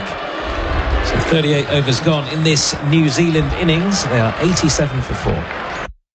Eat good, feel good with rolled Vietnamese. Lunch, dinner or any time, that's how we roll. Pho noodle soups, banh mi baguettes and rice paper rolls. Made fresh and healthy in store every day. Download the Rolled app, order now. Rolled. Fast, fresh, Vietnamese. When you call the Gambling Helpline, life-changing advice and guidance is there for you. 1-800-858-858 is the number to call. Support for anyone affected by gambling is available. Private and confidential. Make the call today. The Gambling Helpline. Phone 1-800-858-858. SENZ Test cricket for Resine, the paint the professionals use. Jamie Overton to continue then from the Kirkstall Lane end. Daryl Mitchell on strike. He's unbeaten on 2. He's defending back to Overton, who fields in his follow-through. A little bit of shape away from Mitchell there. Mitchell's actually making the exact same hand gesture that we were doing here in the box. That sort of... Yeah, you wonder why they're trying to change this ball then, England. You do rather, don't you? But it was just Stuart Broad, wasn't it, who is fielding there in extra cover. He'll be thinking ahead to his next spell. In comes Overton as the sun pops out. It's short, it's an attempted pull. It was gloved that down into the leg side. And they sneak through for a single. Well, there's the sign of Jamie Overton's extra pace and bounce that we've seen throughout this summer. Not least his first club, his boyhood club, Somerset. He clanged his own brother and stuck him out of the game. It was amazing, that. Yeah, and then 2 minutes later he did the same to Lewis Goldsworthy. Oh no, was it Goldsworthy or Davis? Davey. Okay, that's right. Two You're bowlers, right, bang, bang. And then right. when Overton came back out, Craig Overton came back out to bat, first ball was a bouncer. He's just knocked his twin brother out. He's gone, I'll have a bit more of that. He was asked about it after the day's play and he just said, he just didn't play it well. It's his own fault. Stuff him. Overton into Nichols, who defends out to backward point, no run. Imagine backyard cricket with those two. Yeah. And my favourite tales of backyard cricket, probably the Chappell brothers. You know, when Ian and Greg used to play, they used to play a full test match. You've got to play a full test match, haven't you? Yeah, so Ian would have to be, either of them would have to be out 10 times. Yeah. And if they were out, they would leave the garden, go into the kitchen, and come back out again as a new batter. Yeah, and come out as a new batter. It's got to be done. That's the proper way of playing backyard test match cricket, isn't it? You've got to put on a show, haven't you? Yeah. Mum and Dad might be watching. The dog might be there. Got a bit of an audience going. Put on a good show. Overton again. This is very short down the leg side, and a good take by Ben Folks. He attributed Greg Chappell, the backyard cricket, to why he was such a tremendous player whipping the ball into the onside through square leg, because apparently there was a little pot at square leg, and if you hit the pot, it was 6. Nice. So he used to routinely try and take Ian's leggies from outside off and whip it. It's a square leg. Yeah, I used to play at my mate Irfan's house, and he used to have to run through his kitchen past his mum's curry house. So his mum would always have a vat of curry, run past her, jump over the ridge, through the conservatory, and then bowl from 6 yards. On Spider Park, as we called it. Overton, and again, this is played off the hip out towards short mid-wicket, and there is no run, 88 for 4. Sabina Park. We had matting. We had matting. His old man would put the matting out. Yeah, if we knew that rain was on the way, then he'd put the matting out. And it was corrugated, brutal pitch, it was. That's why you're so good at playing on tricky surfaces. It's why I'm a compulsive hooker, Ben. Is that right? Yeah, genuinely. So I'd always have to go after it, because the girl who lived over the way, Kaylee, she was soft on me, so I could land it in her garden. It wouldn't be a problem. Overton, and again, this is defended out towards point. No run, end of the over. New Zealand 88 for 4. It's Achieve your fitness goals and start feeling good for life at Good Life Health Club. Enjoy the convenience of 90 clubs nationwide with 24/7 access, state-of-the-art equipment, passionate personal trainers, and a huge variety of group fitness classes. Good for doing it your way and good for life. Enjoy a more flexible routine with their month-to-month and 3-month membership options. Start your 5-day free trial today. Visit goodlife.com.au. That's goodlife.com.au. SENZ Test Cricket for Resine Colour Shops for expert paint and colour advice. Jack Leach to continue here. Nikesh Regardie alongside Daniel Norcross. And now Jeremy Coney. Thank you very much to Phil Walker. Afternoon, Jeremy. Jack Leach continuing here to Mitchell, who defends into the leg side. And there is no run. A man who probably played a fair bit of backyard cricket in your time. Backyard cricket? Yeah. Yes, of course. Back in your youth. Leach spins the ball in his fingers, comes in again to Mitchell, who's down the track defending. Back to Leach, no run. I was lucky. We had a tennis court at the back of the property. So I spent many hours down there. And again, this is defended off the back foot for no run. Quite often just on the lonesome, I could say. Throwing a ball against one of the walls and then hitting it from there as it came back. Or my brothers, once they came home from college. Leach and Mitchell again defends for no run. And I would, of course, be the bowler and the fielders. Everything. And we had a very difficult neighbour, Mr. Willoughby. Oh, yeah. Wouldn't give the ball back. Exactly. When it went over the fence. Leach and again to Mitchell, who punches this time, but straight back to him. It was an aerial for a moment. Teacher to keep it on the ground? Yeah, but quite a frightening man. Oh, was he? A teacher. Oh. And seemed to sense the Coney wavelength. And I would be sent inevitably to go and get the ball that had been hit by my brother. Leach is in once more and again defended by Mitchell for no run. End of the over. We'll continue that in just a moment, Jeremy, with New Zealand 88 for 4. Prefer Australian owned? Want to support local businesses? Believe in community spirit? Want a deal on your energy? Of course you do. So, should you switch to Lumo SA? Of course you should. We're 100% Australian owned with a rewards program full of local finds. We're actively helping communities and offering amazing energy deals to boot. Call 131 5866 or search Lumo. SA residential customers only. Lumo Energy SA not available in all areas. Eligibility criteria and conditions apply. See website for details. Stories. SENZ Test Cricket for Resine Colour Shops for expert paint and colour advice. Jamie Overton. Once more it will be from the Kirkstall Lane end.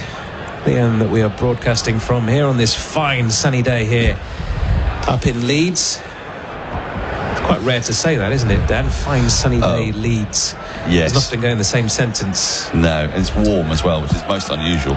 Overton coming around the wicket now to Nichols. It's full, it's driven only as far as short extra cover, and there is no run. I want to get back to Mr. Willoughby.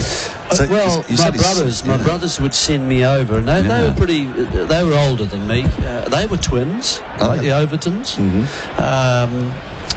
and both of them vicious. Yeah. And aggressive. Yes. But I kind of had to like them, A, because they were family, and B, you never know when you might need a new kidney. But, you know, it's so I would be sent. Overton is in again to Nichols, bit of shape into the left-hander, just defends to mid-off, who eventually fields there, Ben Stokes, and there is no run. And I would pause outside, apprehensive young little sapling of a lad I was, and it's hard to imagine, but it must have been. And try and hide as I went through, and he knew, come out, I know you're there. And he would have he'd give us back the ball. Overton in once more, playing a miss this time, a bit of nip away from Nichols. It was short, it was wide of the off stump, but just that little bit of extra movement, beating the outside edge of Nichols. This is good stuff from Jamie Overton. Maybe a tad wide, but good movement both ways. Still 88 for 4. Yeah, so often he would have a whole kind of, shopping bag of balls that we'd hit over. and he might leave them at the gate or something like that.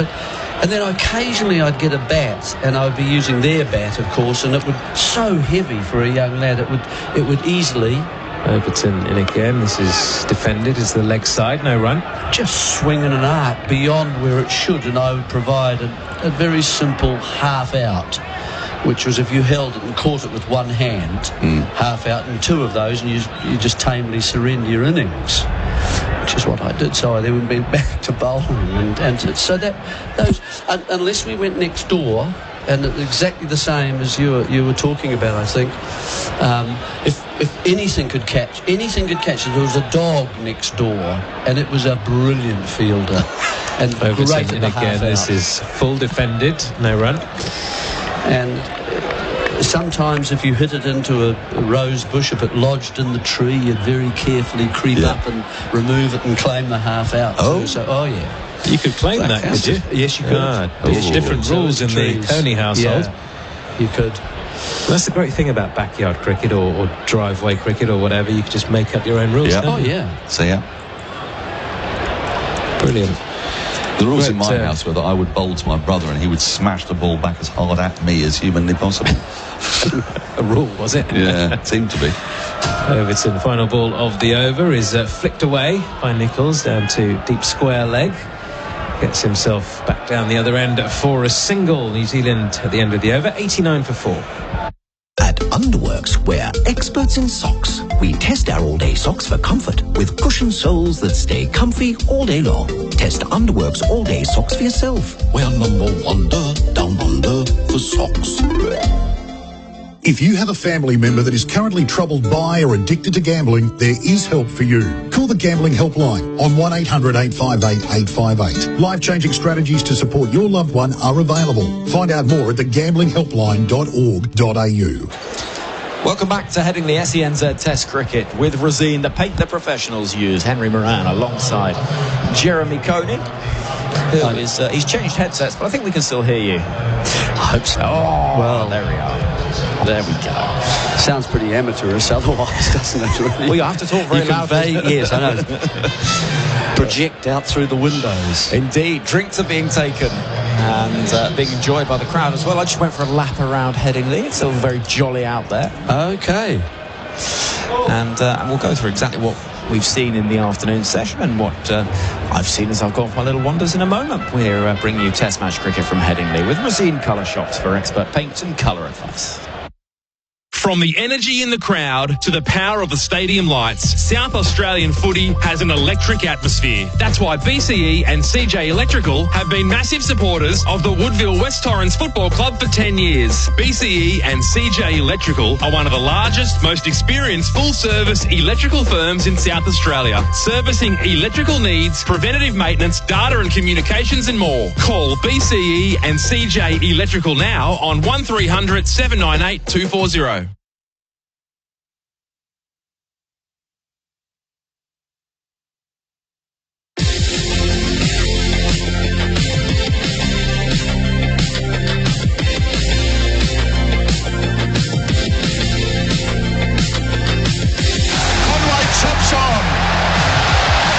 Spolling through his hands at it, thick inside edge, and Jamie Overton has his first Test wicket.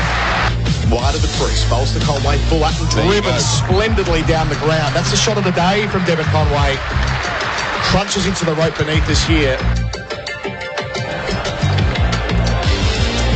Well, welcome back to Headingley, where the score 89 for 4. First Test wicket for Jamie Overton, removing the dangerous Devon Conway. And New Zealand not in trouble necessarily, Jeremy Coney, but certainly in a position that they wouldn't have necessarily anticipated, having won the toss under blue skies this morning. No, I agree. And you've got, I think, to hand that to England. I think there's just been enough, happening for the bowlers right from the start, really, where the ball just has nipped a wee bit. Not all the time. I'm not saying it's excessive at all, but it's kept their interest. And I think there's just been a little bit of swing here for them today. So, and they've, look, even since lunch 3 for 65, but in the last hour, there's been 14 overs, 1 for 27. So they've continued that pressure on the New Zealanders. They haven't been able to get away. They've been looking as if they've been keen to. There's been a lot of shots played, but it's brought about the downfall, certainly, of Devon Conway, who played away from the body slightly, felt there was a drive in it, lost the control of the stroke. It was a one-handed shot in the end. And once again, that inside edge, which he uses such a lot, he plays, if anything, just outside the ball, looking to protect the outside edge going through. That's where the danger is. He was dropped earlier on dropped. Folks did very well, actually. The first job of a keeper, of course, is to look after the outside edge. The inside edge, you kind of use instinct and go for it. I think he dived at maximum distance, I would have thought, to go after the inside edge of Conway, and he just got a nipper on it, didn't he? He didn't get enough glove to be able to hold the ball, so you kind of would say to yourself, well, actually, is that a chance? So, well done, England. They've kept it very tight. Nicholls at the other end has looked a bit strangled and asphyxiated as well, trying to play shots. So now Jack Leach is continuing.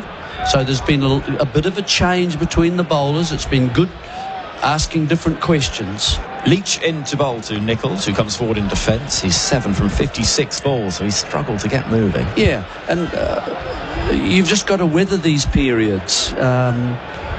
Sometimes they do happen in Test cricket, and bowlers are allowed to bowl well. Leach bowls, big swing, big sweep. Appeal for LBW is rejected immediately by umpire Kettleborough. It looked well outside the line. Way outside, didn't it? But you can see that he's just getting just a wee bit uptight, isn't he? He's wanting to make something out of the bowling. Perhaps from the ball that isn't there. Slipping a short leg close by. There's a sweep, another appeal for LBW, another turning down from Kettleborough, and Leach just building the pressure here. Every time he's forced to make a decision, will just give England a little bit more confidence. How risky is the stroke? Well, if he gets a glove to it, it goes to short leg, perhaps. There's a man at 45. Leach bowls. Oh, how was that missed? He left it alone, and Leach cannot believe the ball has not clattered into the stumps. Now, is this pitch just starting to give Leach some assistance with turn as well? You can see he's outside the left-handers. Yes, that's come back in. Certainly, Folkes was interested in how close it was as well. Nicholls waiting, and this time comes forward cautiously. 3 balls with interest for England, and Nicholls just nullifies that with the penultimate ball of the over. Nicholls just has to see this over and just gather his thoughts again. Leach bowls, and rather hurriedly pushed into the offside from Nicholls, who sees the over come to an end with a maiden for Jack Leach. 42 have been bowled in the innings. The score 89 for 4. Now 3 Black Caps batters have got in and got out. Yeah. Will Young for 20, Williamson 31, Conway 26. Well, it's just, I'm afraid it's a continuation, isn't it, of the innings we saw down in the Trent Bridge, Nottinghamshire, where so many New Zealanders got themselves into 20 or 30 or 40. And and they're all top four players and didn't go on. Luckily, Mitchell did go on, but he's out here again. You can't keep going to the same people and say, save us again, because it's not going to happen every time. Cricket isn't like that. Overton's going to continue running away from us in the sunshine. A delivery full on the pads, which is just gently nudged into the leg side. And again, no run. He's enjoyed bowling. If there is a breeze, you would have noticed as you walked around. Is there a breeze at all coming from this Kirkstall lane? Not much. Little bit. Yeah, okay. Not the sort that we were seeing a couple of weeks ago at Trent Bridge, where it really felt quite pronounced. Yeah. Yeah, and what did you find on your peregrination? What a word. Sorry, yeah. Overton bowls shorter this time. Down the leg side it goes. Would have been wide in white ball cricket. There was plenty of fancy dress. I saw some chefs walking past. Right. I saw an amazing machine, which was a sort of automated pint pulling machine, where you put your glass in and it filled it from the bottom up. Oh. So it has a little valve on the bottom of the plastic cup, and it fills it from the bottom up incredibly quickly, because obviously when you pour it in from above, the bubbles rise up. But when you pour it in from the bottom, or push it in from the bottom, if you see what I mean, it sort of rises quickly without the bubbles. In comes Overton. This is pulled away. Good connection. It should bring 4 and does.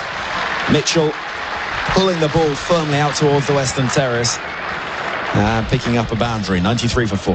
Emphatic shot from Mitchell. He's been at the crease for a long time over this series, so he's in good form. He saw the length. He likes to pull. He got on top of that one. No chance for the fielders or the bowlers. Yeah, he's saying get it up. That's exactly what Overton's saying. Get it higher. Get it higher. And there's a man out there, a catcher, if he can get it right and find that top edge. Overton bustles in again. This is defended. And so this machine's amazing. So people queuing up, and so hang on. Do you go and do you have a glass with you at the time? You grab one of these special plastic cups. Yes. And you pop them down. So do you turn it upside down? No. You put it down, and the bottom of the cup has a sort of valve that when you put it on the tap, as it were, on the bottom, it sort of punches through, fills it up, and then when you pick it up again, it seals itself. Right. It's very clever. Here comes Overton, full and whizzing past the outside edge. I'm not sure it carried as far as folks. So I had 4 on my way around, just to keep things interesting. 93 for 4 is the score, but that was doing a roaring trade. Ah, yeah. So more interest, actually. That was not nice delivery from Overton. Just beat Mitchell on the outside edge. Very full ball. He's slightly round-armed, if anything, so it just helps that outside movement. It's 2 slips waiting. This is left alone. Keep it a little bit low. And Mitchell's happy to watch it through to the keeper. End of the over. 43 gone. The score 93 for 4 with Rosine Colour Shops for expert paint and colour advice. Eat good, feel good with rolled Vietnamese. Lunch, dinner or any time, that's how we roll. Pho noodle soups, banh mi baguettes and rice paper rolls. Made fresh and healthy in-store every day. Download the Rolled app, order now. Rolled. Fast, fresh, Vietnamese. When gambling becomes overbearing in your life, one phone call can change all that. Gamblers Helpline, 1-800-858-858. When gambling becomes an issue, there's always 24/7 support on the Gamblers Helpline. Phone 1-800-858-858. Jack Leach is going to continue from the football stand end, the towering Howard stand at the far end of the ground. This is SENZ Test Cricket across the SEN network as Jack Leach is bowling, played with the left-handed Nichols out into the onside. So here you go. Here's a little video of how it all works, you see. You punch it in, fills it up, quick as that, and away you go. As Leach is in, forward, clipping the ball to long on for 1 is Nichols, 94 for 4. And presumably, I'm looking at the bottom of the glass now, folks, and you can see a little round circle, dark circle, which is the valve that you're talking about. Does that, you have to buy that presumably, and that costs you with your pint? I suppose it does. It's called the bottoms up system. Oh yes, very good, very good. Yeah. And so I think probably what you do is you pay a deposit for the glass. I wonder if it's in Australia. Here is Leach, and this is played carefully, cautiously by Mitchell into the offside. It's a goodie. Yeah. But the rate of pint pouring is upped massively. Pint poured in about 3 seconds. Here is Leach. Mitchell waiting, lunging forward in defence. England done well here. I mean, you just got to look at the run rate, 2.1. Very different from Trent Bridge, where it was up into the 4s. Leach round the wicket and bowling to Mitchell, who leans forward once again. This one off the over so far, 94 for 4. Long offers available. There's a mid-off who's sort of halfway back to the boundary if Mitchell wants to go there. Leach bowls, clip towards mid-wicket, and there won't be a run there, so just the one run from the over. 44 overs have been bowled, and the score 94 for 4. G'day, it's Gazy here. Are you an Aussie maker or grower exporting Aussie product around the world? To succeed internationally, you need to be strategic, be agile, and be ready to work as a team to get the win. So, for your best shot when exporting overseas, join Team Australian Made. Make the Aussie connection instantly and clearly with the highly trusted green and gold kangaroo logo.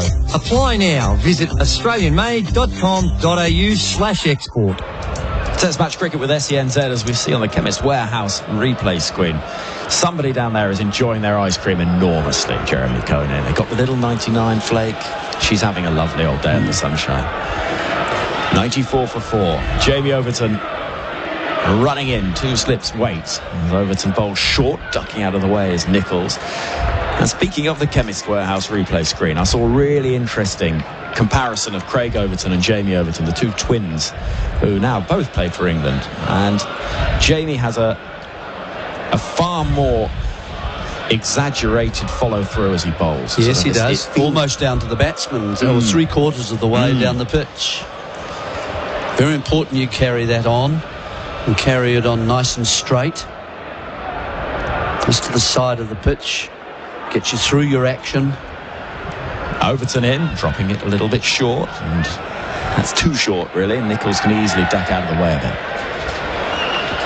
I should say New Zealand listeners can text us on 8833. Tell us who you are, where you might be listening from. It's the wee small hours. I imagine an ice cream is probably not top of the bill at this time. Pretty cold, I think, in New Zealand. They'll have to confirm that with me. But the couple of people who have texted me in the last few days saying it's, boy, you're missing a cold snap here at the moment, and that ranges from Auckland right through to Queenstown. Short again, that's a better ball, which is played off the hips by Nicholls, just behind square on the leg side, but again no runs, struggling to find the runs at the moment. This Black Caps pair. These are the sorts of innings, though. I mean, what is Nicholls now? 8 from 66 deliveries. And he's picking out the field quite often. And he's lost, his composure a couple of overs ago when he went to have 2 big sweep shots at Jack Leach from outside the off stump, and there were men ready for catches hovering. Round the wicket comes Overton, bowling on middle and off, and it's defended up the track. But you suddenly find that you get a delivery and everything clicks. He hasn't played a lot. He missed the first Test match. It hasn't been an easy two. He missed, as I say, a game in the build-up, and so he hasn't played much and had the bat in the hand. It's been mainly net practice when he can. He had COVID as well, so he's working hard just to try and hang in there for his side. Short again from Overton, and balloons over the ducking figure of Nicholls and into the gloves of the folks. 94 for 4. He's starting to see that short ball much better now, isn't he? So that's a bonus for him. He's not looking to play it. He's deciding, no, I'm just going to keep watching that go through. I'm in good position to play the stroke if I have to. There are too many men positioned for the hook shot really at the moment. There's a man that he's just moved in now to a sort of a leg slip area. There's a man back on fine leg if he gets a top edge.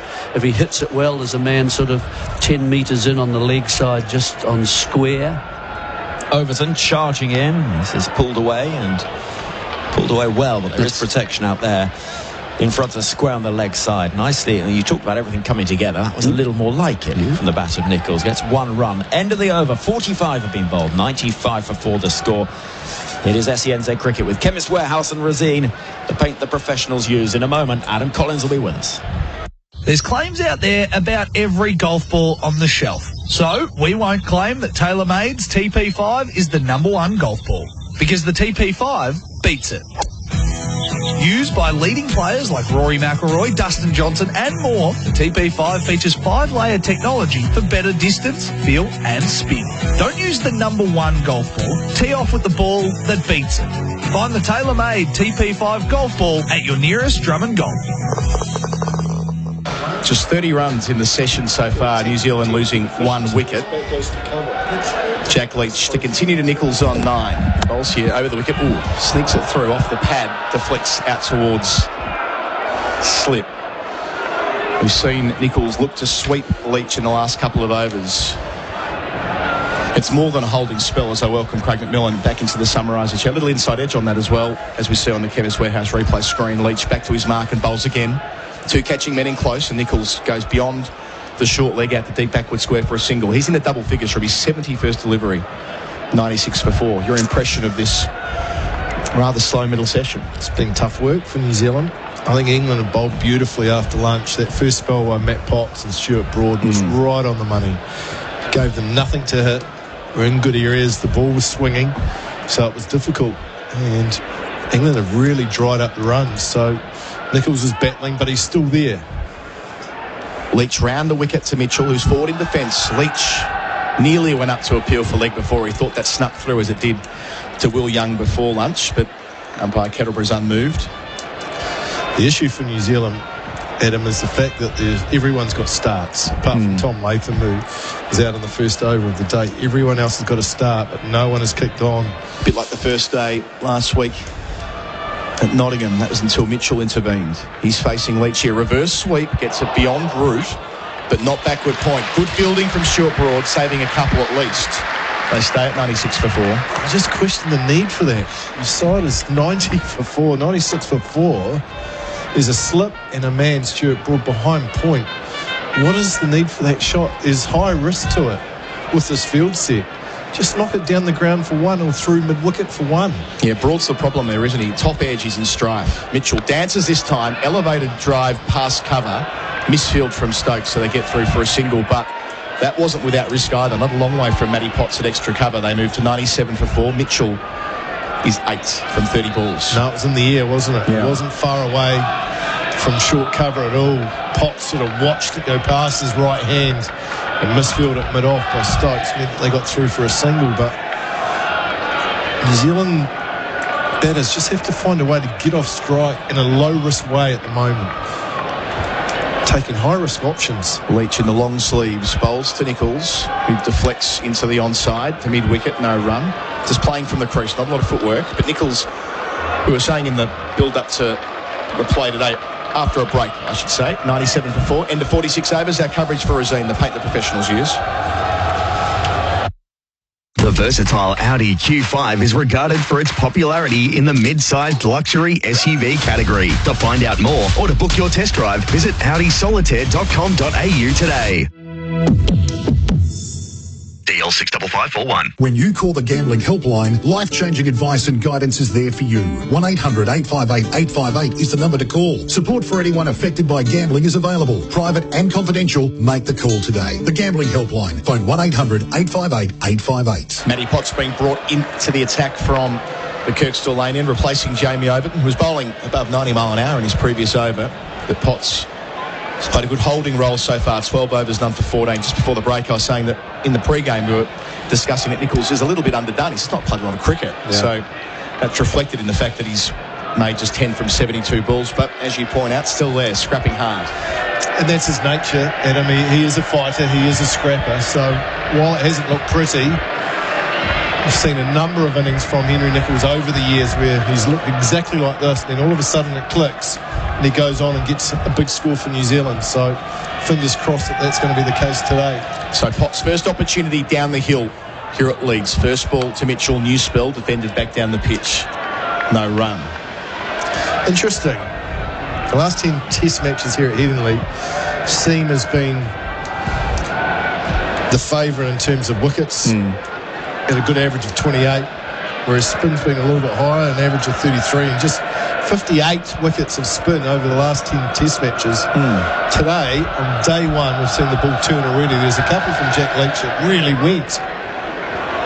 Potts to Mitchell, passes umpire Rasmus here, and again Mitchell shuffles forward before defending, and Ajaz Patel was left out in favour of Bracewell to, I guess, extend the batting. And Bracewell didn't bowl poorly last week, but he is a relative newcomer to the craft compared to Ajaz, who that's his primary reason for being here. AJ Patel's the specialist spinner in this New Zealand squad. Performed well in England here last year. Test match at Birmingham. 8 specialist batters in a side. To me, that's overkill. And it says that you're trying to make up because you're not confident in your batting lineup, which is an issue in itself. Sun's out at Headingley. Potts bowls to Mitchell, who plays with the outside part of the bat out towards backward point, no run again.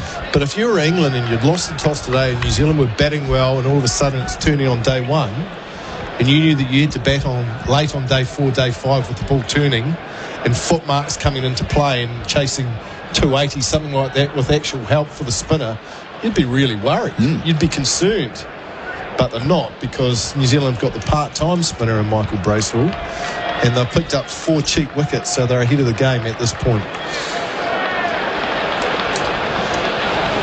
Potts sets off, gets to the crease, bowls to Mitchell, strikes him on the pad, shoutfully before, umpire Erasmus turns him down. That was full. And a bit leg side-ish, but Potts loved it. He's going to make the case to Ben Stokes via Ben Folkes. Will he go upstairs? All eyes on Ben Stokes on the Chemist Warehouse screen. He's curious. Was it trending down leg? They got a couple of reviews each. 2 seconds left, and Stokes says not this time. Ooh. Yeah. They nearly got him over the line. They're trying hard, weren't they? They were walking towards him. Stokes coming in from mid-off. Let's have a look at the replay screen. Talk us through it. Yeah, I think it's going down, isn't it? You can see, though. Oh, I tell you what, now I've seen that replay, I don't think it is going down. I think that's out. I think that we're going to be looking at 2 things when they go through the technology on Sky. Was there an inside edge? No. Which I don't think there was, but that'll be the first thing we have a look at here. No, that's confirmed here. If not, you can see leg stump. I mean, maybe it's even pitching, rather hitting outside the line of the off stump, which is totally at odds with what Ben Stokes was gesticulating to his bowler, thinking it was missing leg. Wow. More replays, please. Potts bowls to Mitchell, who turns him out towards deep square. 1 of 2 men in the deep. 98 for 4 with that single. Mitchell up to 9. It looked like it was going down leg because of the way Mitchell fell over, lost his balance. Here it is. Oh, that's going to be 3 with off. Oh, it's out. That's hitting middle stump 3/4 of the way up.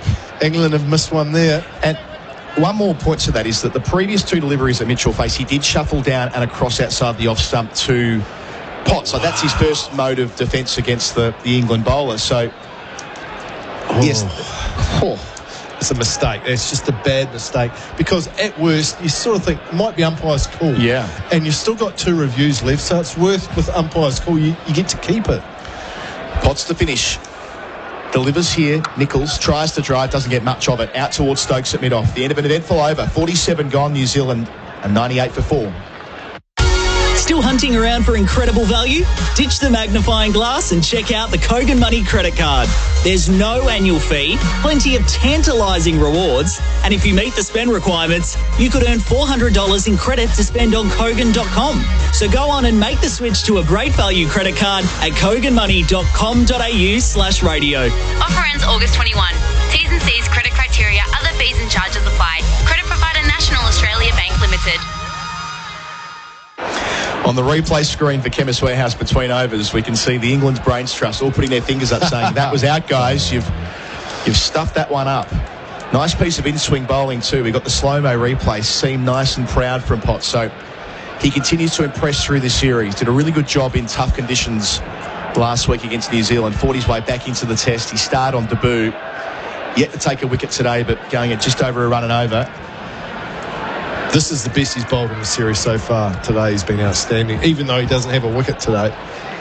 So Leach to Mitchell has a slip and a straight catching mid-wicket. He's forward to the first of the new over, pushing back down the pitch. You just sort of feel, Adam, that New Zealand could lose a wicket at any stage, at either ends. Seeing Jack Leach create a couple of half opportunities. There hasn't been any real... Leach bowls sweeping his Mitchell. It's in the air and it's not far away from Jamie Overton at backward square. Gets himself a boundary, but again, not without risk. Mitchell overtakes Nichols. He's 13. New Zealand bring up their 100 as well, 102 for 4 in the 48th over, but that wasn't exactly where he wanted it to go. I'm watching it back here for Chemist Warehouse. Yeah, that was an edge. And that could have gone anywhere. It's only a metre to the left of the fielder, and it was in the air the whole way. So again, another one of those half opportunities. New Zealand living dangerously here. $100 just for switching your internet provider? 8. Switch your internet to Mate and enter the promo code MATE100 on sign up to get $100 credit on your account once connected. You heard right. Get $100 credit just for switching and connecting internet with Mate. Be quick, limited time offer. Visit letsbemates.com. Eat good, feel good with rolled Vietnamese. Lunch, dinner or any time, that's how we roll. Pho noodle soups, banh mi baguettes and rice paper rolls. Made fresh and healthy in-store every day. Download the Rolled app, order now. Rolled. Fast, fresh, Vietnamese. If you have a family member that is currently troubled by or addicted to gambling, there is help for you. Call the Gambling Helpline on 1-800-858-858. Life-changing strategies to support your loved one are available. Find out more at thegamblinghelpline.org.au. He got away with it, played it well, got over it, got a little bit more pace on it. In the air again, went past Stuart Broad. So if it bounces a little bit more on Mitchell, then the top edge comes into play, and that fielder is an attacking fielder as a catcher. So England won't mind seeing that. As we've seen the last couple of weeks, he does enjoy playing that shot against Leach. Facing up here, Mitchell, back in defence. It's the end of the 48th over. New Zealand 106 for 4 with Nichols on 10, Mitchell on 17, and our coverage is, of course, for Rosine, the paint the professionals use. Imagine driving tomorrow's car today. Imagine the quality and innovation of a Hyundai Tucson SUV. Striking design inside and out. Powerful performance, advanced safety and technology. A selected range of Tucsons, including the powerful fuel-efficient diesel all-wheel drive models, are in stock now, ready to drive away. Tech Drive a Tucson to see why tomorrow wants its car back. Visit Hyundai.com.au for details. Imagine that. Hyundai. Of course, you can text in at any time, 8833. Tell us where you're listening in New Zealand for a chance to win a $50 voucher thanks to the Good Spirits Hospitality Group. Potts new over, round the wicket to Nichols. First ball driven down the ground. Another boundary for the Black Caps. That's a much better shot. Nichols compact, punching down to the rope beneath us in front of the pavilion. 110 rather for 4 becomes the score. Nichols 14. The shot Henry Nichols has played. Full control of an off drive, just leant into it, punched it down the ground through mid-off. Timing was good extension, and that will give him a little bit of confidence. That was an excellent shot.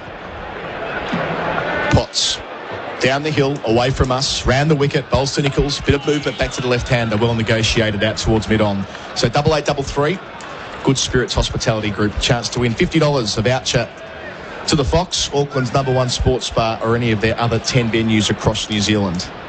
Your name and where you're listening. And if you enjoyed that Henry Nichols off drive and the scrap we've seen from him through this middle session. That's why he's so important in that New Zealand middle order, because he scores tough runs, Henry Nichols. It's not pretty on the eye, but he scores tough runs when New Zealand need them, and they certainly need them today. Potts gets to the crease, full again, just outside the off stump. That is the length at Headingley. You talked about seam and spin. I mentioned to Jeremy earlier on that the CricViz numbers they've crunched. In the last 10 years here, if you bowl between 6 and 7 metres as length from the bat, you average 17. 1 metre down the pitch further, between 7 and 8 metres, it blows out to 27. And 1 further metre, between 8 and 9 metres, 55. So there's a very clear story there. This has been known as one of the quickest venues in England, but it only works if you get it up there on the dance floor. Yeah. As we saw from both teams here a few years ago.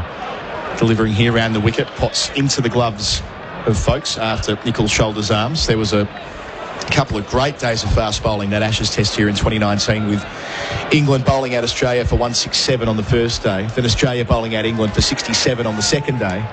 And with Jofra Archer with a 6 for, Pat Cummins, James Pattinson, Josh Hazlewood putting on a clinic. Yeah. And we know what happened after that when Ben Stokes took over with both ball and bat. That's some test match, wasn't it?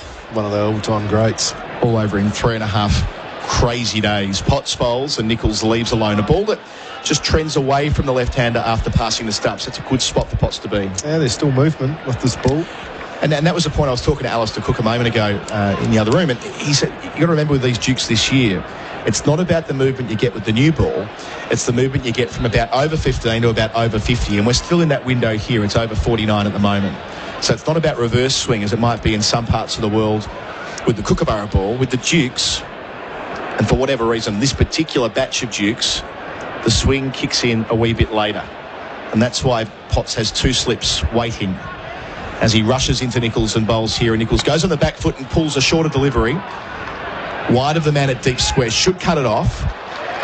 Alex Lee's out there. Does well. Had more work to do than I thought, actually. They come back for a couple. Nicholls on to 16, 114 for 4. So a bit shorter there. End of the over. 49 gone. Our coverage is for Razine, the Pates Kiwis Trust.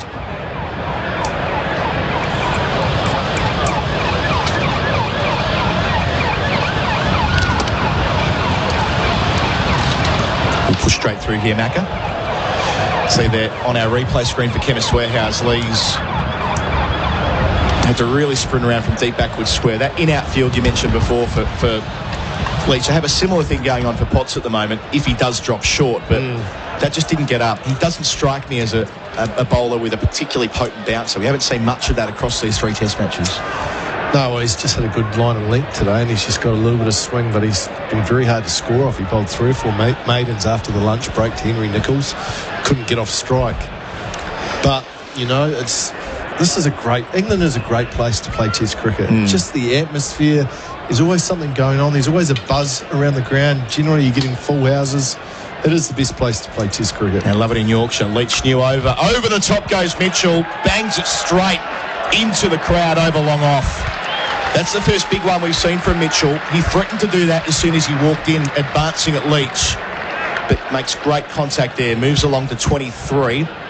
118 for 4's the score. I love this shot. And I think this is a better shot option than the reverse sweep. To me, that is no risk at all, really, for Daryl Mitchell. He's such a strong, powerful lad. Good use of the feet. Comes down, hits it on the up.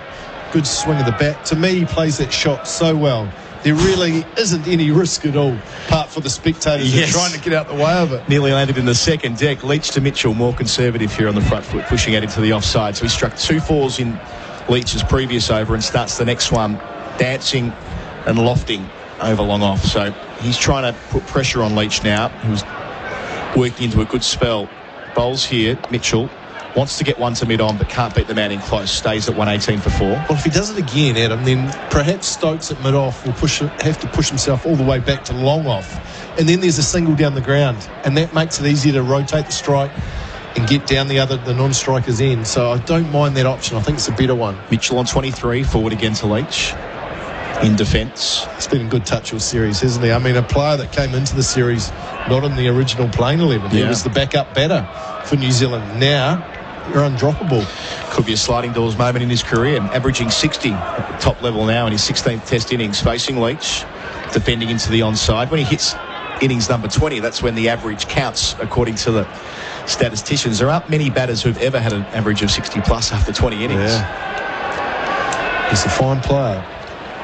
Probably been the fine for New Zealand this tour, I have Last to say. ball of the 50th over. Leach to Mitchell, who pushes out towards mid-wicket. No single there. The end of 50 overs. 118 for 4's the score, with Mitchell on 23, Nicholls on 16. Of course, you should listen to Mornings with Ian Smith all across New Zealand, weekdays from 9 a.m. on SENZ. You couldn't have a better person to analyse the cricket each morning. Have they picked up the phone and called you during the series, Macca, for a cross after play? I talked to Smithy, actually, before the first test at Lord's. Yep. So we had a chat about how the series might pan out and what New Zealand were looking to do. So it was good to catch up with Ian. He was very interested in Jeremy Coney's dinner last night when I spoke to him down the line from where we were having a bite at a Thai restaurant locally near the hotel. Was he? He passed on his love to the great man on his 70th birthday as well. Potts, 2 slips, round the wicket, bowls here. Nicholls defends back down the strip. Henry Nicholls is very much a back foot. All his numbers, all his strengths are off the back foot. So England and Potts in particular have to keep him coming forward. And yes, the odd one you might get wrong in terms of being a touch forward. He might drive you down the ground. But then you bring those 2 slips into play. If he gets it wrong or defends a little bit wide off that front foot, that's the danger ball for Henry Nicholls. So England have to stay patient around that area. So Potts into the 3rd over of this spell. 2 slips and 2 out for the short ball. Bowls here full to Nicholls, who drives, square drives, but cut off. Saving a couple, maybe even saving a boundary. It's Bairstow out there, the man who made Such a magnificent contribution last week at Trent Bridge. I welcome Henry Moran back into the third voice chair. Hello, Henry. Hello. He's been unlucky, hasn't he? Matty Potts. He should have arguably had 2 wickets. Yeah, it's an interesting idea, luck and bowlers. Cricketers do a lot of things. They actually calculate bowlers' luck these days too. They have an expected wicket index based on where the ball's landed and all the rest of it. So they have a rough measure as Potts bowls to Nicholls and leaves the line outside the off stump. That they believe in this series that England have had. They expected them to take 32 wickets so far, according to their model. They've taken 37. New Zealand were expected to take 25 and taken 29. And the luckiest, if you like, of the bowlers has been Anderson, who's got 11 to his name, but had, according, again, I caveat all of this. How do you define luck? Well, what they do is they have, I guess it's to do with where the ball pitches, how much it does, how often that could realistically expect a wicket to fall. Right. So, all fun and games for the Crick Viz guys. Down the leg side here from Potts. Swings after passing Nicholls, who doesn't catch up with it. And, folks, you can hear the applause. It's for the wicketkeeper diving away to his right and saving 4 byes. Because would you say that Matthew Potts has been unlucky? You said he should have had maybe 2, but they had the chance to go upstairs and they didn't. True. Good point. He's been let down by his colleagues in the same way as you're unlucky as a bowler if someone drops a chance in the slip. Absolutely. Because you've done your job. Yeah. And he did his job there, and he got let down first by the umpire and then by his captain for not reviewing. So he's completely But also maybe absolved himself. If he was that keen on it, he should have gone to the camp and said, it's out. It's out. We've got to go upstairs. Potts bowls and Nicholls turns into the onside. Misfield. They'll get a single for it. The culprit there is Jamie Overton. 119 for 4 becomes the score. Nicholls moves to 17. The other point here is a junior player in the team. If that's Stuart Broad, they're going up. If that's Stuart Broad, it's given out probably in the first instance. I was going to say that generally bowlers get it wrong because they think everything's out, don't they? Everything hits the pad, it's out. Yep, let's go upstairs and you lose a review and then it's all over. But it just looked good on the eye. It just looked like, at worst, maybe umpire's call. So that says, right, well, it's worth the risk if it's going to be umpire's call. We'll have a look. But big let off for Daryl Mitchell. I wonder if he can make the most of it. Sort of feel like it's his series and maybe he will. Potts to Mitchell for the first time in this spell. Over the wicket, 2 slips and Mitchell shoulders arms. 51 overs gone. There'll be a change in commentary after the break with Nikesh Regani replacing me. New Zealand 119 for 4. From the backyard The siren goes! He's kicked it! to the big stage. He's put it on its way, and the Lions win in heroic circumstances! Grassroots football dreams do come true. We're searching for the Climate and Dakin SA Junior Footballer of the Year. Go to iCanWin.com.au, follow the entry details, and tell us why you are the Climate and Dakin SA Junior Footballer of the Year. He's a hero! He wins the game! More details at iCanWin.com.au. Looking for innovative appliances designed with the environment in mind? Then look no further. For over 110 years, Whirlpool has been a leader in kitchen and laundry appliances. Using patented 6th Sense technology, Whirlpool guarantees outstanding results while saving precious time and energy. Forgot to wash the kids' muddy sports gear in time for the weekend? With a Whirlpool washer and dryer, they'll be perfectly washed and dried just in time for kickoff. So, have you got a Whirlpool? Visit whirlpool.com.au. Victorian harness racing just got bigger with all the exciting action on Trots Vision. It's an enhanced online platform with every Victorian harness race streamed live. Enjoy exclusive content, the daily form, tips from Australia's most respected racing analysts, and more. Trots Vision brings you all the live action every day at home or on your phone. And best of all, it's free. Lap up Trots Vision. Lap up the trots. Visit thetrots.com.au. It pays to plan ahead with Nutrien Ag Solutions Prepaid Plus. Earn a 4.15% per annum reward on your prepaid amount to support next year's purchases. Speak to your local branch to start paying on your terms. Product offered by Nutrien Ag Solutions Limited. Customers should obtain independent advice on the suitability of this product for their circumstances. Terms and conditions apply. For more information, contact your local Nutrien Ag Solutions branch. Power is Australia's biggest independent tyre retailer, and right now they're having Australia's biggest independent stock take sale. which means you have the power to save on Kumho tyres. Buy 3 and get 1 free on a huge range of Kumho passenger car and SUV tyres. That's buy 3 and get 1 free on selected Kumho tyres, but only at Tyre Power. See website for details. Tyre Power's biggest ever stock take sale is now on. Visit tyrepower.com.au or call 13 21 91 for your local owner-operator. Start the financial year off with a bang thanks to Northeast Isuzu Ute. We won't be beaten on price or service. We've got pre-loved cars, SUVs, 4x4s, utes and vans. Quality vehicles, low Ks. Mazda, Toyota, Isuzu, Subaru, Holden, Kia, Hyundai, Mitsubishi, Jeep and more. And everything's discounted for the end of financial year. Get the wheels you want at the price you'll love. Northeast Isuzu Ute, Hampstead, Burton and Port Augusta. neisuzuute.com.au. DL 7508. Ugh, that's enough to send shudders down anyone's spine. Are you hearing critters rustling around in your roof? Well, it might alarm you to know that 8% of household fires are started by rodents gnawing through electrical cables in the roof and walls, not to mention the spread of disease and bacteria they can cause. But there's a simple solution. Book a rodent treatment with SA's leading pest control specialists. Your team from Murray's. No worries. With the team from Murray's. Go to murraypestcontrol.com.au. Brumby's Bakery honours the taste buds of hard-working Aussies with golden flaky pies, sausage rolls, fresh sandwiches and sweet treats. Download the Brumby's app and start earning Brumby's rewards points today. You'll even receive a free loaf when you register. Brumby's, handcrafted by local bakers. When gambling becomes overbearing in your life, one phone call can change all that. Gamblers Helpline, 1-800-858-858. When gambling becomes an issue, there's always 24/7 support on the Gamblers Helpline. Phone 1-800-858-858. It's the Titan! It's a movie script! That is Test cricket at its finest. Live from Headingley, the third Test, England versus New Zealand on SEN Test Cricket. Shot, because that is where your opportunity is going to come from potentially. So yes, there may be boundaries scored, but you play the long game and you don't then go into your shell and panic about it. In comes Potts.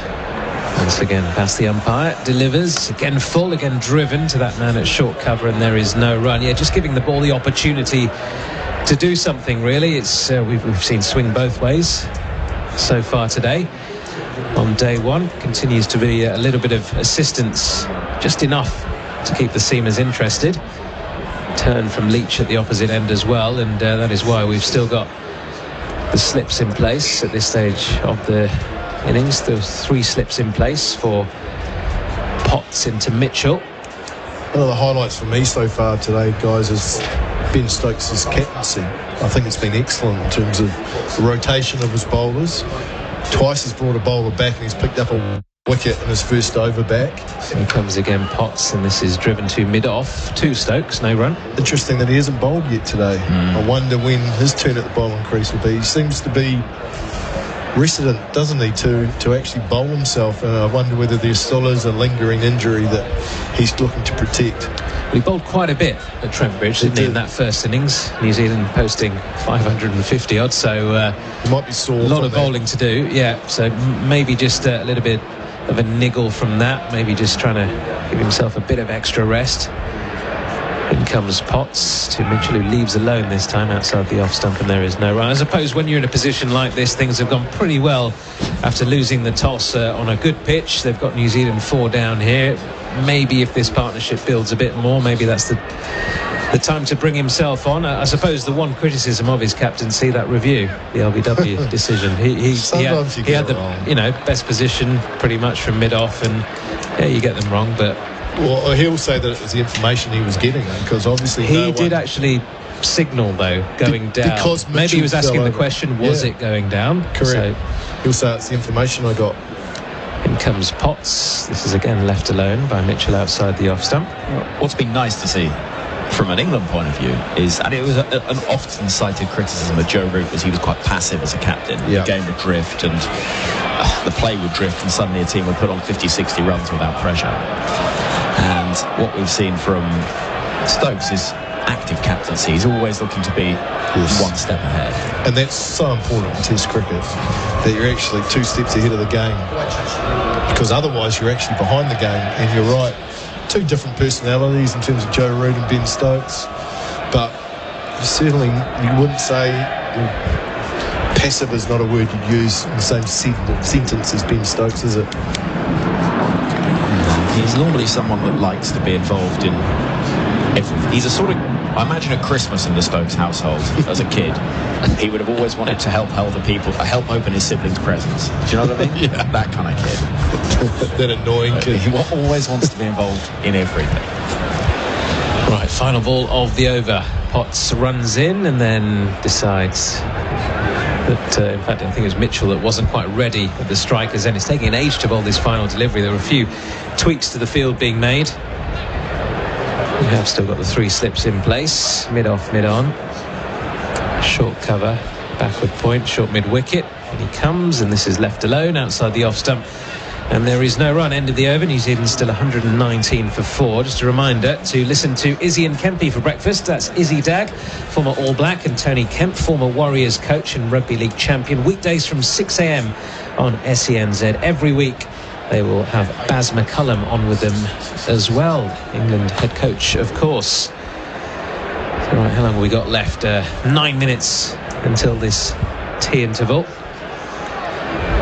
And it looks as though Jack Leach is going to be continuing from the far end. It's going to be interesting. We've got the India test coming up next week, haven't we? England against India. 2 different captains, 2 different coaches. Ben Stokes up against Rohit Sharma this time. And again, it's very different to Joe Root versus Virat Kohli. Almost a bit of a mix around in the personalities for both sides. In he comes Leach, and this is defended by Nicholls into the leg side, no run. And have you heard of the name of Roman Walker? If I say that, does that mean anything to you? Leicestershire gun bowler. Well, he's 21 years old, and in the warm-up game today he's taken 5 for against India. In comes Leach again. This is defended back to him. There is no run. Yeah, Leicestershire taking on India. It's actually a strange Leicestershire side, isn't it? I mean, Roman Walker and Rehan Ahmed, probably the only 2 first-teamers in there, but they've got 4 Indians playing for Leicestershire, including Rishabh Pant and Jasprit Bumrah. This is wide and attempted cut from Nicholls past the outside edge. But he's taken the wickets of Kohli, Rohit Sharma, Ravi Jadeja, and Bumrah so far has yet to pick up any.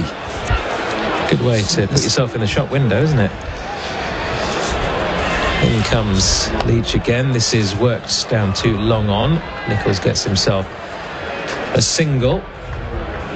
And yeah, Indians struggling really. 175 for 7 ahead of that 5th test match, the one-off this summer, but the 5th one that was meant to be played last year. And for those interested, Virat Kohli made 33, so 2nd top scorer for India in this not very good innings. KS Bharat, the wicket-keeper, is currently still there on 34. Roman Walker, what an outing. Leach around the wicket to Mitchell, who defends back down the track, and there is no run. See, this is India had last time when they came into the World Test Championship against New Zealand. They had very little preparation time, and this time England would have had 3 matches in the run-up to that as Mitchell defends, and there is no run. End of the over, 120 for 4. It's going to be an interesting matchup, isn't it? We talked about the changes in the setups with both sides. I mean, the Indians have had a lot going on, with Virat Kohli almost being ousted as the ODI captain, having decided to step down as T20 captain after the previous World Cup, and then almost being forced out. Yes, it was his own decision at the end of the day in Test cricket, but many felt that decision was forced upon him. So lots of politics at play there with the BCCI management and the Indian captaincy. A change here with England, the red ball reset, as they like to call it. Ben Stokes, Baz McCullum, different brand of cricket. I mean, it's not really a 5th test match of a series, is it? It's like a brand new one-off test with 2 completely different setups, as Joe Root comes into the attack here. Yeah, looking forward to bringing it to you as well on SENZ, and it's a sort of test match that, in isolation, with so many variables and changes coming into it, you just don't know what to expect. It's mouth-watering. Really looking forward to it. Indeed. And of course, as Henry said, live on SEN and SENZ across those 5 days. In comes Joe Root then to Nicholls, and big shouts from the crowd for a potential LBW. The players not going up with the same enthusiasm. Bit of hometown support for the local boy. Absolutely. You know, the Barmy Army trumpeter Getting the crowd G'd up for this. Root slings one in. It's down the leg side this time. Good take by Folkes. It's a decent crowd here for a first day, given the rail strikes and everything else that's going on. Root, and again, this time on the stumps, and it's defended to mid-on. They scamper through for a quick single. Long way down there for Stuart Broad to go and field that particular one. 121 for 4. And Test cricket, of course, back here at Headingley, having initially been stripped of it, this Test match, and having got back the right to host this after Yorkshire County Cricket Club, with all their problems and the racism row that is still going on, agreed to certain conditions with the England and Wales Cricket Board. Lord Kamesh Patel, the current chairman, said that they would have gone bankrupt if they had this Test taken away from them. That's how much they were struggling with all the sponsorship deals they lost, given all that has gone on here in the past year or so. So everyone here at Yorkshire certainly breathing a sigh of relief. But Test cricket is back. In comes Root to Mitchell, who's sweeping. Delicate sweep shot. It's gone very fine, actually. It's racing away towards the boundary. Will be cut off by long leg. We'll get back through for a couple of runs. It's a nice safe option. That's just a little lap from Daryl Mitchell. That's a lot safer shot than the previous sweep shots that he had been playing that went in the air. It was along the ground the whole way with control. Here comes Root again. This is slightly wider of the off stump. Bit of turn there, though. Back in towards the off stump. It whizzes past the off stump comfortably in the end, but we'll be encouraged by this on day one. Yeah, and once those footmarks get a bit bigger and a bit more dug out. This is defended back to Root in his follow through. End of the over, 123 for 4. Well, New Zealand, no Ajaz Patel. That's got to be playing on their mind now, isn't it? Given the conditions, given the fact they won the toss, they're going to be bowling last on this. It's playing on my mind, because they just haven't got it right in terms of their selections right throughout the series. We've talked about Neil Wagner, the fact he should have played in the second Test match at Trent Bridge on a flat one. He didn't. He's in the side on this one, but they just haven't got it right. Gary Stead and Kane Williamson, two captain coach, who are the two selectors on tour, have not got it right. Right, Leach to continue then. 3 minutes until this tea interval. It might be the last over, unless we can get through it pretty quickly. And he comes to Nichols, who's down the track, but defending into the leg side, and there is no run. SENZ Test cricket, of course, in association with Resine, the paint the professionals use for this series, and the one-off India Test, of course, which starts next week at Edgbaston. Here comes Leach. He's down the track this time, driving, and it's that's come off the bat of Daryl Mitchell, and has gone straight into the hands of mid-off. That was destined for 4 down the ground. It was a lovely looking shot there from Henry Nichols. What a freak dismissal. But a second wicket for Jack Leach. Talk us through what has happened here. Talk about freak, that's a good description. Nichols has used his feet, hit it flat and hard, straight at the non-striker, who's Daryl Mitchell, who couldn't get his back out of the way as he tried to evade the ball coming back at him. It's hit the bat and lobbed up to mid-off. Tried to get his bat out of the way, and it's just lobbed up at a catching head-high height. I've never seen anything like that. That is freakish. It's off the face of the bat. That is freakish. That is as unlucky as you get from a point of view for Henry Nichols. You know, Black Caps fans will be thinking, when the ball hits an England bat when it shouldn't, it goes for 4 runs to win them the World Cup. And when it hits the face, don't bring Daryl Mitchell's bat at the non-striker's end, one of us ends up out. Wow. I don't think we're allowed to talk about the 2019 World Cup final, but it does bring us to the best score in cricket, 1, 2, 3, 4, 5. So it does indeed.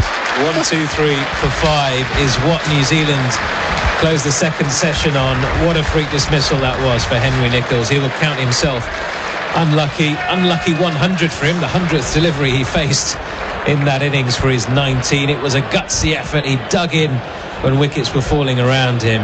It was a lovely looking shot, but he's got to go. And Jack Leach has picked up 2 here, 2 for 38 into his 16th over. So Daryl Mitchell remains there. He will resume after the tea interval on 25. with New Zealand here struggling now on day one. 123 for 5. Macca, just your final thoughts on that session for New Zealand. Up until that point, if they hadn't lost that wicket on the stroke of tee, it would have been a decentish session for New Zealand. They dug in, rode their luck a little bit, but it was going well right up until that point, wasn't it? It was a fighting session for New Zealand where they had to work really hard through some good bowling. Both players, Nichols and Mitchell, had done that. Felt had got over that initial period, dug in well, and just starting to look comfortable at the crease, and then that freak dismissal. Wow, that sort of sums up New Zealand's test tour in terms of a lot of what ifs, what could have been close but haven't been close enough, and then for that dismissal right on the tea break to go England's way, that just puts New Zealand on the back foot again, and this next session again is going to be a difficult one for New Zealand, being 5 down. Indeed it is. So 123 for 5 is what New Zealand will resume on for the evening session. We will of course be back with you in around 20 minutes time. Do join us then. Welcome back to SEN Test Cricket as the players make their way out there, and Tom Blundell is joining Daryl Mitchell. He spent an awful lot of this summer joining Daryl Mitchell, but he's there now because of a most unusual incident. We've been racking our brains to try and find other examples of it. I'm Daniel Norcross. I've got Craig McMillian beside me, and well, we've found one of Andrew Simons. We found one, but we've also found another. Yep, Pat Pocock in a county championship game was out, caught off a hungover Sylvester Clarke at the other end. It's sort of, is that late 70s, early 80s? yeah, that's right, late 70s, early 80s. It's a rare thing. It is. And unfortunately, you know, the bats are bigger these days and stronger, so it looped so gently. If you're wondering what we're talking about, Henry Nichols was out to what turned out to be the last ball before tea, when he drove very firmly straight back past the bowler, and Daryl Mitchell couldn't get out of the way, and the ball collided off his bat and then gently looped to mid-off. Well, one of the issues, Daniel, is that Daryl Mitchell's in such good form that it actually hit the middle of his bat and lobbed up to mid-off. If he had been a little bit out of touch, it would have hit the edge and gone straight to ground. Yeah. So, too right. Man, oh man. I mean, he could even give perfect catching practice, one-handed at the non-striker's end. Leach comes in, first ball after tea, and Blundell is forward in defence. The best reaction was of the umpire, Richard Kitterborough, who saw the ball deflected and coming his way and basically just put his head in his hands, trying to make sure he didn't get hit. He had no idea where it had gone. It just lobbed up nicely to Alex Lees. Leach in, forward comes Blundell and kills the ball. It just lands at his feet, is picked up at silly point. Of course, if Henry Nichols had just told Stokes to refer Mitchell earlier on, because when he was absolutely plumb, Mitchell wouldn't be there, and Nichols would. Leach in again, played off the back foot nicely by Blundell. He goes back into his crease, finds a gap, plays a very economical shot to get off the mark, pushing out to the sweeper on the offside boundary. Jamie Overton, 124 for 4, unfortunately. It had been 1, 2, 3, 4, 5. 123 for 5 it had been before that ball, now 124 for 5. England in a strong position there after losing the toss today. They've bowled beautifully. You have to say the quality of bowling today's been high class from everyone, and Jack Leach has proven what a handful. And again, New Zealand without a frontline spinner, perhaps looking at a missed opportunity. This is the last ball of this over that had to go over from before tea, and it's defended by Mitchell into the onside. There's no run. 124 for 5. Mitchell 25, Blundell 1. There are 34 overs remaining in the day, but I have to tell you, dear listener, it is getting cloudy and muggy, and we will get some rain before the day is out. I am absolutely certain of it. Put the house on it? Yeah. Wow. Yeah, I certainly would. Partly because I've seen the rain radar and... right, okay, well, that's cheating a little bit. But I'm also looking at these clouds, and Root is still going to bowl.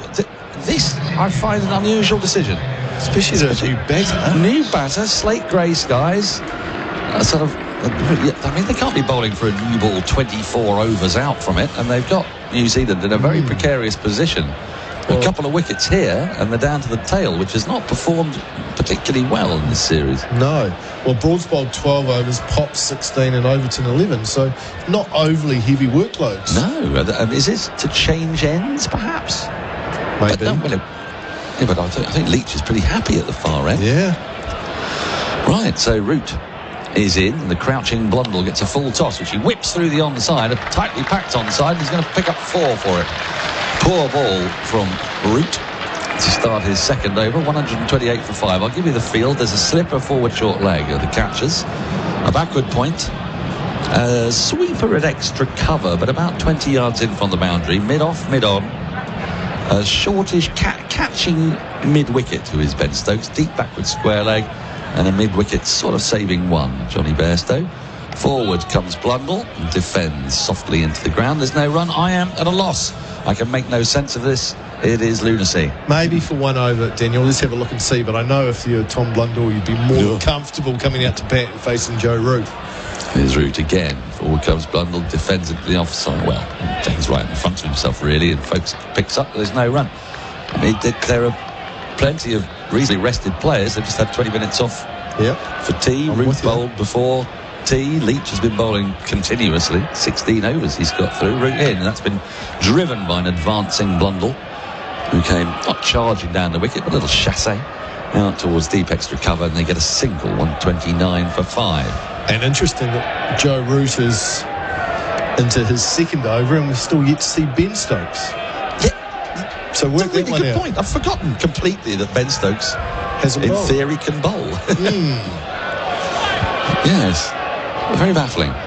Root in. Little paddle sweep was anticipated by folks, but Mitchell's got it wide enough of the diving folks, and will pick up a couple of runs. It goes fine down to a fine leg. Fielder runs round. Overton, I think. There's an option. 131 for 5. Overton with a bit of pace. Stokes, who's taken 170 odd test wickets. Generally, after a break, you want your best bowlers back on, don't you? And it feels kind of broady as well. It's got that kind of grey, muggy feeling. Here's Root in again. Another paddle sweep. But this time, there are bodies all over the place, like the end of a Sam Peckinpah movie, as its short leg falls to the floor and Folks falls to the floor and Slip runs round, and after all that sound and fury, there's a couple of runs to complete the over. End of the second over since tea break. New Zealand 133 for 5. Everybody's talking about Montaigne. Miles Fitzner here. It's all happening at Mount Barker Ford with the all-new next generation Ford Ranger on sale now. With the class-leading V6 turbo engine and technology you have to drive to believe. To enhance your test drive experience, dealer principal James Benford has arranged coffee and cake on us in the Adelaide Hills. So come for a test drive today of the next gen Ranger, and don't forget the impressive 5-year Ford back warranty on all Ford vehicles. Visit Mount Barker Ford today. MVD 182170.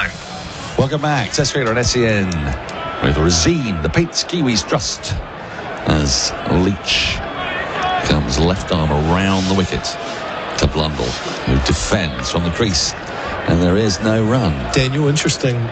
Jack Leach into his 17th over on day one of a test match, and we're only just started the third session. Do you remember that happening again in recent times? Absolutely not. Well, not in England, no. It's just clipped away into the onside. Going back into his crease was Blundell. It's being pursued by a furious Johnny Bairstow. Is he ever anything else? It always looks like a copper chasing after someone who's just nicked an apple from a stall. And he's going to get you. He's going to get you. And he does get the ball. They pick up a couple. 135 for 5. It's quite a big boundary, isn't it? That deep mid-wicket square leg. But the block is so wide here at Headingley that the ball just races across it, gathers pace. It really is, a bit like the oval in that respect. Back into his crease goes Blundell, defends a shorter ball, stabs it into the ground, picked up by Pope. There's no run. While Leach is on, England get through the overs quite quickly. I can't believe that it's really the reason that Root's bowling now. Are we a chance of finishing on time tonight? No. Leach in. This has been glided off the inside half of the bat down to the backward square leg, really. Crawley does the fielding. He's wearing his sun hat. There's a silly point, slip, backward point, extra cover, mid-off, mid-on, quite deep set. Mid-wicket, the backward square leg. I must be missing someone. Forward comes Blundell, defends into the ground. There's no run. Yes, I'm missing the deep point, deep cover, right in front of the Western Terrace. I don't think we are, partly because I think the rain's going to detain us for a little while as well. And on the first day, that just means every other day after that gets extended. Leach around the wicket. Blundell again glides his inside half the bat. Again, Crawley does the fielding, sprawling to his right. End of the over. New Zealand 135 for 5. G'day, it's Gazy here. Are you an Aussie maker or grower exporting Aussie product around the world? To succeed internationally, you need to be strategic, be agile, and be ready to work as a team to get the win. So, for your best shot when exporting overseas, join Team Australian Made. Make the Aussie connection instantly and clearly with the highly trusted green and gold kangaroo logo. Apply now. Visit australianmade.com.au/export. Welcome back to SEN Test Cricket with Rosine made in New Zealand for New Zealand conditions. His route is mystifyingly continuing to bowl, and he's just beaten the bat of Mitchell. Maybe that's why. Yeah, with a sort of slow swinger. Yeah, it just slid on with the arm, didn't it? Yeah. Mitchell playing for a little bit of turn, and it didn't actually turn, just skidded on. Yeah, no turn at all. Root in again. And Mitch plays the reverse sweep, but straight to slip along the ground where Crawley is fielding. Root would normally be at slip because Root's bowling. He can't be everywhere. We've got this forward short leg, this slip in, and then catching mid-wicket as Root is in, and another reverse sweep. This time finds backward point where Leach does the fielding and flings the ball in right-armed. He's a left-arm bowler who throws right-handed. He's rather confused. He's very good. I get confused watching it because I think that can't be Leach. He's using the wrong arm. Root in again, shorter, and missed out a bit there, did Mitchell. In the end, Kenny bunted into the ground and up to mid-off, where Stuart Broad is, rather wide mid-off. Is there anyone down? Yes, we've got a long on down in front of us. As Root is in again, and that's just defended up to that long on, and they can walk through for an easy-as-you-like single. Matthew Potts does the fielding, and I remain, Craig Millen, utterly baffled. I don't know what's going off out there. No, I tend to agree, Daniel. I would have had one of the nasty fasties bowling after this tea break, putting New Zealand under pressure. It's overly funky for my liking. Forward comes Blundell and defends at an angle back to backward point, but another over ticks by. We've had 4 of them in 9 minutes. New Zealand at the end of it, 136 for 5. AEG Power Tools goes big this tax time. Like the big value 18-volt 9-piece mega kit. Over 3.5 grand's worth for $1,999. And get a bonus framing nailer kit worth $899. AEG goes big. Available at Bunnings Warehouse. T's and C's apply. When gambling becomes overbearing in your life, one phone call can change all that. Gamblers Helpline, 1-800-858-858. When gambling becomes an issue, there's always 24/7 support on the Gamblers Helpline. Phone 1-800-858-858. Welcome back. SEN Test Cricket with Rosine, the Paint Skewies Trust. Now Jack Leach is continuing, which is not a great surprise. Well, pretty well today. 17 overs, 5 maidens, 2 for 41. Didn't register a maiden till his 13th over at Trent Bridge. Was given a lot of stick there. Here, getting a bit more purchase from the wicket. He's in now, and Mitchell dabs the ball into the offside off the front foot. It's picked up by Potts, and he covers. There's no run. Just appears like the wind has picked up a touch. You can see some of the trees are outside the ground that are really blowing.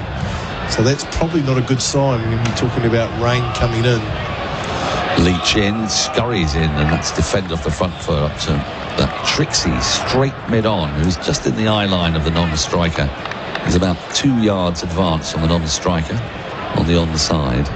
Hands on knees. In comes Leach. That's defended by Mitchell, and a very, very optimistic appeal from Pope is not really greeted in any form of affirmative by anybody else out there. Just take a look at that again on the Chemist Warehouse replay, and he's just jabbed down it with the bottom of his bat. That's the problem, old boy. Forward comes Mitchell, pushes to short extra cover. There's no run. England hustling through these overs. Aren't they? It's almost like watching a county championship game where they're worried that they're going to have points deducted, you know. And of course there are points to be deducted in the World Test Championship. In comes Leach, and he's reverse swept very nicely actually by Mitchell out towards deep back of the square leg. Throw comes in, and they get back for a couple of runs. 138 for 5. Mitchell now to 32, top scoring for New Zealand yet again in this series. Well, this is the partnership for New Zealand that's been so productive throughout the series. It's going to have to be productive again. New Zealand are going to get some sort of total in this first innings. Leach in, Forward comes Mitchell, pushes to short mid-on. That's the end of the over and over that took 3 minutes to bowl. New Zealand 138 for 5. Introducing Kubota's magnificent M-Series lineup, our most versatile range of tractors available. A big range with big numbers and savings to match. With models up to 175 horsepower, extended drivetrain warranty on the MGX and M72 range, and very attractive customer instant rebates. From the M40 to the M72, there is an M-Series tractor that is right for you. Available now. Speak to your local Kubota dealer today or visit kubota.com.au.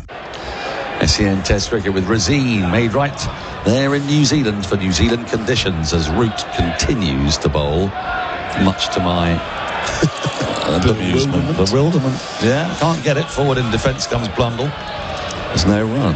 One of the interesting things about this cricket ground is it backs onto the rugby league ground that's behind it. The Leeds Rhinos play. Root in, flicked away up to mid-on. Go for a quick single. That had hit. It could have been tight. Instead, they think about an overthrow, but it isn't on as it's well backed up by Leach. Picked up, single. Wasn't it, by Matt Potts, who attacked the ball, was off balance, got a good release of the throw. Blundell was past the stump, so he's quick. But yeah, there's a rugby ground that's right behind, so they're basically back onto one another. And there's a stand, big stand, that separates the two grounds. That's right. It's called the Howard stand. Do you know who that's named after, Daniel? Who is Howard? I don't. I strongly suspect it's somebody who's donated a lot of money. Right. Because it's not a famous Yorkshire player. It's another paddle sweep. Oh, this time is brilliantly stopped. Goalkeeper style by the legs of Pope. He saw exactly that Mitchell was going to play the paddle sweep, anticipated it, moved to his right from short leg, and then sort of saved it with his shin guards. Root in again. Oh, a thick edge from Mitchell. Runs just past first. It wasn't a catchable height. But another couple of runs ensue. Runs coming from Root, unsurprisingly. And the score advances to 141 for 5. Mitchell to 34. Yeah, I mean, the Howards. Is there a big connection to the Howard family in Yorkshire, but not in terms of cricket. Okay. So it might be a wealthy family donation, perhaps. Forward comes Mitchell, pushes into the offside. There's nobody there, and he can just pick up an easy single. And where England really had New Zealand struggling to try and find a run from anywhere at the moment, at one end, it's not because Root's a particularly poor bowler or bowling particularly poor balls, but it's easy enough for the right-handers simply to play the off-spinner into the offside for the part-time off-spinner. None of this makes sense. Root in. The crouching Blundell comes down the wicket and flicks up to Potts, but too firmly to consider the run. Potts does the fielding. It's the end of another over. They're getting through them very quickly. 61 have now been bowled. New Zealand are 142 for 5. Which oil keeps your business moving? Farmers and fleet managers, they know. Construction crews and car mechanics, they know. And you know. Valvoline, the original engine oil. When you call the Gambling Helpline, life-changing advice and guidance is there for you. 1-800-858-858 is the number to call. Support for anyone affected by gambling is available. Private and confidential. Make the call today. The Gambling Helpline. Phone 1-800-858-858. Welcome back. SEN Test cricket with Razine, the Paint Kiwis Trust. So, Jack Leach will continue to Mitchell. He spins the ball on his fingers and waits as the wind billows at his shirt. He's in, flat, short, pushed into the offside, fielded in the covers by Potts, and there's no run. The reason I asked the question about the stand, Daniel, was because do you know at grounds you have a stand or two that's named after some of the great players that have played here in previous years? Leach in, that's pushed off the back foot. This time he will find a run, at least a run, actually, as Overton has to run around to his right. And they'll get back for a couple. He's out there patrolling the point boundary. And two from Yorkshire that stand out, obviously Fred Truman and Jeff Boycott.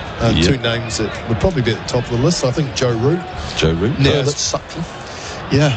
Wilf Rhodes taking more wickets than any other human being. Yes. And so there's quite a few. Yeah, but we've got the Howard stand. Down a wicket comes Mitchell. As he on drives up to long on for a single. So, yeah, it's an interesting one with some of those greats that have played for years for Yorkshire and for England. So there might have been a recognition around the ground somewhere of their deeds. You might think, but yeah, Adam Collins just reminded me, of course, Eddie Verity, who took 10 for 10 and famously bamboozled Bradman. Not many, 34. It's not many that can say that. No, exactly. That's worth a stand name just in the fact. Just getting him out. Leach in, forward comes Blundell and defends at the wicket. There's no run. The crowd are in boisterous voice at the moment. Probably enjoying the conditions that have just cooled down a touch. Yeah. It was really hot earlier in the day, wasn't it? Sun was out. I think they'll be wondering why they're seeing their hero bowl, though. It's down the wicket comes Blundell, and he clips the ball into the onside. Crawley runs to his left of field. Blundell wanted a second, but Mitchell was having none of it. So they settle for 145 for 5. Blundell with that moves to 146, I beg your pardon, moves to 10. Here we go. This is the sound of the Western Terrace. A kind of formless, throaty gargle, really. Is Saturday dress-up day? Is that the official dress-up day? I know every day is a bit of a dress-up day, but I think it is. That's the one where everybody's so told, yes. Leach in and defended pretty much from the crease, just propping slightly forward as Mitchell. End of the over. Another one ticks by entirely uneventfully as England's tactics become stranger and stranger. New Zealand 146 for 5. Imagine driving tomorrow's car today. Imagine the quality and innovation of a Hyundai Tucson SUV. Striking design inside and out. Powerful performance, advanced safety and technology. A selected range of Tucsons, including the powerful fuel-efficient diesel all-wheel drive models, are in stock now, ready to drive away. Tech drive a Tucson to see why tomorrow wants its car back. Visit Hyundai.com.au for details. Imagine that. Hyundai. Welcome back. SEN Test Cricket with Razine, the Paint Skiwies Trust. Listen to Izzy and Kempy for breakfast. That's Izzy Dagg, former All Black, and Tony Kemp, former Warriors coach and Rugby League champion. Weekdays from 6 a.m. on SENZ. Every week they will have Baz McCullum on with them. So, the route experiment is at an end. Stuart Broad. 3 overs, didn't it? But how weird, Hello, Tom. You've been in fairly good form, haven't you? Would you like to just sort of get your eye in against some part-time off-spin for 20 minutes? 10, and then we'll bring on Broady, yeah. You feeling comfortable now? Okay. Let's bring on Broady. It's a very strange way of going about it. But look, I've found a lot this series been very strange, and it's been very entertaining, so I'm not complaining. 2 slips, backward point, cover, mid-off, mid-on, mid-wicket, long leg and a deep backward square. Broad into Blundell, who lets us go by outside the off stump, goes through low to Folks, who takes it around ankle height, and there's no run. Looked a bit stiff, didn't he, that warm-up delivery, just down at 124k, 77 miles per hour, so might take Stuart Broad just 2 or 3 deliveries to loosen up and get back into the swing of things. He's bowled beautifully today, hasn't he? And he needed to, I guess. No Jimmy Anderson for England. Yep. So again, that pressure a little bit more is asked of your senior statesman, and Stuart Broad's been outstanding today. The wind is picking up. I tell you, it will not be long, I think, before we get an interruption. We may get lucky, but Broad is in to crouching Blundell, who defends from the crease back at the wicket. It's nearly picked up by a very strangely skittish, tiggerish Johnny Bairstow, who I think is just trying to keep himself going. Now then, the Barmy Army are in good voice because the Western Terrace has just put together a magnificently long beer snake, and pint glasses are being thrown to the back of the stand so they can add to this beer snake and make a kind of beer Komodo dragon, if you will. It's just broken in half. Yeah, but they got good engineers there. Broad into Blundell, and the pads clipped away to short mid-wicket. Bairstow does the fielding, sprawling to his right. Yeah, they've got some of the finest beer snake technicians in the world. I have no doubt about that. The amount of beer that is drunk here in England, that should be the case. You would think so, wouldn't you? Well, our government is very proud of being world leading in so many ways. You've been in this country now for a few weeks. You'll have seen the boasts that are made. Pity they couldn't get the trains working today. Yeah, it's a world leading strike though. As forward comes Blundell, pushing into the onside. There's no run. They're enjoying themselves. Oh, they're starting to make their own fun, aren't they? Yeah. Not much happening out in the middle, so they thought, well, let's rack it up a little bit more noise, and you can see the security, the bright yellow Viz shirts are just starting to swarm into that area. Well, I just saw a lot of beer being sprayed there. Because these glasses, of course, still have dregs in. So you don't want to be seated underneath. You just get absolutely sprayed with a mist of beer as Broad is into Blundell, who defends on the front foot, slightly uncertainly, but in the end, the ball just lands in front of his feet. There's no run. Oh, what's happening here? Oh, what is happening? Oh, yes. Look at that beer snake. Yeah, it's a biggie. It's probably, about 35, 40 yards long by now. It's not got a particularly intriguing shape. It's slightly curly. Still growing. Still growing, yeah. They're garnering pint glasses from all around the ground now. And now that the steward's going to come in and say, enough is enough. And then there'll be a tremendous boo. Meanwhile, England are saying, this ball, enough is enough, we don't like it, give us another one. Stokes is doing his best. He's in deep conversation with Murray Erasmus. Maybe this is the time for us to change commentator while they wait for a ball. So I'll let Craig come off. Phil Walker is going to replace him. In a tick, Adam Collins is going to come in and take my place. With a score 146-5, Phil Walker, what on earth have England's plans been since tea? They made no sense to me. You can pick up on that subject, and I shall vacate for Adam. Yeah, no idea.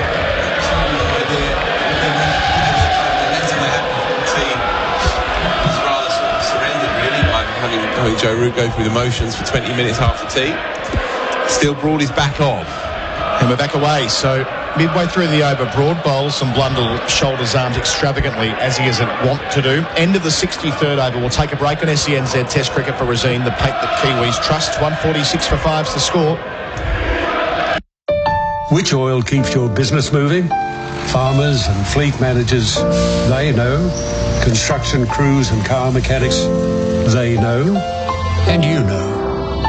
Valvoline, the original engine oil. If you have a family member that is currently troubled by or addicted to gambling, there is help for you. Call the Gambling Helpline on 1-800-858-858. Life-changing strategies to support your loved one are available. Find out more at thegamblinghelpline.org.au.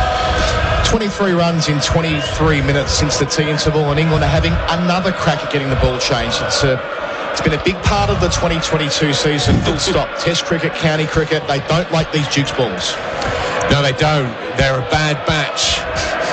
I've been playing myself, Adam, on a Saturday, and I have to say I do concur, right? These seams, they're inverted, let alone flat. And we keep seeing it. It's the quarter seam. The risk of getting incredibly technical and borderline dull. It's the quarter seam that is problematic for the bowlers in particular. The bowlers just not holding together as they should. Dukes, the great old Dukes, they're full of apologies, but they're not quite getting it right just yet. Mitchell on strike on 38, facing Jack Leach. Round the wicket to start a new over. He's 20th, and he's well forward in defence. Bowled well today, Jack Leach. Has indeed. Under a bit of pressure, I suppose. Certainly among the public he was under pressure. Maybe not inside the team, but he's bowled nicely today. Yeah, he's done the job. Average 70 against New Zealand before today. He's got a long on out, slip in close. Mitchell lunges forward and defends out to cover. The Western Terrace are making a hell of a racket out to the right of our commentary position. You can't stop the snake, as they say. Bit of a truism out there. No one's stopping the snake as yet. And that chart migrated from the World Cup in 2018's here as well. Reverse sweeping Mitchell, but straight to Root. Crowd catch. They were involved, but the England team went. This was the "Don't take me home, please don't take me home. I just don't want to go to work." 2018 Football World Cup. That's right, yeah. And then in the Euros. Leach bowls, and again, Mitchell is forward defending, this time into the onside. In my weaker moments, especially during the third session of the day, I do wonder if it's going to eventually kill me, that chant. It's usually at Edgbaston, which it can get a real head of steam. They sung it for an hour after play during the 2019 Ashes Test match. It's extraordinary commitment. Yeah. And resilience. Well, you're not going to get beer that deep after play. Mitchell sweeps and does it well. Out behind square, gets himself a boundary. Moves into the 40s, the conventional version of that shot. He likes to reverse, but he also likes to get down low, that back knee kissing the turf as contact is made. 150 for 5, another milestone for New Zealand. Yeah, and really well played, because his stumps weren't under threat.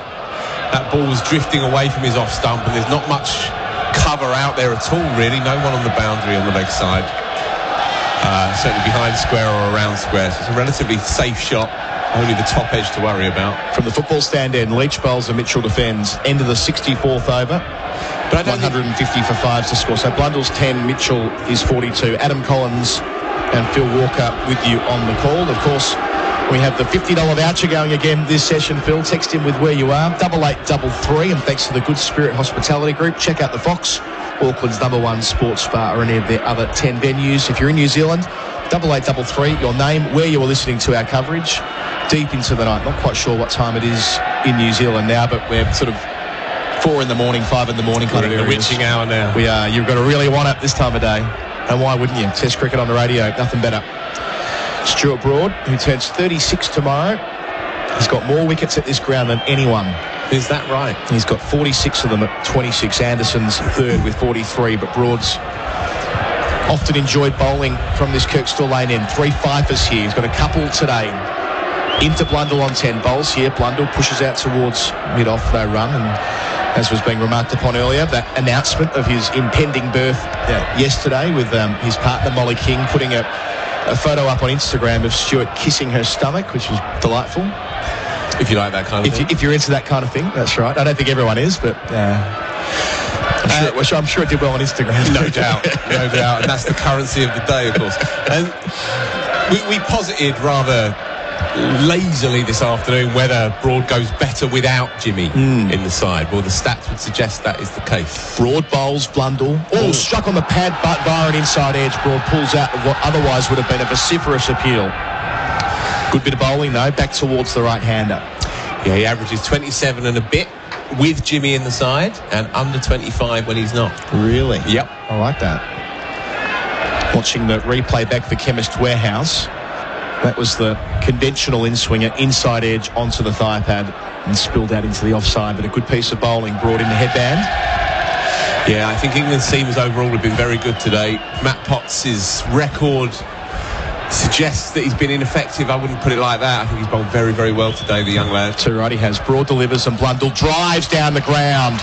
Nothing but a punch, but so well timed. It crashes into the long off rope beneath us here at the Kirkstall lane end. 154 for 5. Blundell picking up from where he left off in the first innings last week, moves to 14, and these two love batting together. They added 236 in their union at Nottingham and 195 at Lords in the second innings. They have been a real treat. Look, marvellous shot. You know, it looks simple, but it's far from it. And when he's got that particular bat sponsor, you can't help just seeing a whiff of Damien Martin in that shot. Twirls the bat in his hands, a la his captain Williamson. Broad arrives and bowls to Blundell, again looking to drive and striking it well, but Stokes collects, albeit on the bobble at mid-off, no run. Another batter, another New Zealand batter who's very still at the crease, Tom Blundell. Nothing, no over-the-top movements, no histrionics, no big exaggerated back and across or trigger. It's a very simple, unflustered, uncomplicated technique. And he looks like a very fine test player. Came in ready-made when BJ Watling jacked it in. Oh, yeah, made 100 on test debut. This is it. He made 100 at the MCG in a Boxing Day test. It's a very strong and quick Australian attack, albeit in a losing cause. Came close to making a century in his first test match at Lords. Not many players have completed that trifecta. Indeed, I felt for him. 96, I think it was, at Lords. Yeah, and now, at long last, I think England are going to get the ball changed. I've compared it in the past, Phil, to the suspension of standing orders in the Parliament. When you've got to build momentum, you've got to go to the Speaker time and time again to make a case. Well, he's been permitted to leave, Ben Stokes as captain, and they will blow up question time, as it were. And we're seeing that ball stuck in the ring. We've never really agreed on what it's called. No, nobody knows. Mariah Erasmus calls out for a new box of dukes to choose from with the score 154 for 5. We'll have a brief delay here at Headingley, an impromptu drinks break as a consequence, as is the custom these days. And Yes, it's getting cloudy here now. Daniel forecast rain. I think what he's really saying is he spoke to a meteorologist at the tea break around 5 p.m. and that'll have some chance of wiping out play later on, but I don't think it's a given. I have looked at one or two other forecasts, and it's not quite as cut and dried as Mr. Norcross would suggest. Yes, the crowd very much involved. They've done well getting here today. It's a famous old ground, established in 1890, initially used for cricket, rugby, football, tennis, bowls, cycling, did everything here at Headingley. And Yorkshire moved here formally in 1903 when they jacked it in at Bramall Lane up the road, where there was a test match played in 1902, an Ashes test match. And football was played here. Well, the original football stand was here until the 30s, until it burnt down, and the next one went up, and that was here until 2018 when, well, what do we call it? The Howard stand. I think it was called the Diamond stand a couple of years ago or something like that. But did you find out who Howard was? We did, and for those listeners on the edge of their seats wondering why the Howard stand is as it is, Dr. Keith Howard OBE, founder of the Emerald Group. Now, the Emerald Group, of course, the Emerald Headingley was the name of this place for many, many years. And it was an academic publishers. And he plowed a hell of a lot of money, both personally and through Emerald, into the ground. Broad with the new bowls here at the Blundell. I say new ball, the ball that they got changed for in the 65th. It'll still be fairly old. He defends back down the pitch, stays on 14. One ball left in the 65th over. Yeah, and Yorkshire CCC, obviously it's gone through some, a period of reckoning, if you like, in the last couple of years. But there are some very good things that have always happened around this county that maybe don't necessarily get spoken about. And the Yorkshire Cricket Foundation, which I've done some work with myself before, is an outstanding organisation. And Dr. Keith Howard, he founded that foundation. And the idea is that it takes cricket into disadvantaged areas, tries to bring people through as best it can. Last ball of the protected over. Broad delivers and Blundell defends out to point. We'll take a break. 65 overs gone. New Zealand 154 for 5 with Blundell 14 and Mitchell 42. If you're hearing crunching or rustling noises in your home, there's a good chance you may have been invaded by termites or rodents. But don't worry, there is a solution. Call your specialist team at Murray's today and get 20% off visual termite inspections and rodent treatments for ultimate peace of mind. Crunching or rustling sounds in your home? For 20% off today, no worries with the team from Murray's. Go to murraypestcontrol.com.au. SENZ Test Cricket Barazine, the Pates Kiwis Trust with Adam Collins and Phil Walker. Jack Leach prepares to send down a new over from the Howard stand end, and Phil's in the middle of telling us all about the man who it's named after.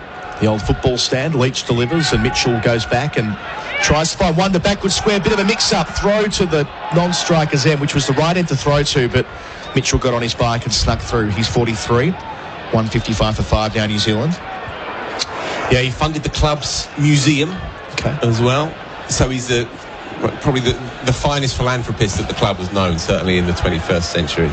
So fair enough, I would say. Yeah, you can cop that. The Dr. Keith. Certainly. Whether Vorney knows who he is or not. I put it this way. I'd rather be named after a philanthropist who's given a lot back to cricket than some of the other stand names we see around the world these days. Especially in the south of England. Yes, that's right. Some pretty loose naming conventions there. Yeah, indeed. So Blundell's reached 14 from 31 deliveries coming in after that bizarre dismissal before tea.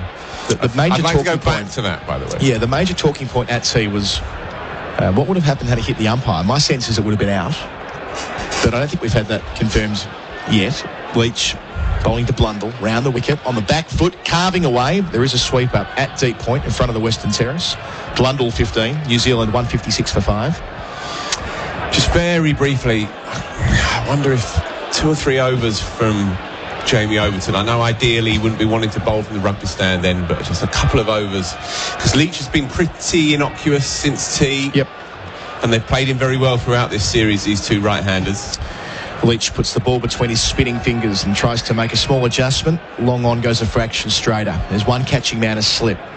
Leach delivers. Mitchell reverse sweep, doesn't get anything on it. It balloons off the pad, no concerns. So tell me about that dismissal before we run out of time together, what your thoughts were on it. Well, obviously freakish. I can't personally recall having ever seen it myself. I just wonder if it just needs to be dead ball, full stop. Leach bowls, Mitchell defends. Obviously, if the ball just trickles into the onside, then the batsman can't take a single, because that's the etiquette. It's been there forever. Obviously, this is a delicate subject if it runs away for 4, as well we know. Leach bowls, Mitchell swept. Oh, sharp the leg before. Umpire Kettle returns it down. And even Leach doesn't really want to litigate the case for a review on that one. Oh, he's in such good form, Mitchell, that he just lines him up perfectly, doesn't he? He knows that there's just that little element outside off stump that he can work with. Safe shot. Yes, I wonder, Adam. We're going to come back to this in the next over. I've got a view on this too. Leach bowls and Mitchell defends. End of the 66th, New Zealand, 156 for 5 with Blundell 15, Mitchell 43. And our coverage for Rosine made right in New Zealand for New Zealand conditions. At Underworks, we're experts in socks. We test our all-day socks so they don't dig in, so there's no irritation or ugly red marks. Test Underworks all-day socks for yourself. We're number one down under for socks. When gambling becomes overbearing in your life, one phone call can change all that. Gamblers Helpline, 1-800-858-858. When gambling becomes an issue, there's always 24/7 support on the Gamblers Helpline. Phone 1-800-858-858. So the one time I can remember a player getting out that way was Andrew Simons when it deflected off Michael Clark's boot in a one-day international, let's say 15 or so years ago. Often it can take an odd bit of cricket like that to prompt the MCC to do something about it.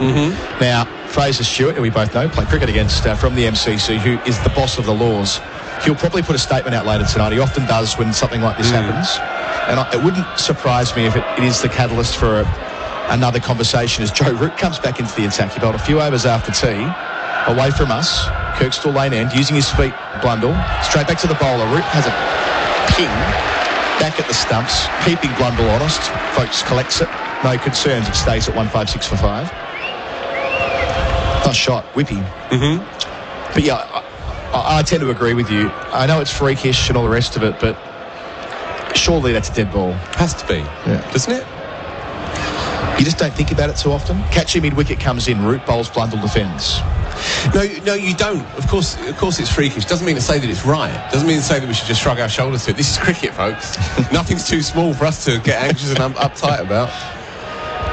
And it's just so brutal, you know. In a big game, you're playing well, you're building something. Bowls to Blundell, who goes back and steers him just in front of point. Oh, gets a single too. Misfield there. Looks like it's Matty Potts. They get back for a couple. Went past his right mitt. Blundell 17, 158 for 5, New Zealand. Yeah, look, you know, it's a professional cricket team, so you'll take it. Of course you will. There's no chance that you're going to say, recall him back and so on. But as soon as you play that shot and that freakish occurrence takes place, you can't help thinking there's something cosmically unfair about that. Root delivers, using his feet, Blundell picks out mid-off. It reminded me of a dismissal you'd seen indoor cricket, and that's okay, because indoor cricket, that's kind of par for the course, but yeah, it didn't quite sit right with me. Obviously, it's within the laws of the game and fair play today, but maybe it needs another look. Root gets to the crease. His 5th over this after tea. Oh, that nearly sneaks through. On the back foot, Blundell playing it well, though. Not a lot of carry, and not a lot of bounce, I should say. Blundell 18 with that single, the extra cover, 159 for 5. They're doing it easy here. Yeah, as well they would. This is truly peculiar. 23 overs left, so it's not like you've got the best part of a day still to get through. You know, 11 overs, I think Overton's bowled, and 14 Matt Potts has bowled, one of the fittest young bowlers around. Last ball of the over, Jeremy Coney just showed me that we might have some rain around 5 o'clock, according to his information. Root bowls, and forward is Mitchell, defending out towards point. End of the over. There'll be a change in commentary after the break. Nikesh Regani coming in for me to join Phil Walker with New Zealand, 159 for 5. If you're building soon, there's just one name to remember. Normus Homes. Celebrating 30 years, Normus Homes client satisfaction is unrivaled. Ranging from contemporary to classic styles, by working with Normus Homes, you'll experience incredible attention to detail, a collaborative journey and guidance every step of the way with your own personal consultant. Visit the Normus Display Home Collection during open hours or start exploring the Normus difference at normushomes.com.au. What home are you driving home to? Normus Homes, building a better life. SENZ Test Cricket for Rosine, the Paints Kiwis Trust. Nikesh Regani alongside Phil Walker here. He Evening session of day one of this third test at Headingley. Jack Leach into the attack. New Zealand 159 for 5. Spin twins in action at the moment for England. Root at the other end as well. In comes Leach, and this is punched off the back foot by Blundell. Straight to short extra cover. And there is no run. Just maybe a case of trying to rattle through a few overs here, Phil, before the second new ball is available. Yeah, I guess so. It still doesn't fully add up to me, but, you know, I'm sure they've got their reasons. Leach, and again, and this time Blundell finds the gap. Just square of cover on the offside, gets a single. I just 160 for 5. Sorry, I just find it odd that in these conditions, relatively cool now, these conditions, and you've got a debutant and a bowler in his first series. They're both fit as fiddles. Why are they not, you know, going up to Stokes and saying, it's got to be me. It's got to be me. Leach, and again, reverse sweep from Mitchell. Can't get it past the fielder there at short third. No run. Yeah, he's tried that a few times as Daryl Mitchell. He's made decent connection, but it's not really a percentage shot for him because there is a slip and a backward point, plus a man on the boundary at point. Leach in once more. He's down the track this time. Can't get it past that wide mid-on fielder. No run. So just a strange passage of play at the moment, isn't it, with the two spinners in the attack. Of course, New Zealand don't have that luxury when it comes to them bowling. Just the one spinner this time, as this is nudged into the gap in the offside for a single. No Ajaz Patel, which has infuriated Craig McMillian, as you might have heard earlier. I mean, it seems a strange decision now, given the way the pitch has played. Just how the pitch looked really in leading up into this test, how dry it was, baking in the Leeds sunshine over the last week or so. Leach in again. This is bowled again, nudged into that gap just in front of point by Blundell. Another single. End of the over. We'll pick up that point in just a second with New Zealand 162 for 5. AEG Power Tools goes big this tax time. Bundle the 58-volt mower, blower and line trimmer kits and get over $1,500 worth of instant bonuses, including 4 batteries. Exclusive to AEG On-Site. Visit aegpowertools.com.au. T's and C's apply. When you call the Gambling Helpline, life-changing advice and guidance is there for you. 1-800-858-858 is the number to call. Support for anyone affected by gambling is available. Private and confidential. Make the call today. The Gambling Helpline. Phone 1-800-858-858. SENZ Test Cricket for Resine, the Paints Kiwis Trust. Joe Root continues then into Blundell, who defends for no run. So yeah, we were talking about the lack of spin options for New Zealand. They've got a sort of Joe Root-esque kind of part-time spinner in Bracewell, Michael Bracewell, batting in the middle order as well. No Ajaz Patel as Root comes in again. This is cut away, and there's going to be runs here, maybe 4 of them. Down to the back of point boundary. The ball is running down there, and it's been cut off well in the end. Good bit of fielding. Prevents the boundary. Yeah, it's really nicely played. He's waited for it. It was short and wide, and he's just angled the face on that to play it behind square. He's a very well organised player, is Tom Blundell, and, you know, notably helmetless as well. You know, it's a sign of confidence in himself. Whereas Mitchell just goes about his business. Here comes Root to Mitchell, who defends into the gap there at short extra cover. Root does the fielding away to his left. They get through for another single. The Ajaz Patel question then. Mistake? Well, time will tell. Time will tell. He's bowled, I think, he bowled 2 overs, I think, at Lords. Yeah, not really suitable conditions not much of a tour for him. In comes Root. This is defended to short leg, no run. I mean, his previous test before this series took a 10 for an innings. Indeed, yeah. Over in India. Losing cause, but monumental effort. Root in once more, and this is punched off the back foot out towards cover. Another single. Yeah, certainly you saw a couple of deliveries in that early session, that first session from Leach, that did spit and gripped a little. And as we've said all day, it's an unusual looking pitch for this time of year at this particular ground. Root floats one up again outside the off stump. Again, another single into the offside, just in front of point this time. End of the over. New Zealand 168 for 5. Climate Air Conditioning and Solar is a proud sponsor of the Norwood Football Club, and they want you to stay warm this winter. Talk to them about energy-saving reverse cycle split systems, fully ducted reverse cycle systems, gas heaters and gas ducted systems. Everything you need, including the benefits of quality advice, service and installation from South Australia's biggest Dakin dealer, Climate. Plus, a great range of solar systems too. This winter, come home to Climate and go the Redlegs. As Jack Leach continues, 69 overs bowled today so far. Phil, we're just coming up to 10 to 5 local time in the late afternoon here as Leach comes in, and this is cut away by Mitchell out towards deep cover for a single. They're rattling through the overs. If we don't get that rain, which has been predicted by Daniel Norcross, Jeremy Coney, various others, and it comes in from the city over to our left as we look to the far side of the ground. Doesn't look particularly terrible at the moment, does it? It doesn't, and there are one or two conflicting forecasts. We just have to wait and see. They've now added 46. Leach in again. He's wrapped on the pads this time as Blunderly was a long way down the track. A big shout for LBW. Leach is signalling that he may have hit that. Bat onto pad, glove onto pad, something like that. Stokes is getting advice from his teammates here, and it looks as though they're not going to have a review. He was a long way down, wasn't he, as well? He was. Difficult. It may well have been sliding a bit as well. Plus, Leach was indicating that he might have even got an inside edge, so I think not a lot going move for it. On. Maybe. I mean, he was close to the inside edge, just looking at the Chemist Warehouse replay in front of us. But not out. It shall remain. In comes Leach once more, and this time Blundell works it round the corner. Well, actually, that's gone very fine, and that's racing away to the fine leg boundary. It's just going to be hauled in, though. Good bit of fielding there by Overton, who ends up on his backside, but saves his side a run in the process. Long way down for the big man. Yeah, indeed. He's done well, though. So come the end of this over, they'd have bowled 15 overs since resumption. They are one shy of a 50 partnership, and the game has just ambled along, slightly surreal.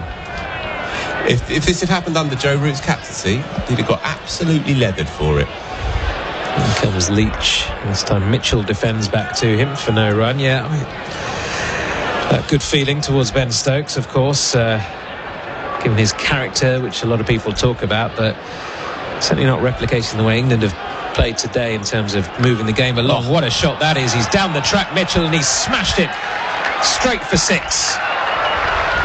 Over Leach's head and into the rugby stand at the far end of the ground. Gets to the pitch of the ball, brings up a half century in the process as well. What a way to do it. A gentle raise of the bat to his teammates and the applauding fans around the ground. 5th Test match 50 in just 12 matches. 300s, 2 of those hundreds as well coming in this series, including 190 in the previous Test. What a knock. Fine knock, and what a shot that is. Leach in once more. This time Mitchell pushes to silly mid-on, and there is no run. End of the over. 70 bowled already. New Zealand 178 for 5. Attend State of Origin in style. SEN and Ringers Western are giving you the chance to attend Game 3 at Suncorp Stadium with 2 tickets and a new outfit, including new jeans, shirts and boots. Head to the SEN win page or iCanWin.com.au. If you have a family member that is currently troubled by or addicted to gambling, there is help for you. Call the Gambling Helpline on 1800 858 858. Life-changing strategies to support your loved one are available. Find out more at thegamblinghelpline.org.au. SENZ Test cricket for Razine, the Paints Kiwis Trust. Route to continue here, but he's coming round the wicket now. Tom Blundell is on strike. He's unbeaten on 27. Mitchell having just brought up his 50 at the other end, 53 from 101. More changes to the field being made at the moment. Well, you said, Phil, he can't do it every time here. Daryl Mitchell pulling his side out of a hole, but he's trying to do his best once again. Another half century. Well, it's a dream summer for him, and spectacular all the more so when you think that he wasn't even going to play at Lord's. Root wicket, and Blundell defends into the leg side, no run. Yeah, he'd have been on the bench if they'd been able to select from a full complement. So it's all the more extraordinary. What a series. Root again floats one in, and this is defended once more. No run. Outstanding summer for him.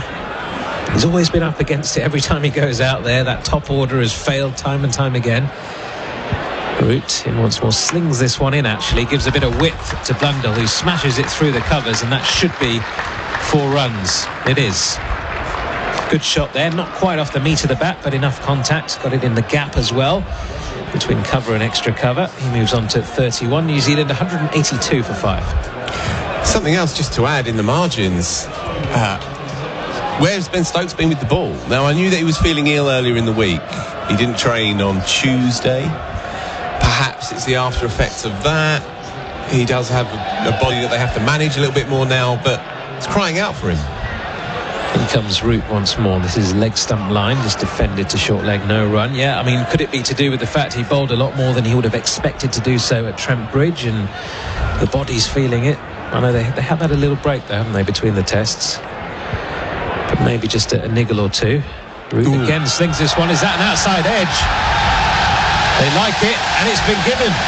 He's gone straight upstairs, though, Tom Blundell.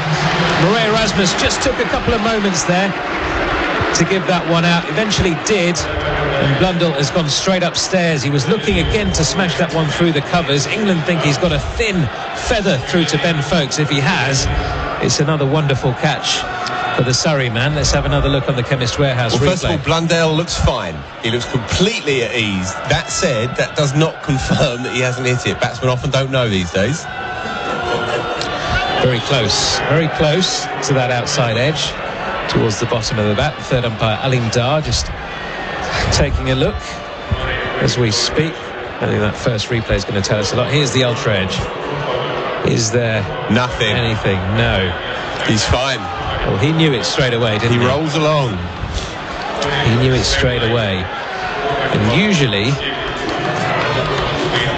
I mean, you say batters sometimes don't know if they've hit it or not, but on that occasion, I mean, you could just tell by his reaction, his body language. Yeah.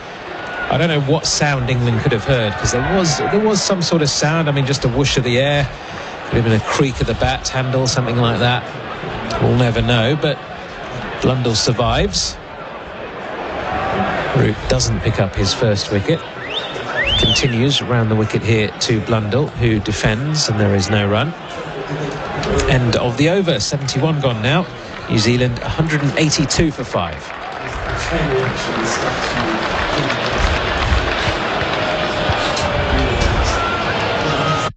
Achieve your fitness goals and start feeling good for life at Good Life Health Clubs. Enjoy the convenience of 90 clubs nationwide with 24/7 access, state-of-the-art equipment, passionate personal trainers, and a huge variety of group fitness classes. Good for doing it your way and good for life. Enjoy a more flexible routine with their month-to-month and 3-month membership options.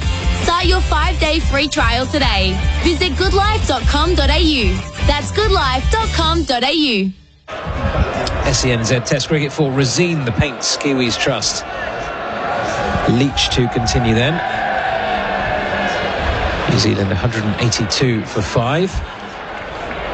Still got the slip in place, the silly mid on as well. And he comes to Mitchell, who defends into the leg side, no run. Inside edge. That time Mitchell on 53 from 102. Blundell 31 from 52. Nice partnership between these two once more. 59. They've been together less than 16 overs out there. Again defended by Mitchell this time to silly mid on. Yeah, it's just meandering along, isn't it? Yeah. This afternoon. Yeah. Inexplicable to me. And England in a very, very strong position at the start when these two came together. This is another reverse sweep attempted by Mitchell. Misses it completely. It's through to Foakes. No run. They're just allowing them to accumulate, aren't they, with the spinners in the attack. They're knocking it about for singles, twos, the odd boundary. Slowly building this partnership. In comes Leach once more, and this is defended into the offside for no run. Yeah, they've now added 59 since tea, and it's just been a stroll, absolute stroll in the park. Leach, this time on a leg stump line. It's flicked away out towards mid-wicket. They get through for 1 and will settle for just the single. 183 for 5.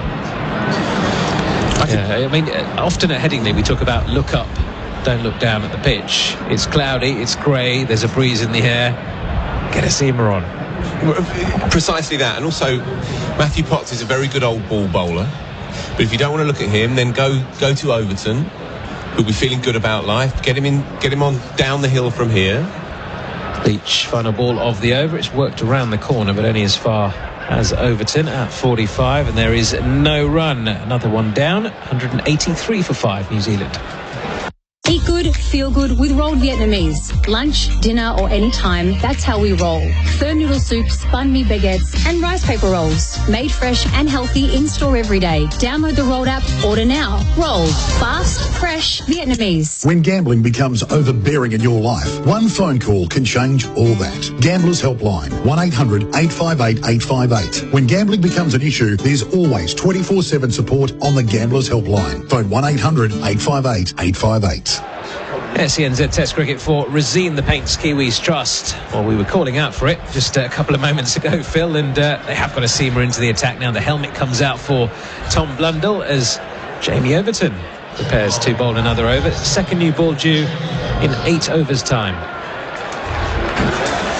Yeah, look, not before time.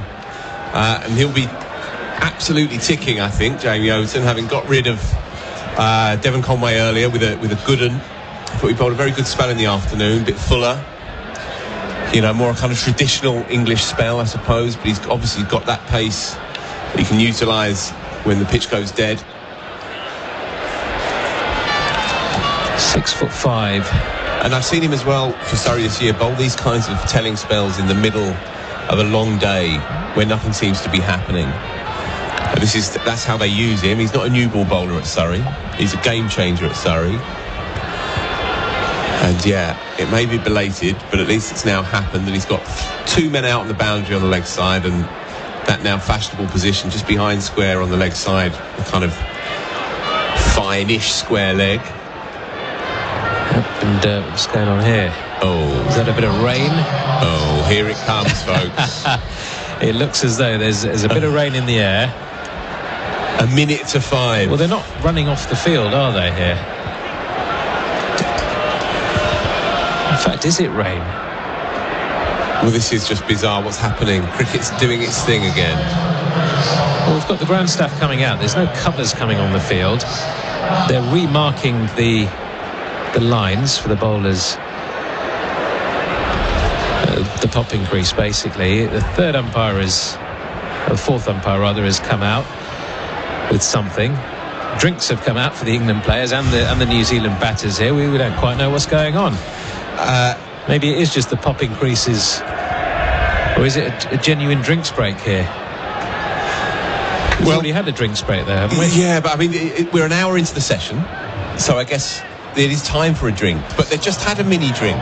They were all in position. That's what I mean, yeah. They'd literally been all in position. They hadn't had a full drinks break, but they'd been having constant mini drinks breaks.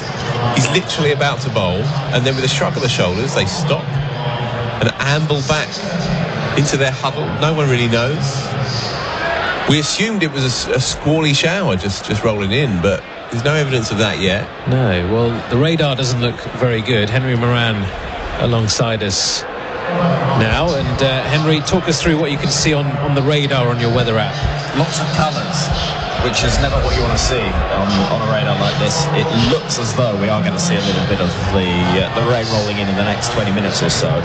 And they need to be playing at 6 local time, which is an hour from now. That's one of the stipulations, is not, though they can continue playing until 6:30, if they're not playing at 6, then that'll be it for the day. And by my reckoning, we're going to get about 20 minutes worth of rain starting any minute now. So it's good news they're having a drink, because heaven forbid that we saw any actual cricket. Yeah, common sense often doesn't prevail in these situations, does it? Thank you very much for that weather update, Henry. So while the players take a quick drink, we're going to have a quick drinks break here in the commentary box as well. We'll join you in a couple of minutes. Whether you're shivering in the winter chill or sweltering in the heat and humidity, there's only one thing you need to remember. When the temperature hits you, just get a Fujitsu. And right now, when you buy a Fujitsu air conditioner, you'll receive a digital prepaid MasterCard worth up to $450. Buying new or upgrading, just get a Fujitsu. It's Australia's favourite air. Purchase eligible model by August 1st, 22. Claim by September 30th, 22. Prepaid gift card issued by EML Payment Solutions Limited, ABN 301314365532, AFSL 404131. T's and C's and exclusions apply. See website.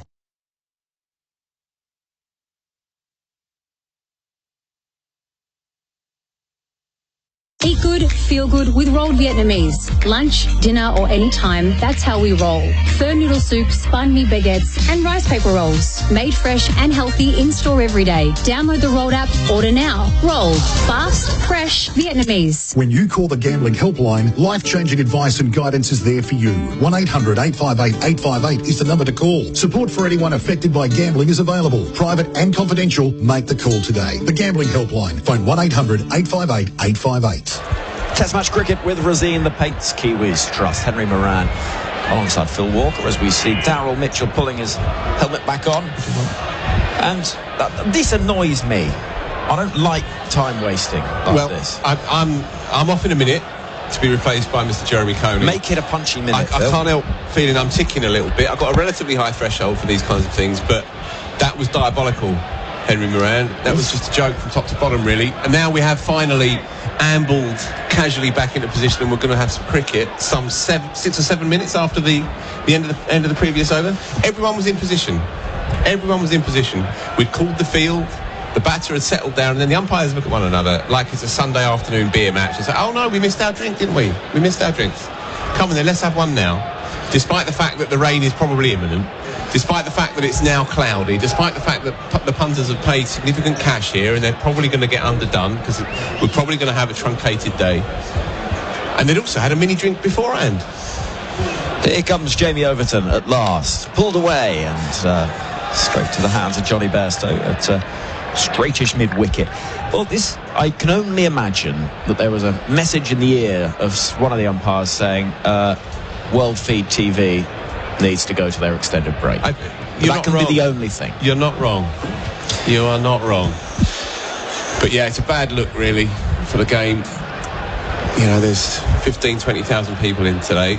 Well, Murray Erasmus, I think, was responsible. He's looking increasingly like a character from Cluedo. Daryl Mitchell on strike. We've got a little, it was the umpire in the match referee's room with one of those little. Here comes Overton.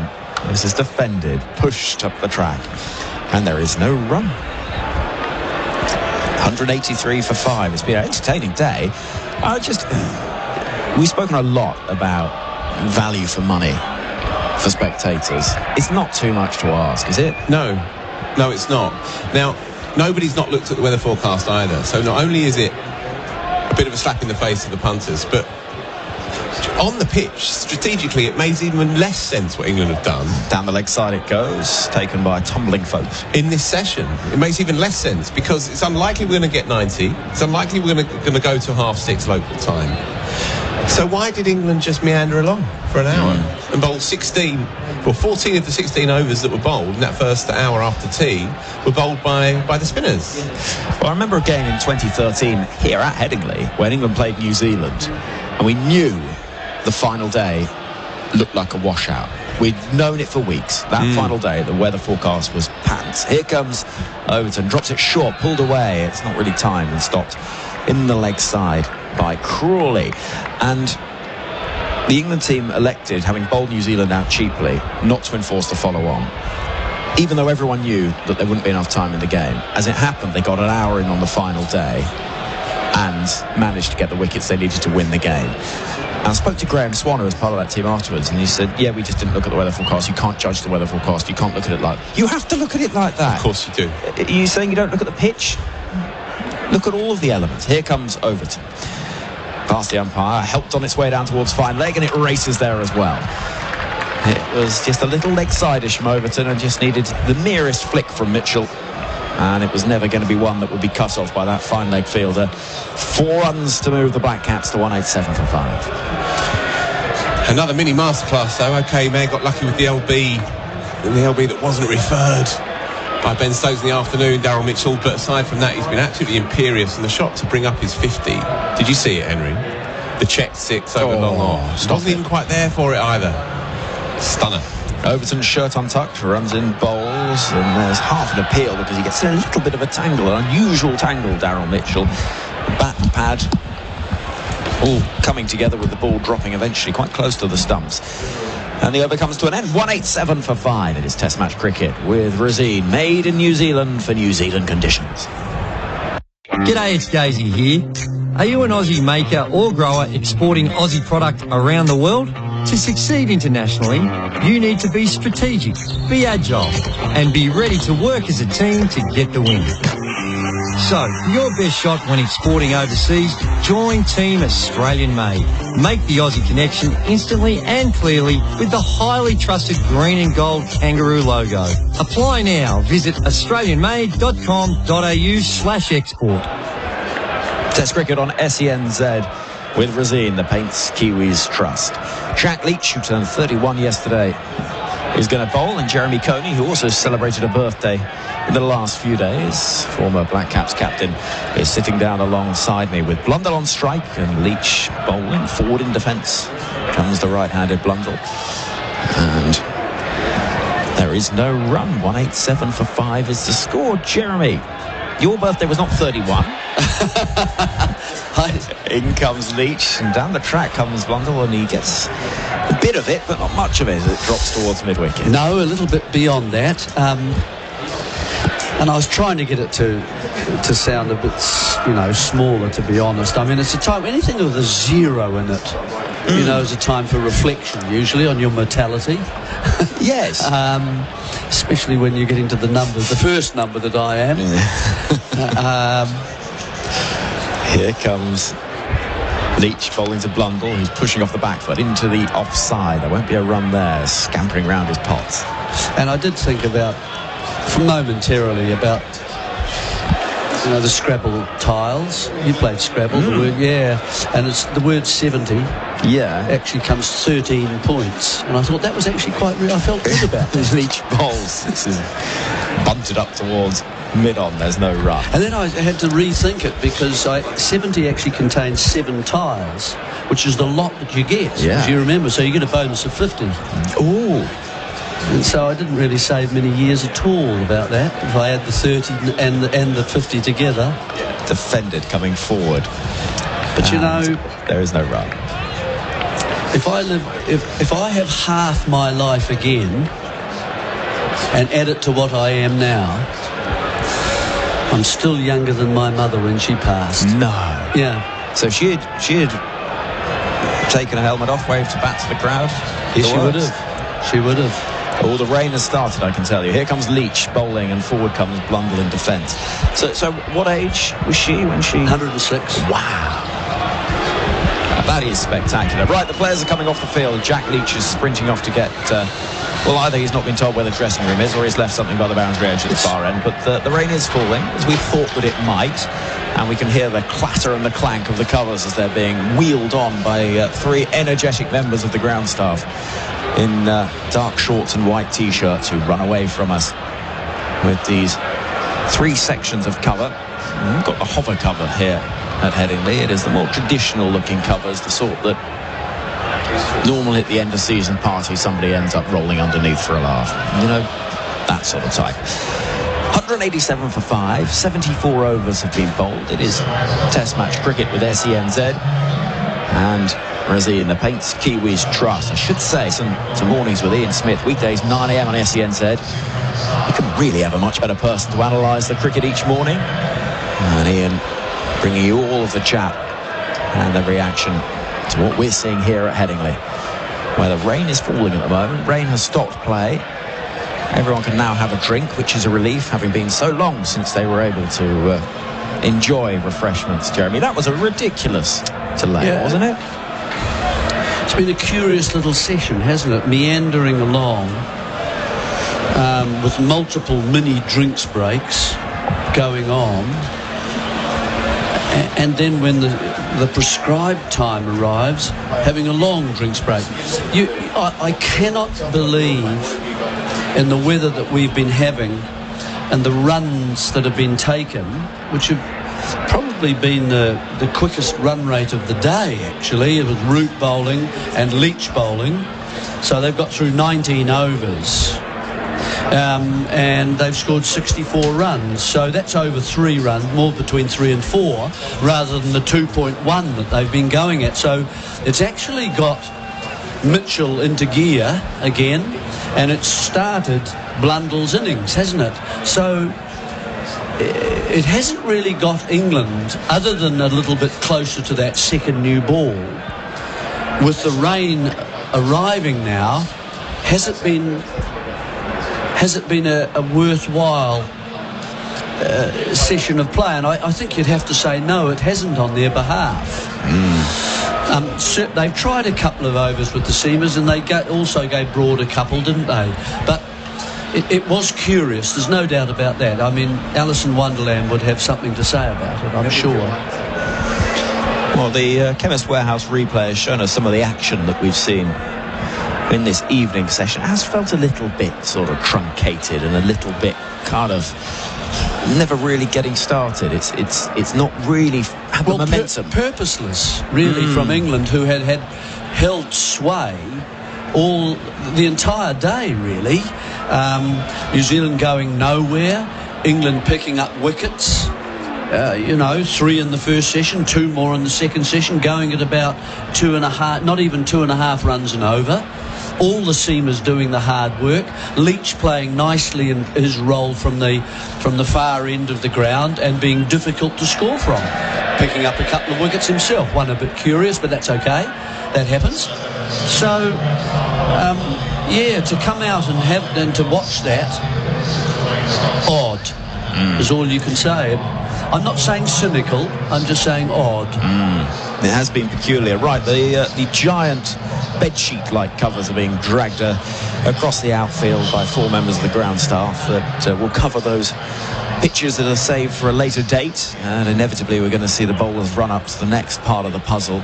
And it doesn't look at the moment as if there's too many umbrellas up there, and so hopefully there'll be more cricket for Ian Smith to discuss tomorrow morning. Weekdays, as I say, 9 a.m. on SENZ. Not really a better person you could have to analyse the cricket each morning. It'd be nice if we had a little bit more for him to do so, because it's been a day that has ebbed and flowed and had just a real sense of push and pull, except really in this evening session where things have just perhaps drifted a little bit. But we'll hopefully have good news. I don't think this rain is sticking around too long. There's plenty of supporters that are going to grab a beer and will be making their way back to their seats shortly, and very firmly saying we want more cricket. But here on SENZ and across the SEN network, let's have a little break and we'll have more news of what's happening here as soon as we got it.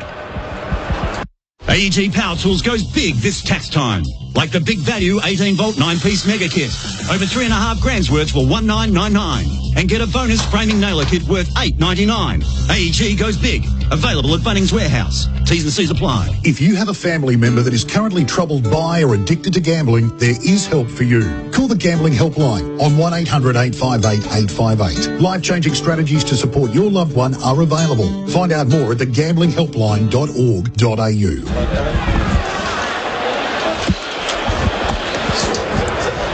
Welcome back to Headingley, where floodlights are shining. The ground staff are busy covering up the parts of the outfield that are most in need of protection, because we have had a little bit of rain. The cloud overhead is pretty high. It's not looking imminently like we're going to get a massive downpour, but certainly there's been something spotted on the radar which has suggested to not only the ground staff but also the umpires that we may have a little bit of a delay. Hopefully it won't be too long, but I think we can safely say that we're going to have enough time to revisit something that we enjoyed during the lunch interval. It's brilliant here on SENZ, getting the access we do to the England head coach, Brendan McCullum. Of course, Black Caps legend, and somebody that's made such an impact already in his time as the England Test coach. Adam Collins has been catching up with Brendan McCullum. Well, here in Leeds, welcome back to SENZ, Brendan McCullum. I was pondering that of all the things that you've changed in your life most recently, perhaps the most acute would be not waking up early for breakfast radio. Yeah, that's right. It's a blessing in disguise, really. It was just starting to get used to the life of being a radio or breakfast radio host, getting up at 4 o'clock in the morning and into the studio at 4:30. But funny how things work out, and very grateful for the opportunity that I've got at the moment. But I'm sure at some stage, hopefully, we'll get back to the old world as well. Well, you know what it's like in SENZ world. A big part of our lives is audience interaction. So I've got a few questions coming in from what we've got on the text and from what you've experienced the last couple of weeks in the England job. There was huge interest when you seemingly emerged from nowhere. Did you detect that people were kind of slightly shocked that, actually, Brendan McCullum, what a great fit. Didn't expect him. Look, to be honest, I didn't read a great deal of it. For me, it was very much go through the process of the decision. Once I'd kind of gone through the whole process of applying and the interviews, etc. And then when they offered me the job, I was kind of like, well, it's real now. So I just had to make sure that it was the right fit for myself and our family and our situation. And look, the challenge is a big one, no doubt. A couple of weeks in the job, I've got to say that the gamble was worth it so far, because the guys have been so receptive to what we've asked them to do, and feel very fortunate to be in a position where this team was ready for change, and the type of change that hopefully I can bring in alongside the skipper and Ben Stokes. I think it's quite a nice fit. Did anything clinch it when you were going through your deliberations of, I actually want to do this? Yeah, look, I'm a guy who likes quite a meaty kind of challenge, and to me, if you're going to change your life for something, then you want it to have enough of a risk involved to want to make it all worthwhile. Where England sit where they sat when take over the job at the start was ready for change and needing change. And look, I'm a huge fan of Test cricket. I think Test cricket's in a situation where it needs England to be strong, to really not just sustain but also to thrive, and that's the job at hand. It's somewhat fanciful to think that you're able to do that, but if you don't think you can, then you wouldn't take the job on, and that's certainly what's in front of us. Yeah, it felt like a big challenge. I mean, they were flat as a tack through the Australian summer and over in the Caribbean. You could detect that watching them play. Was that part of it too? Sort of, I suppose there are some similarities to the New Zealand team you took over back in 2013, a fairly low ebb, and seeing a similarity or a similar opportunity here. Yeah, that's right. I think when a team or organisation is ready for change, then you've got the ability to make significant change and make it quickly, because you can bring in some pretty simple methods. For me, it's not about adding stuff, it's about taking things away.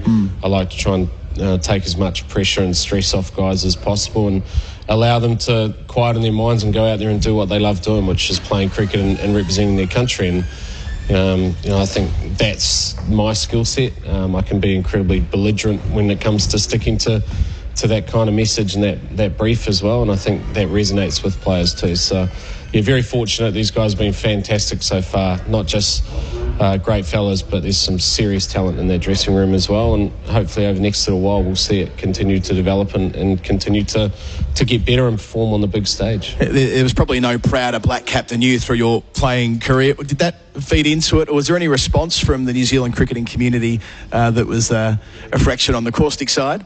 Look, I'm sure there was to a degree, and I think first and foremost I am incredibly patriotic as well. I gave sort of 15 years of my life to the black cap, and I feel as if I left it in a better position than I found it. I've got a lot of lifelong friends in that dressing room that we've been playing against, and guys who have also represented that side before, and it was somewhat difficult, but at the same time, you've got a holistic view of where this game needs to go, and I'm still very much there for those guys when they need an opportunity as well, as a mentor, as a friend. But my job is to ensure that England are at the top of the tree when it comes to Test cricket, and that means that you've got to be competitive against New Zealand as well, and I'm sure that they've learned some lessons in this series which they'll look to try and improve on, and hopefully my involvement has had some sort of positive impact on this series also. Speaking of mentors, as a coach, who do you look to as people you can draw inspiration from? I've got a couple of guys. Obviously, there's lots of people that I've had the opportunity to cross paths with over the years who have left lasting impressions on you as not just a a player and a captain, but also now as a coach. But I've got to say, Stephen Fleming to me is a tremendous mentor. He's one of my best friends and a great mentor, and he's an incredible cricketing mind, and I often bounce a lot of stuff off him. Ricky Ponting, when we get the opportunity to catch up as well, very like-minded people, and he's got, again, a wonderful cricketing mind. And obviously the late Shane Warne was someone who I think we shared a pretty similar philosophy in terms of the simplistic nature of how cricket should be played and wanting to ensure guys have fun while they're here. Going into that dressing room at Nottingham, a tea break, day 5, 8 or 9 days ago, Ben Folkes, who's an interesting character as well, how you brought him through in the last few weeks, but he described it as a William Wallace-style speech, which made them believe it didn't matter if they lost. I was really interested in that quote. You gave them the belief that if you go out there and have a crack here and you don't succeed, that you'll be at peace with that. Can you talk us through that philosophy? Yeah, look, I don't want to go too much into kind of what we see, because it's very much sacred in the dressing room, but I was echoing the sentiments of the skipper, really. His messaging has been incredibly powerful and simple in trying to remove the fear of failure. And in the end, we've played some really good cricket throughout the series. We're lucky and at times that things have gone our way, but there's moments in test matches, there's moments in series, there's moments in careers where you've got to be strong enough to stick to what the plan was initially, and just because there's more at risk, there's more on the table, you shouldn't walk away from that, and that was very much the message, is to go out there and try and win, lads. That's what we're here for. We've done well, even if we get beat. We've played a good game of cricket. If someone's able to stand up to us and beat us when we throw everything at them, then you've got to be content with that, and that was very much the messaging. And look, the guys, they've been fantastic. I couldn't have asked for a more receptive dressing room than what we've had in the last 2 test matches, and put a lot of that down to the skipper, actually. I think he's his way and his methods are very much aligned to mine, and so when your messaging is from both angles, your coach and your captain, I think it is able to resonate a lot more often, and with a lot of authenticity, which is able to permeate right throughout the group. So that was a little snapshot of what was said. It's not always going to work when you get beat at some point as well, trying to play the same method. But that's what's going to give us our greatest chance to ensure that England is competitive and England is able to be at the top of the tree in Test cricket, which ultimately will allow Test cricket to hopefully continue to thrive. A lot's been made of that leadership axis of McCullum and Stokes, and how you have a lot of similar energy about the way you see the game, and thus why the dressing room might have been more receptive to it, having the two of you there. There's a lot of made around leadership duos around the world too, isn't there, in Test cricket, about a coach and a captain and the relationship there. I mean, you and Stokes, do you feel that he is the perfect captain for you as coach? Yeah, absolutely, and perfect timing as well, to be fair. I think where Stokes is at in his career, where he's at and his aspirations as a leader, and where he sees this team where it needs to go and what it requires, aligns beautifully to his personality and also into mine. And I think the danger probably was that we would be too similar, but I think both of us have got such motivation to try and improve the side that we give and we take in areas that we need to, and we try and ensure that we surround ourselves with some leaders within the group as well, both on the field and also around your support staff and the like, who are able to maybe fill in some of the gaps where we may not be as strong as well. So understanding that we're not the perfect products either, but I think being able to bounce off each other and to also push each other towards the danger as well, because sometimes even you have doubts, and if you're able to have that filtering system between both the captain and the coach, and to remain on task with what we're trying to achieve and the direction that we want to go, then I think it gives you a better chance of ensuring that there's consistency with that message. You said before that you think world cricket requires a strong England Test team, and I suppose related to that, you've got an opportunity here to make Test cricket more attractive more broadly. Do you sense that as coach, and between you and Ben, you can do a lot of good for world cricket, Test cricket specifically? Yeah, absolutely. And look, I know it sounds pretty lofty to say that that's what your ambitions are at the outset, but I don't see a problem with that. I think Test cricket needs it. I think the game's been around for 100 years and it's been amazing. But society's different now. Society, it wants things more instant. It wants things quicker, and Test cricket maybe isn't as significant in some countries as it once was. So for us, it's a matter of trying to ensure that Test cricket is still sexy and people want to watch it. And for that to happen, I genuinely believe England, with the history of the game here and also the support base that it has throughout this country as well, and where it also sits at the table of big players in international cricket. If England is strong, then Test cricket's got a real chance of striving and of thriving and being successful, and that's what's in front of us. And to do that, you've got to play an attractive brand of Test cricket, and you've got to be prepared to lose sometimes to be able to try and play that style and to win Test matches, and to win not just fans which are already there, but to also encourage new fans to come watch us play Test cricket. Yeah, because, I mean, cricket in England's got a reputation as being careful, cautious, conservative. What you're doing is something quite different to that. You're going to have to take the public on that journey with you too. You've got the dressing room, but there's a bigger picture at play as well. Yeah, absolutely. That's the responsibility, and you've got to be very careful you don't try and coerce people into your way of thinking. You've got to do it with authenticity. You've got to go out there and try and play and let your actions speak for the words that you've said at the outset, and that's what's in front of us. There's also a lot of planning and preparation which goes into it. It's not just an out-and-out gung-ho approach. There's times where we will have to absorb pressure, and we've got to be smart enough and intelligent enough to identify those moments, and then also act when those moments are at play to be able to stay in the game before you can start to transfer pressure on opposition sides. So you've got to be a little careful around some of your messaging there, that it's not just a cavalier type of approach. When the time comes, when the pressure's on and the game's in the balance, we will be prepared to be positive and to take those positive options, and hopefully more times than not that will result in success. As was the case here in Leeds back in 2015, a Test victory, you had a fairly big hand in. Good memories returning to Headingley over the last couple of days? Yeah, absolutely. The sun's been shining here as well for 3 days in a row, which is very rare, they tell me, but Headingley's a really cool ground, and there is some memories there. That was one of my favourite series to play in, actually. The 1-1 draw. Obviously, Stokes' performance at Lords, and in a game which I was incredibly proud of the New Zealand team. We scored 700 runs and took 20 wickets, and we got beaten. That happens sometimes, but what a spectacle it was. We came here needing to win the second game. We threw caution to the wind to achieve it. I think we scored at 4.5 and over.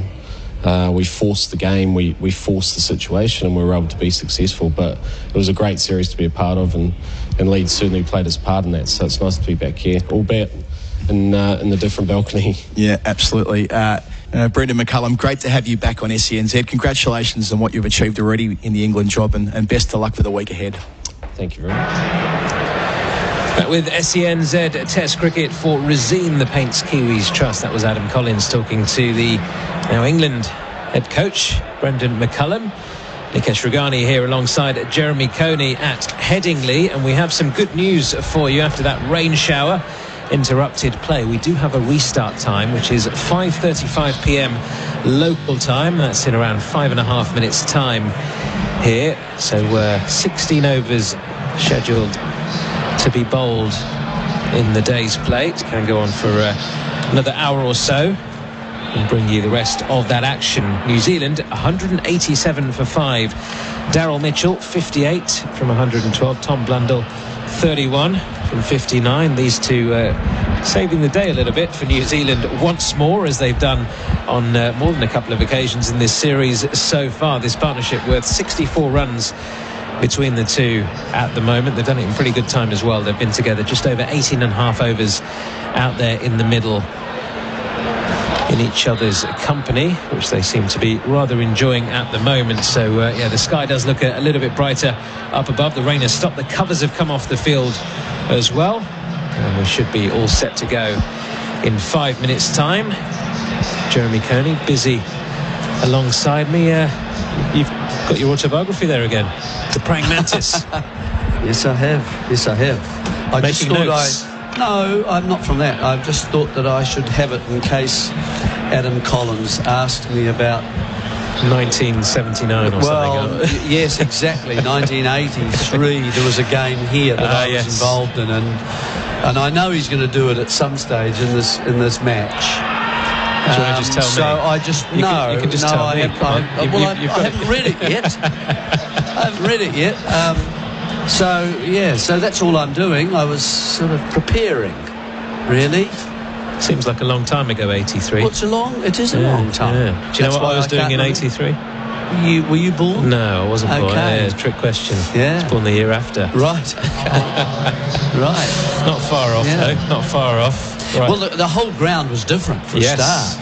I was saying to Colo before, just over to our left is the main stand, the corporate stand. That's where we changed. Yes. Over there in a brick building. And then, of course, the players actually changed immediately opposite at some stage. Rugby stand, the old rugby stand. That's right, exactly, with the league ground behind it. And now, of course, they come out from underneath us. So there have been 3 different places where players have changed here for matches over the years. Was it as rowdy in 1983? No, pretty quiet and solid brick.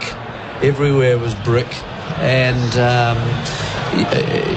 you know, proper Yorkshire, and they were very Yorkshire people, you know, and they looked at you and they sort of assessed you. You know, how tough is this little kid? It's all about being tough, coming wasn't out? it, in Yorkshire? It was. Does this kid eat quiche or not?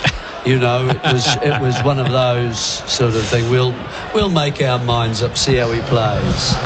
And the pictures were actually over where we changed over there in the kitchen, which was upstairs. You went up some stairs, and that's where we had our celebrations. And I remember the celebrations.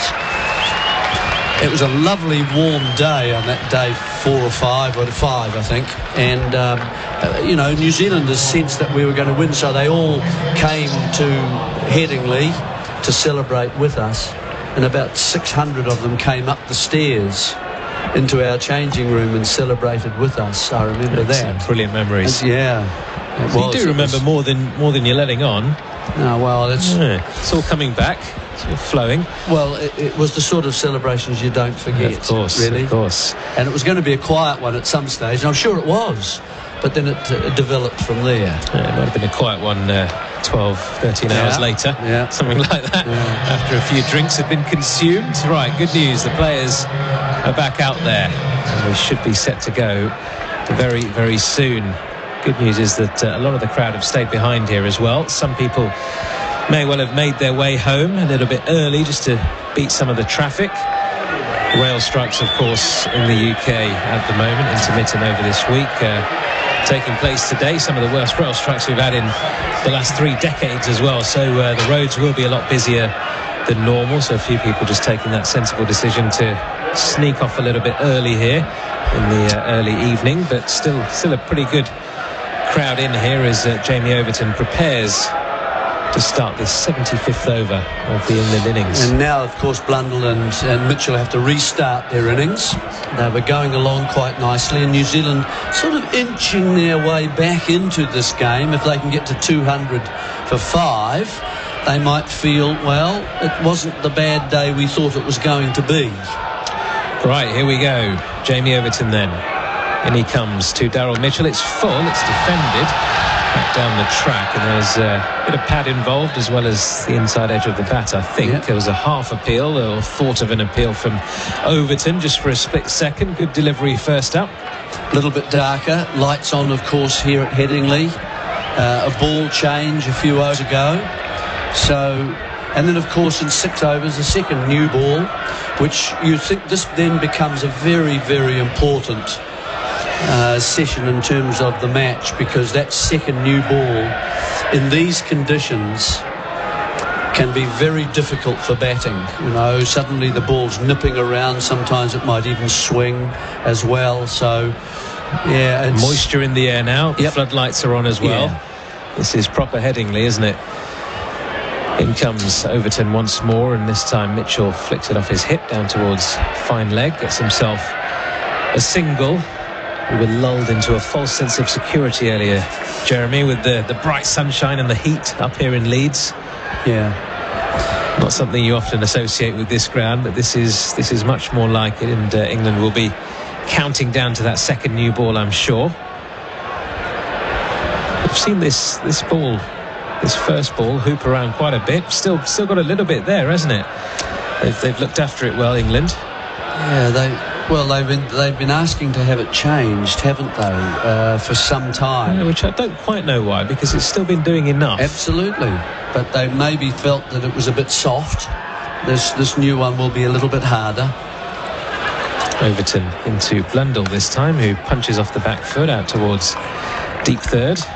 Another single. 189 for 5. New Zealand going at just over 2.5 runs and over today. They've had to dig in, really, and none more so than Henry Nicholls. And what a freak dismissal that was. 137 minutes that innings lasted, and just as he looked to play a really attacking shot from Jack Leach, coming down the track and smashing him back towards the sight screen, smashed it instead into the middle of the bat of Daryl Mitchell, and it's scooped up to Alex Lees.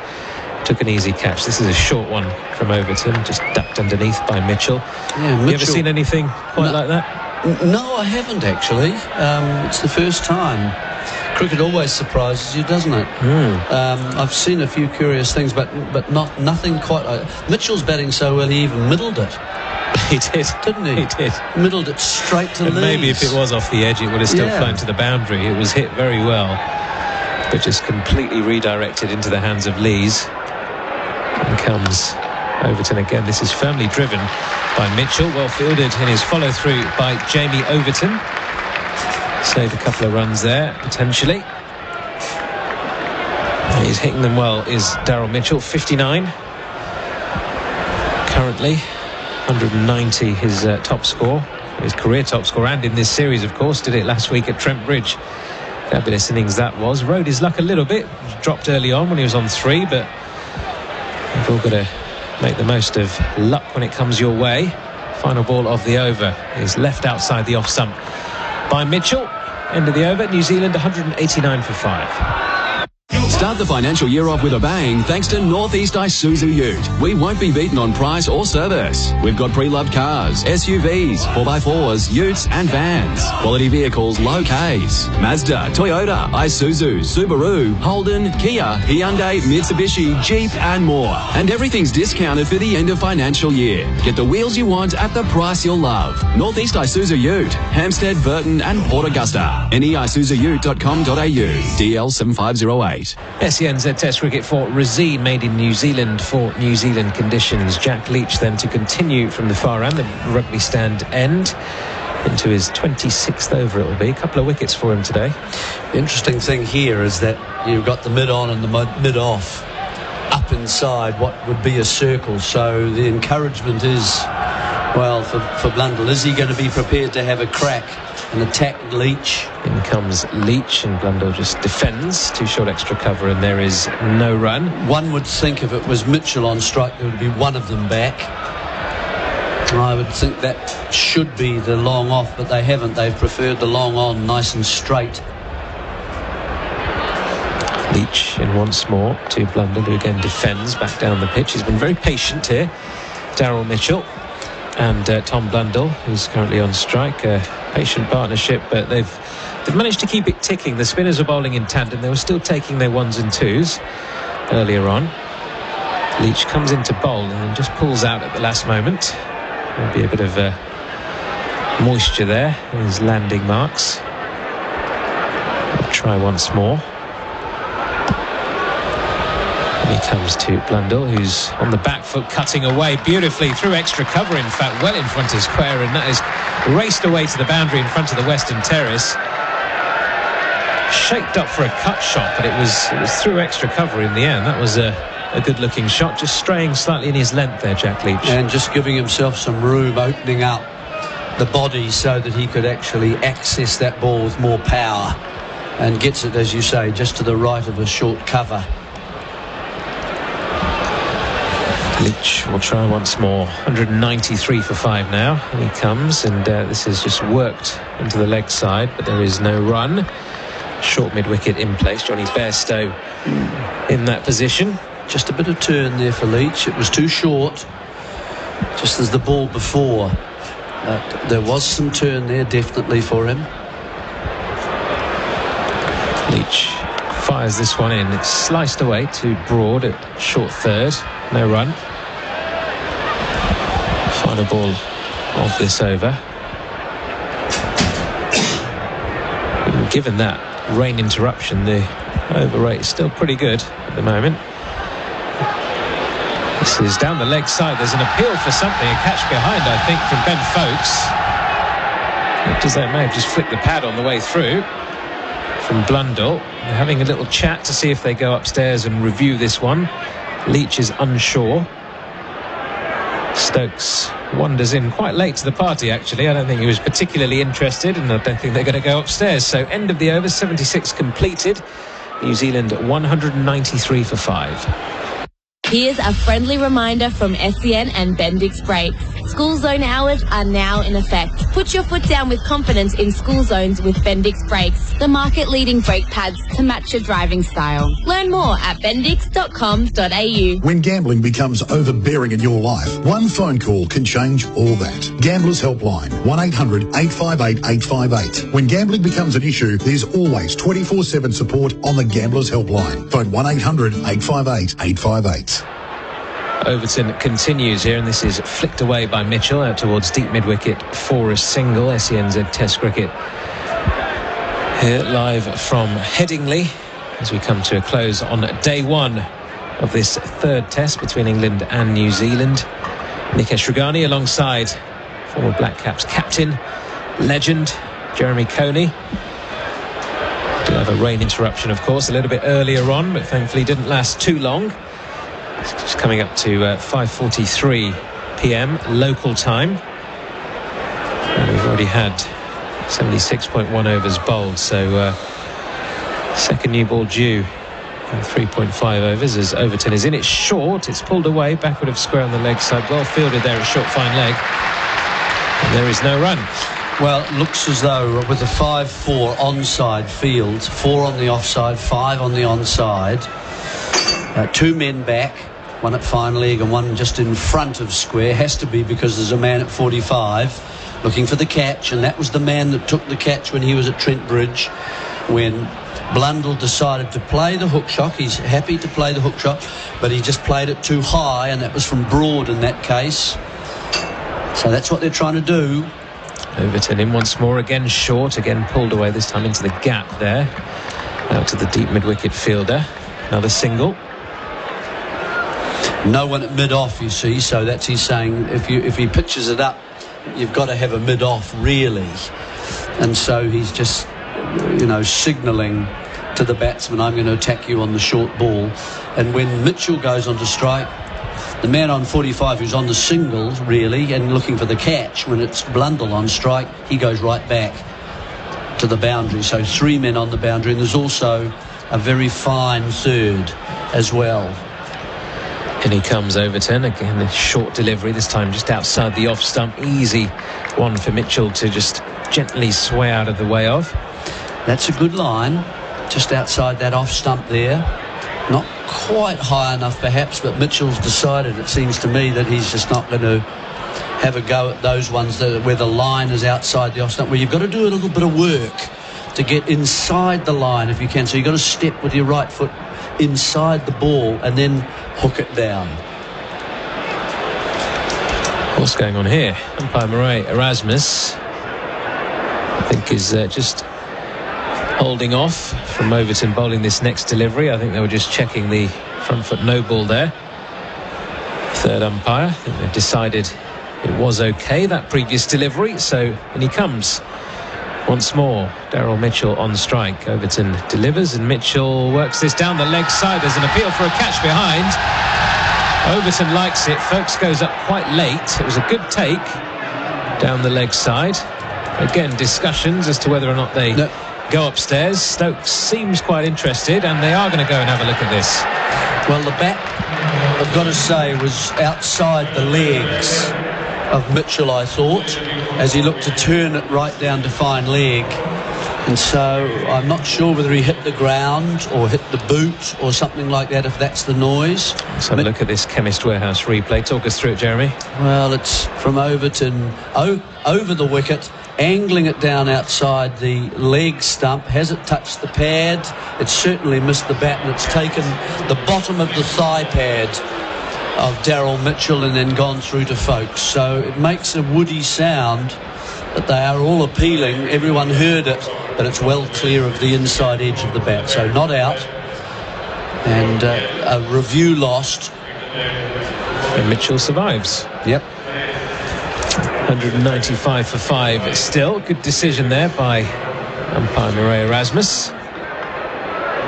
Doesn't get too many wrong. One of the best on the circuit.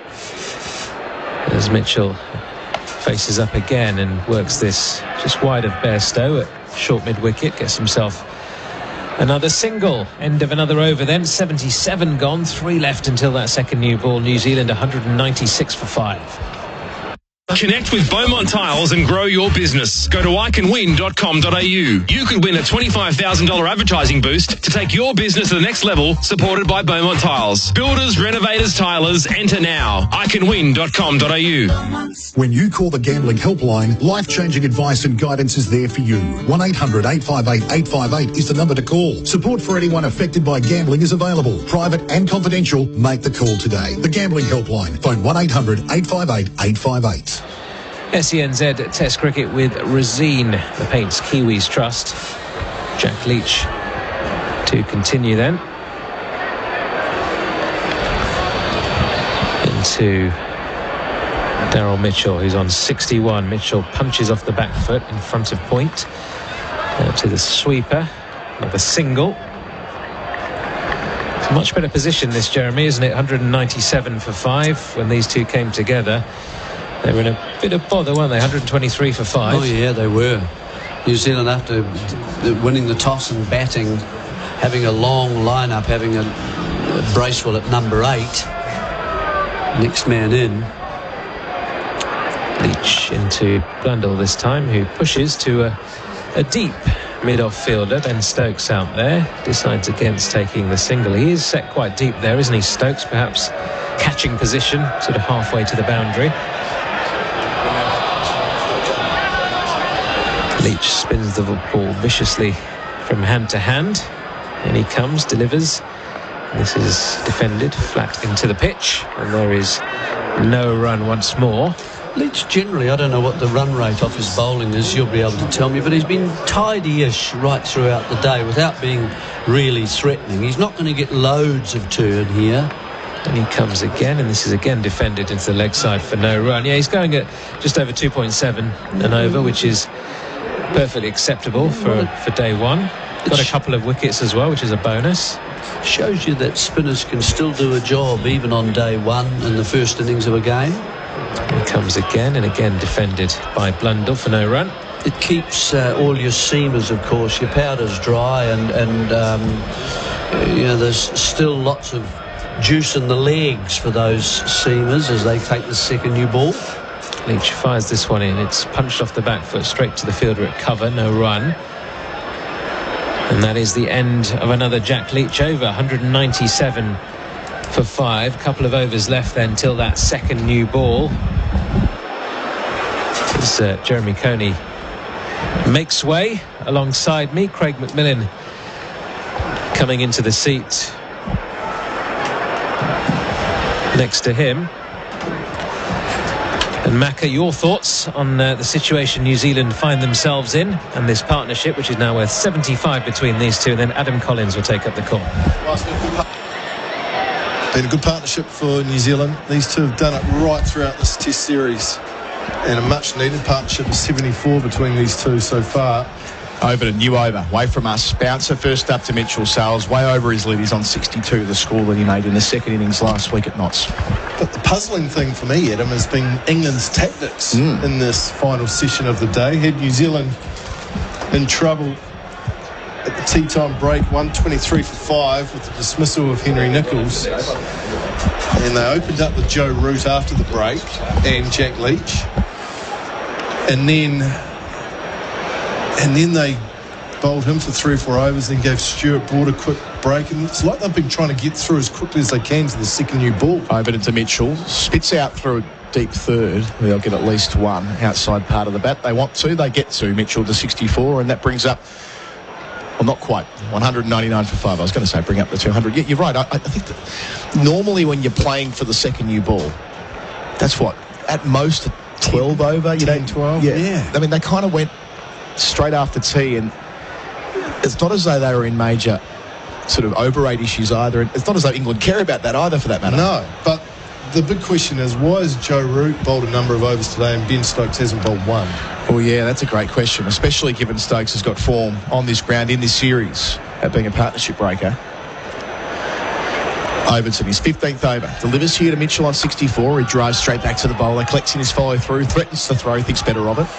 Because he was asked that question yesterday at the presser before the start of this test match. Are you fit to bowl? Are you fit to fulfil all the duties of the all-rounder? He said, yep, I am. But the fact he has not bowled 1 over all day to me is baffling. And Joe Root's bowled 7 overs, done for 30. And what it did is allow this partnership to develop, to get underway before the seamers came back on. So it's given a little bit of a lifeline to New Zealand. Especially for Blundell. I mean, it's when he walked out straight away. Here's Overton, short ball for the second time in the over. Mitchell gets underneath it. I mean, Blundell got to face, let's call it 20 deliveries before he faced the seamer, which was, bizarre after tea. And we've had the rain interruption as well, which only helps to give the sense that New Zealand are on the way to winning the session. They've got 11 overs after this, 10 against the second new ball. That'll be challenging under lights, but still. It will.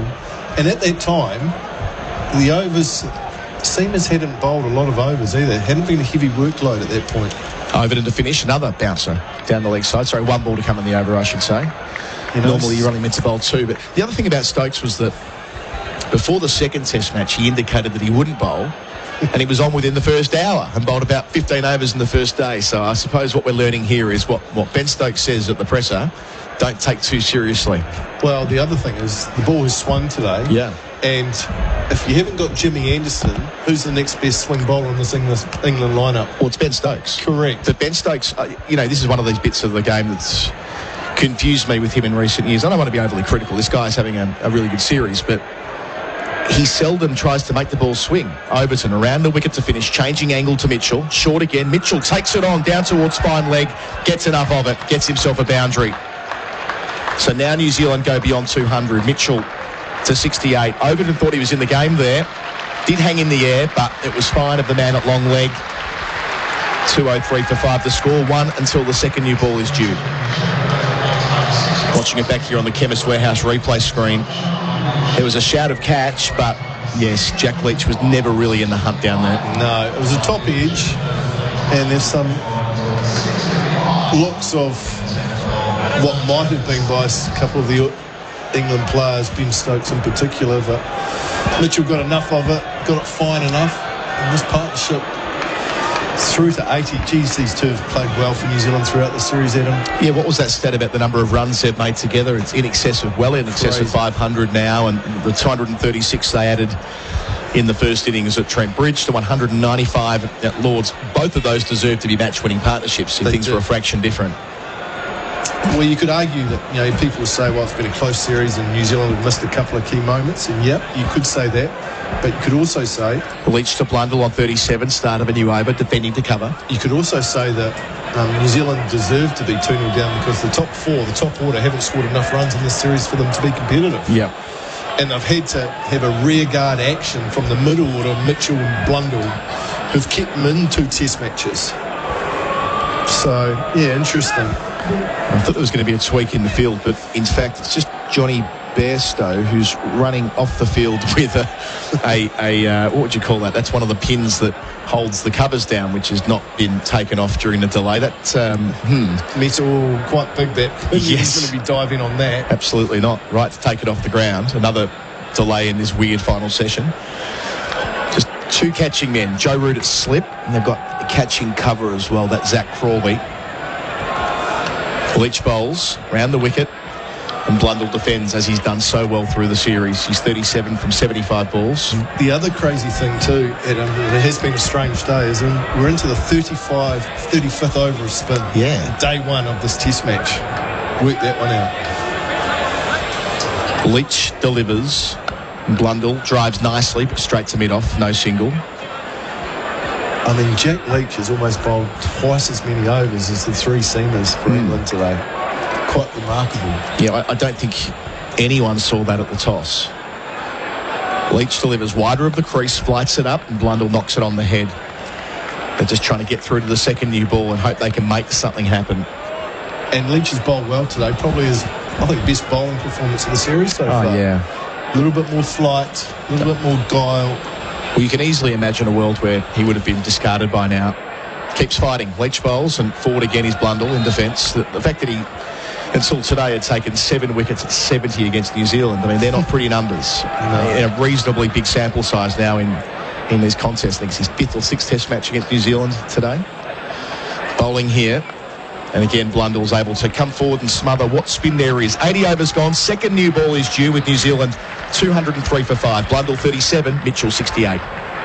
Win a fully installed 3.5 kilowatt Mitsubishi electric split system valued at $2,200. Thanks to Right Price Heating and Cooling. Just head to iCanWin.com.au and enter your details. Thanks, Right Price. Hurry, end soon. If you have a family member that is currently troubled by or addicted to gambling, there is help for you. Call the Gambling Helpline on 1-800-858-858. Life-changing strategies to support your loved one are available. Find out more at thegamblinghelpline.org.au. Umpire Erasmus shows the brand new Duke's ball to the crowd and to the scorers.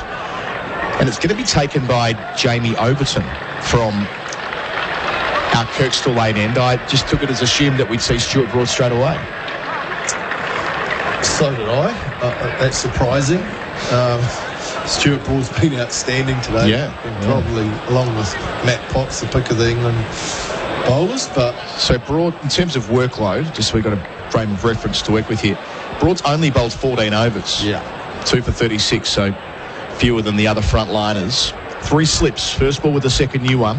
Overton delivers. It's full and defended by Mitchell. Out towards point for a moment. He considered a quick single, set back by Blundell. So, 14 overs for Broad, 16 for Potts, 15 for Overton, 28 for Leach, 7 for Root. And yes, maybe this goes to the point we were discussing before, T, about the perception around these Duke's balls is that this particular batch don't swing at the start. It takes a couple of overs or even a dozen overs before they start hooping around. And they want to just knock some of the shine off it, as weird as that sounds. Overton bowls, and it's down the leg side, well down the leg side, taken by folks. Yep, that's weird. I mean, I'm hearing you. You know, you keep hearing this, don't you, that they're saying, well, the new Dukes doesn't swing anymore. Oh, you got to wait 10, 12 overs. Stuart Broad's still a seamer. He's got the wobble seam, so he's not... Jimmy Anderson's an out-and-out swing bowler. Stuart Broad's a little bit more... You know, he's a bit more deceptive in terms of the ability to hit the seam and get it to wobble. So, I don't know. I just think your most senior, your best fast bowler should take the new ball at this stage of the day. All the lights on here at Leeds as Overton arrives and bowls. Oh, it's down the leg side, full toss. What's happened there? Runs down to the rope for 4 buys. I expect that'll be buys. It is. And Overton's face says it all on the replay screen for Chemist Warehouse. He puts his hands on his head as if to say, I'm sorry, everybody. How embarrassing. When I'm looking for the replay here, surely we'll get it in a moment. They're the first buys Ben Folkes has probably ever conceded ever. That was a fully that just missed the hip of Mitchell and in turn wasn't far away from the leg stump either. It wasn't picked up at all through Folkes' legs. By Mitchell or Folkes. And maybe that's why you shouldn't have the new Jamie Overton. That'll make for a good photograph in the paper tomorrow. Hands on head. Here comes Overton. Again to Mitchell. Squares him up. Gets forward and plays with soft hands. Better. Yeah, I mean, that's a delivery that your eyes are trained about halfway down the pitch. That's where you're looking for the ball to roughly land. And then you're looking there and you don't see anything land. And it's like, oh, wow, where is it? So then your eyes track up. And there's just that second, that horrible second where you're not sure where the ball is, and then you see it coming to you on the full. I think he's disappointed that it wasn't that far away from the next start. I think that might have been for the benefit of the captain. Yes. Overton bowls again to Mitchell, wider of the crease, and Mitchell plays it from the crease out to cover. I think that was Stokesy. That nearly hit leg stump. Yeah, it wasn't that bad. Don't blame me, when really it was trash. It's disconcerting from a batting point of view, though, because it gives you the impression that he's got no idea where it's going. He's running up, trying to bowl fast. Some are landing, some aren't. Some are short, some are full. And you just got to make sure you don't get a good one. So last ball of the 81st over. Relatively conventional field with 3 slips. Overton to Mitchell bowls here and defends back down the pitch. End of the over. 207 for 5. Our coverage is for Resine, the Paints Kiwis Trust, with Adam Collins and Craig McMillian on the call here at Headingley. All the lights on in this extended final session after a rain delay of about half an hour. Did you play much here in your international career? Played a few games. Played here at the 99 World Cup. Ah, nice. Bit Zimbabwe here. 2004, I didn't play the test match here. I broke my finger a little while before, so I was with the squad but didn't play. We got beaten by 9 wickets, I think, in that test match back in 2004. Was here with the coaching staff in 2015 when we beat England. We lost the first test at Lord's. Ben Stokes scored his maiden 100, and then we came here and we beat England quite convincingly to finish the series at 1-1. So I've spent a little bit of time here at Headingley. It's one of England's great cricket grounds. Yeah, as Brendan McCullum said on that interview we played out through the lunch break, and again in the delay, he's on camera right now on the Chemist Warehouse screen. He sees that game, that win from New Zealand, as a bit of a template for the way England should play their test cricket under him. As Potts gets the second new ball, football stand in, bowls to Blundell, defending with soft hands just behind point. And by that he's talking about the 4.5 and over you went at in the second innings to build a pretty healthy lead, and you gave the chance to Trent Bolt and co to turn it on in the final. It was spin, wasn't it? You had Kane Williamson taking wickets, and Southey and Bolt picked up and Wagner played as well. And the I should remember his name, your off spinner for a couple of years there who looked quite useful. Mark Craig. Yes. Just slipped my mind there. Yes. Useful off spinner was Mark. Potts delivers on the hip of Blundell. Wants one behind Swell, just in front of Swell. Good piece of fielding, Alex Lees, who has been impressive. Through the 3 test matches, he's really thrown himself around. It's got better and better, hasn't he? Yeah. But that was a good piece of fielding because he had, well, for 2 reasons. He had to move quite quickly to his right, and then he had to decide whether he wanted to dive or not because it was on a used pitch with old footmarks, and that generally takes a bit of skin off the arms and the legs when you do go down. It's got long sleeves on, so that's a smart move to begin with. And a good piece of fielding saved a couple of runs. Potts, he's got the short sleeves on. He's conceded just 22 runs across 16.2 overs. He's been impressive. Bowls here, Blundell, defends from the crease, knows the call.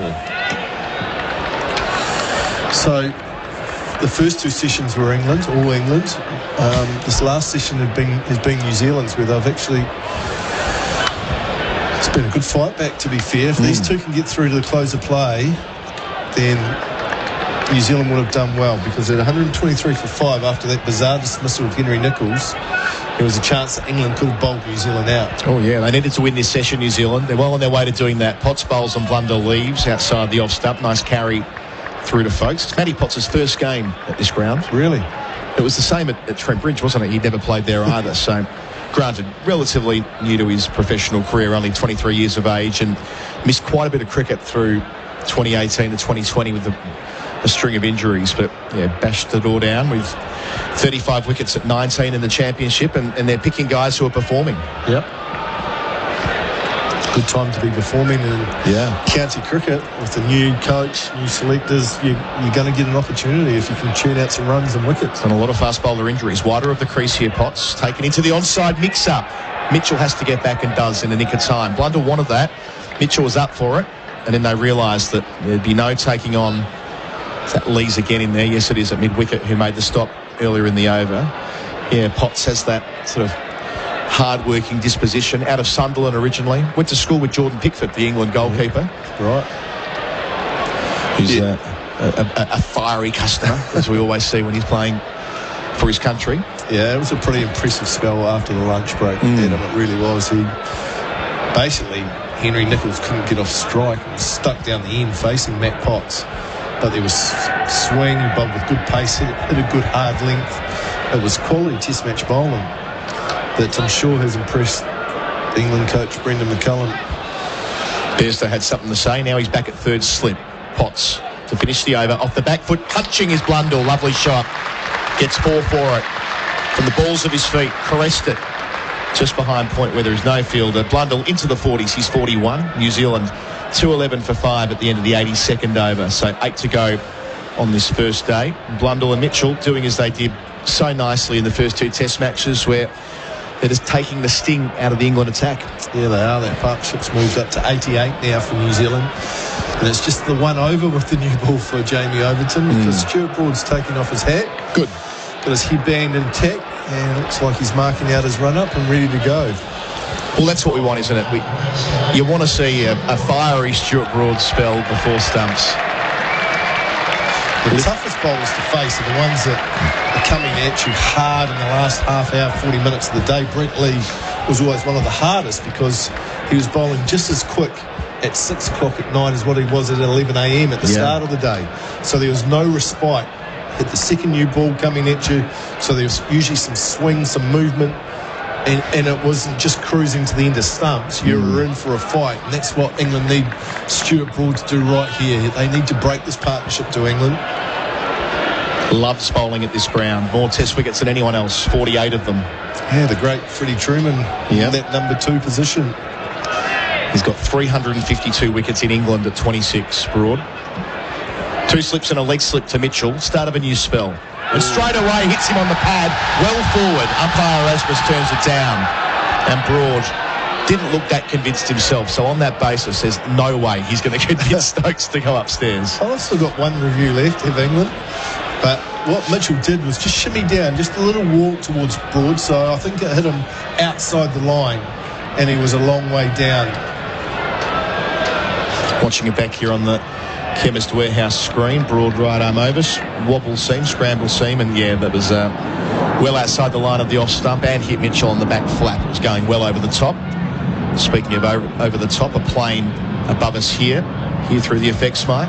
Broad delivers. Mitchell gets outside the line of the off stump before the ball's delivered, before prodding it into the offside. We saw Mitchell do that to Potts from this our broadcast end after lunch, and there was that leg before shout that was plumb and given not out. But I wonder the extent to which Mitchell moving around in the crease adds that element of doubt for the central umpire if he is hit close to the woodwork.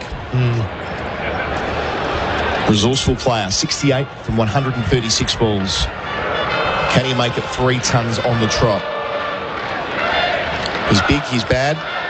He's about to become a dad, as they're cheering today. Wide of the crease, Broad bowls, and Mitchell pushes into the offside, no run. It's a good area there from Stuart Broad. Mitchell defending wide, but was able to get on top of the ball. Defend to cover, which is always a little bit dangerous. It means you're defending with half the blade. Ideally, if you have to defend the ball to cover, it means that you can probably let it go and leave because it's not going to hit your stumps. So they send a second man out in the deep. It's like Jamie Overton. Cuts quite a distinctive figure out there. The deep square, the big man on debut. It's also a fine leg. So 3 catching men, 2 slips and a leg slip. Will the short ball come? Bowls here, full. And driven, up-ish, beats mid-on. Mitchell down towards the rope. Doesn't get all of it though. They come back for 2. He moves to 70. Potts does the fielding. 213 for 5 now the score. Just in the air, wasn't it? Just for a period of time. Mitchell hit it straight enough through mid-on that it was wide of the fielder, but it was in the air. I think he just signalled to Tom Blundell that just sat up. That new ball maybe a little bit more bounce and sitting in the wicket, in the pitch just a little bit longer. Broad sets off again.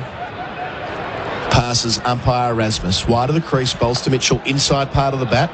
Spits out to fine leg, another single. He's 71, 214 for 5.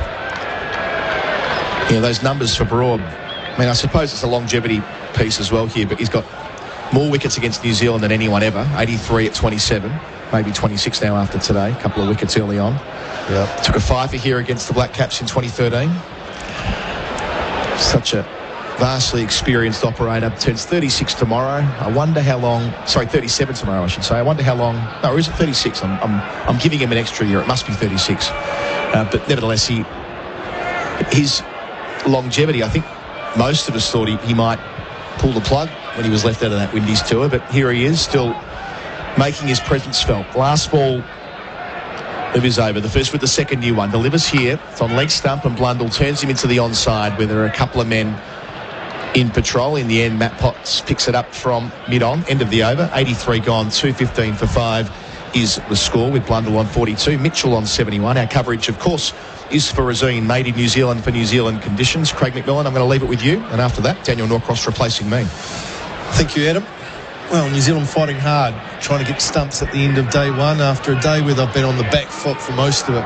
Lost Tom Latham in the first over of the day after New Zealand won the toss and decided to have a bat first in hot, sunny conditions on a pitch that was very brown and looked batter friendly. From that point on, they've lost wickets throughout the day, but now a bit of a rear guard action again that we've seen right throughout the series by two men who have been dominant with the bat for New Zealand. Daryl Mitchell and Tom Blundell doing a great job. Daniel? Indeed. I'm trying to think of a pair that have been more dominant in a three-match series. I mean, they're on the verge of a third consecutive test with a 100-run partnership here. And you know the impressive thing too is that generally come in when New Zealand have been in trouble. So they haven't come in when things are going well. Oh, no. The bowlers are struggling. They've come in and had to dig New Zealand out of a hole. The only real failure they had was the first innings at Lord's, really. Yeah. And after that, they've been dominant. Potts runs towards us on the rugby stand end, and defending his Blundell just from the crease, shuffles across it, pushes it into the onside, and there is no run. You've got to feel that they, the way they're playing, they probably would have amassed this partnership anyway, but England have missed two really important tricks today. One was failing to refer Mitchell when he was bang in front. Yeah. And was definitely out, LBW, but not given by umpire Erasmus. You could see leg stump. I suppose I wondered if he thought it was going down leg, but it might have been he thought he got outside the line of off stump perhaps. As Potts is in again, and that's down the leg side. Tumbling take from Folks going to his left. He couldn't quite get any bad on that and glide it down to the boundary. 2:15 for 5, and the other one is just one that's just mystified me. It sort of vaguely annoyed me a bit, because not from an England point of view, but it's like the funkiness is fine, but there is a reason why you put on your best bowlers straight after an interval, and to bring on Joe Root and have him bowl 3 overs, 6 in tandem with Jack Leach while Blundell got his eye in was just baffling. Potts in, Blundell punches off the back foot, but without timing to mid-off, there's no run. Throw in probably the third case of being a little bit strange today from an England point of view, and that Ben Stokes has not bowled 1 over. I wonder, I heard Alex Hartley talking about this on the BBC, I wonder, you remember when he just was a little bit crook at Trent Bridge, he sort of twisted that knee. But he didn't say that yesterday. He said he was fine. Well. He was fine to do all duties. So if that's the case, just say it. Oh, they never do. They don't. They like to hype. The opposition might find out. Wow, so what? I know, it's crazy. Potts in, driven up to mid-off, there's no run. I mean, you know, if it gives the opposition hope, it's like, why are you announcing your team the day beforehand? If you want to keep everything close to your chest, do that. But there's this sort of sense that you'll be giving away a weakness when it just becomes patently obvious that he can't bowl because they've gone the whole day and he hasn't bowled. Yeah. I guess announcing the team, that shows an air of confidence. This is our team, we're backing them. All the players know they can do it. Whereas New Zealand are a little bit the other way, being very secretive about their team and when they're going to announce it. Potts in, defending again is Blundell up to mid-on. There's no run. But I quite like that, you see. I would like to keep my oppo guessing. I think that's the right thing to do. There's nothing to guess though, Daniel, because everyone knows each other so well. They do, trust me. And whether someone's playing or not playing, all of a sudden your tactics don't change. Yeah, true. The night before, you know, it doesn't really make any difference. I think from a logistical point of view, it gives the players just that confidence that they know. Pops in, it's the pad as it goes onto the leg side. They think of a run, they don't decide to go for it in the end. That is the end of the over. Craig's leaving us with his wise words. Off to TV. Yes, 215 for 5 New Zealand. Mitchell 71, Blundell 42. These two going along very well. The partnership 92. They became the first pair since Bradman and Ponsford in 1934 to get 2 partnerships of over 190 in the same series against England, and they're in serious danger of doing it again. Phil Walker's joined us, and he's trying to work out which button to press. That one. That's it. Well done. Thank you. Geronimo. Evening, Daniel. Good evening, Phil. Turned out nice. It's all right, isn't it? Yeah. I think we're going to get the overs in as the head-banded Broad runs in. 2 slips and a leg slip outside the off-stump, left alone by Mitchell. No runs. So it's a field not dissimilar to the one England had for Kane Williamson, with this quite fine leg slip in the form of Ollie Pope. Never seen England take a catch out. I've seen England get out to leg slips pretty frequently. Stokes likes it though. He likes the funkiness of it. Yeah, it doesn't seem to ever work, but it looks cool. Looks nice. Well, he's had a couple of funky things, hasn't he? He's had the straight mid-on, the very short straight mid-on. He's bowled his part-time spinner, 2 hours too long. Yeah, brought in. And this is driven by Mitchell. Shy of the stumps comes in and narrowly misses those stumps. I think Mitchell probably would have been home as Stokes shied at the non-striker's end. He had to make a bit of a ground to his left from mid-off. Oh, it would have been tight, but I think he was just in.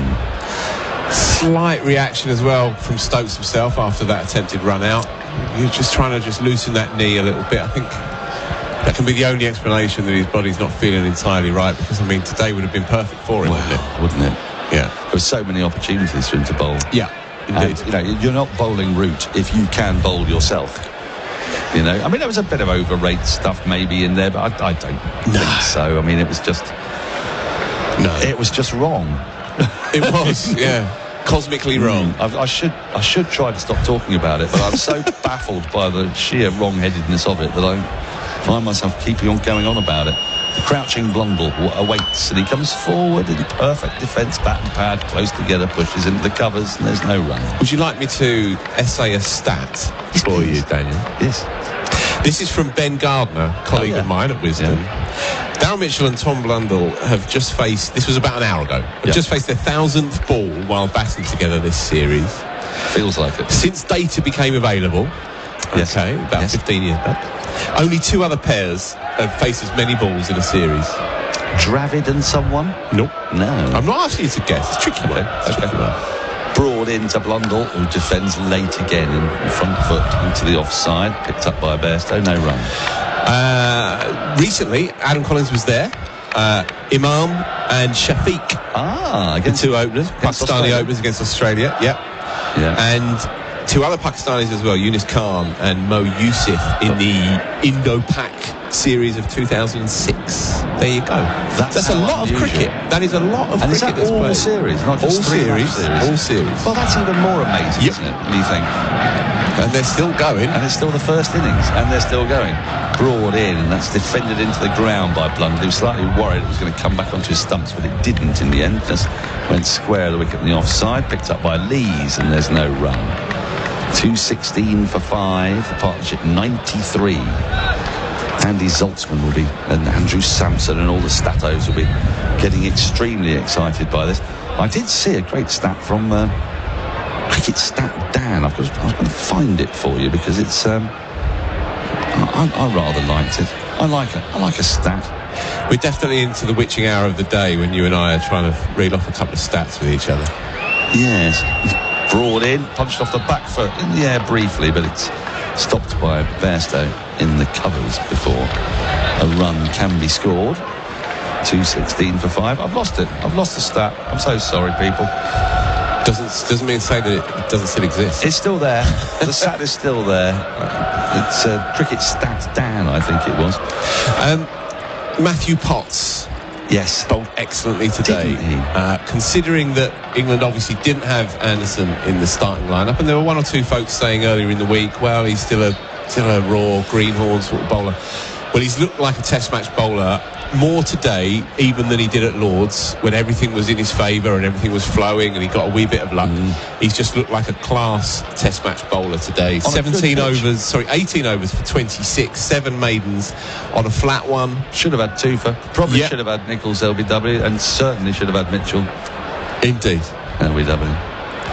As in comes Potts, and it's defended out into the offside, and there is no run. I mean, it was a controversial moment in the day, actually, both of which we saw on the Chemist Warehouse replay screen. Was there an inside edge? And umpire Ali Dar thought that there was. And when he looked at the replay over and over again, it looked to me very much like what we saw was ball hitting pad, and that was what the spike was. Now, these things happen. It wasn't a terrible decision by any means. As Potts is in, that's worked into the onside around the front pad by Mitchell. There's no run. Jimmy Neesham made a good point on Twitter regarding that if it was a marginal and it wasn't conclusive, but fair enough, if it wasn't given on the field, then there's not enough evidence to overturn it. That's fine. But if it is a marginal, then should England arguably have retained that review, and then would they have felt emboldened to use that review against Mitchell? Yes. Good point by Jimbo, that. That's a very good point. Here comes Potts. That's driven into the offside. Good tumbling stop by Bairstow prevents a run. You're absolutely right. But then, look, England, I always think with these things, if you've got reviews, the umpires can make the odd mistake. And without a doubt, the Mitchell error was a bad mistake. And you could tell from the reaction of fielders and bowler. And then, to compound that error, I think Stokes made the biggest of errors. He was swayed by what folks said to him at the last minute. Yeah. You could see leg stump. Mitchell moves across his stumps a little bit. Potts is in. It's defended slightly unorthodoxly in the end on the front foot by Mitchell, but there's no runs. He goes into the covers. Stokes, now he's the boss. We'll have to have the final call when it comes to these kinds of decisions. When he's been a bowler, he, more than any other bowler I've seen, is uninterested in the review. And my understanding of it is that he's so no nonsense that he only wants to play grown-up, adult, gnarly cricket. And there's no histrionics with Stokes, and there are with most other players. They're always trying to kind of push the envelope a little bit.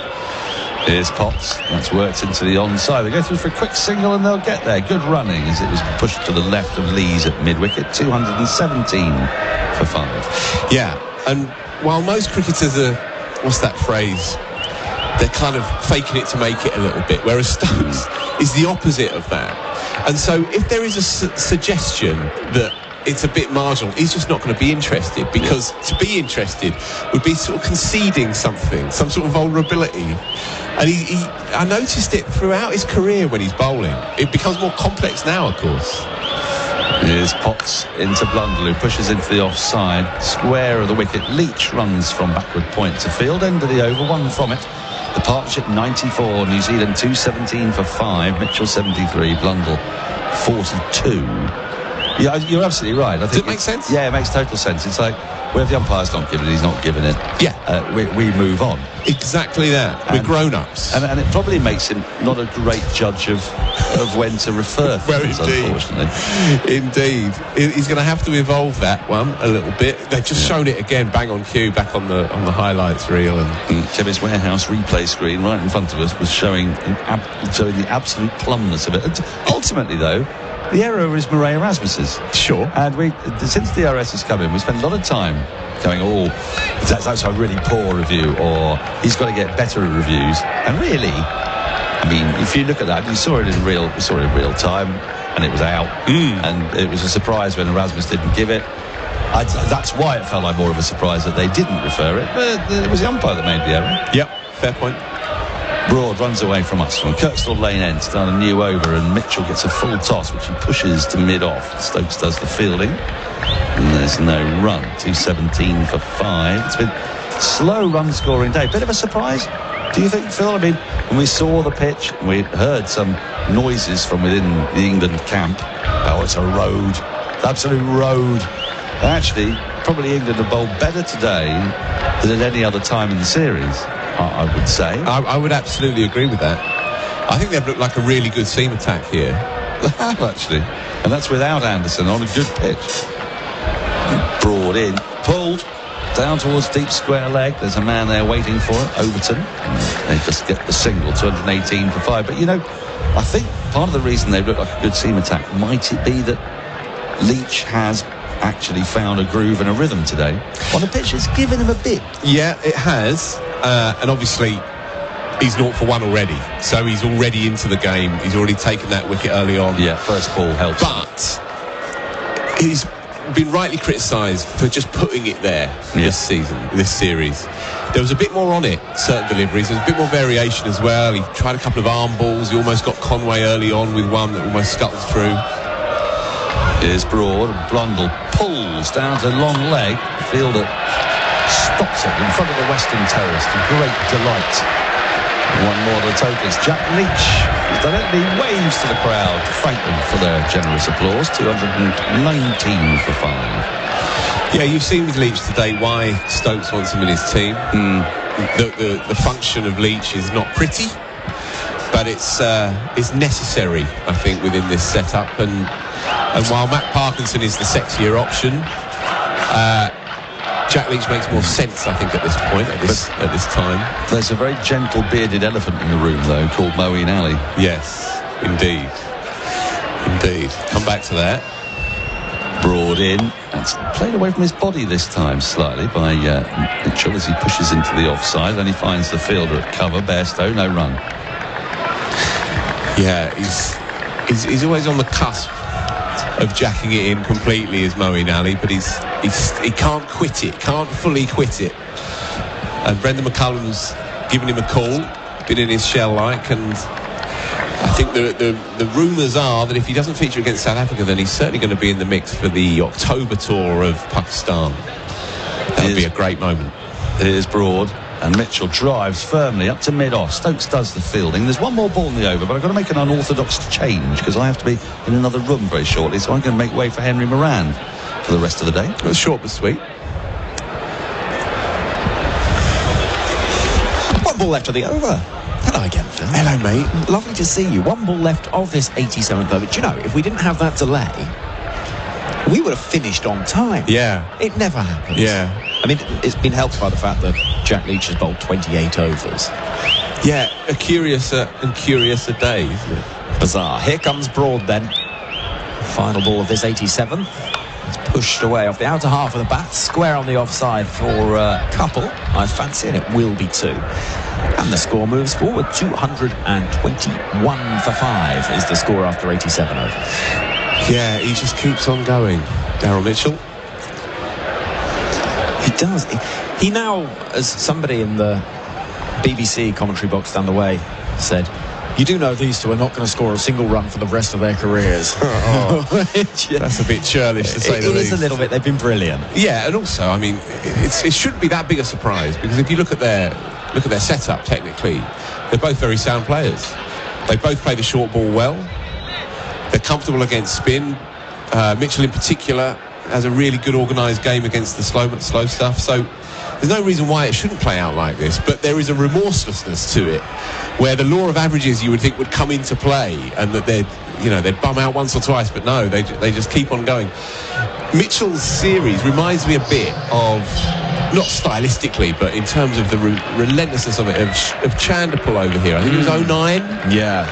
And the top order, the Windies top order, would just fall over in a heap time after time, and Chanderpool would just bat for weeks and weeks. In my mind, in a parallel universe, Chanderpool is still batting.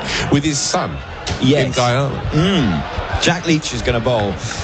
Then the 88th over of the day. Blundell's going to be on strike on 43. Daryl Mitchell is almost, to me, like if you were to design a cricketer in a laboratory to play Test cricket and do that role.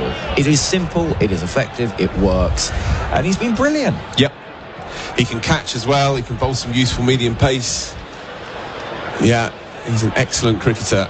All the crazier when you think that he wasn't even down to play at Lord's.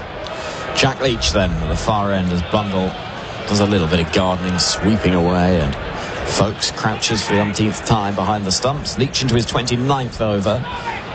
Moves in past umpire Kettleborough around the wicket and bowls to Blundell, who's crabbily forward, pushing the ball into the onside.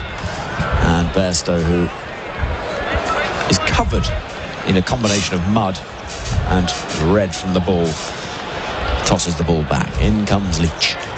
Blundell waiting, pushing the ball behind square towards short fine leg, where Overton crouches like a mighty oak. They are hewn of stone, the Overton twins. Swarthy boys.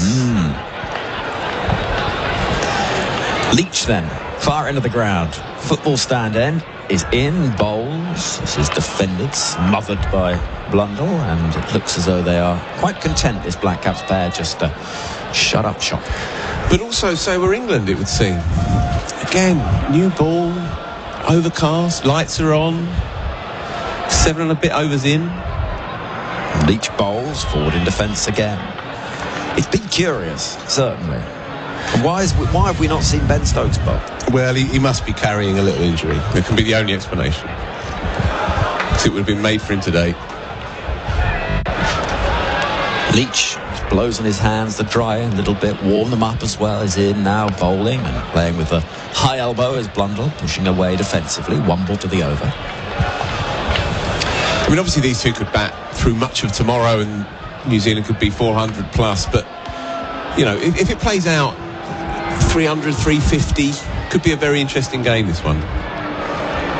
Leach scooting in again, bowling. This is punched away into the offside, and a decent stop actually from Crawley, who had to hop and skip rather as the ball bounced awkwardly in front of him. Short extra cover. End of the over, 221 for 5.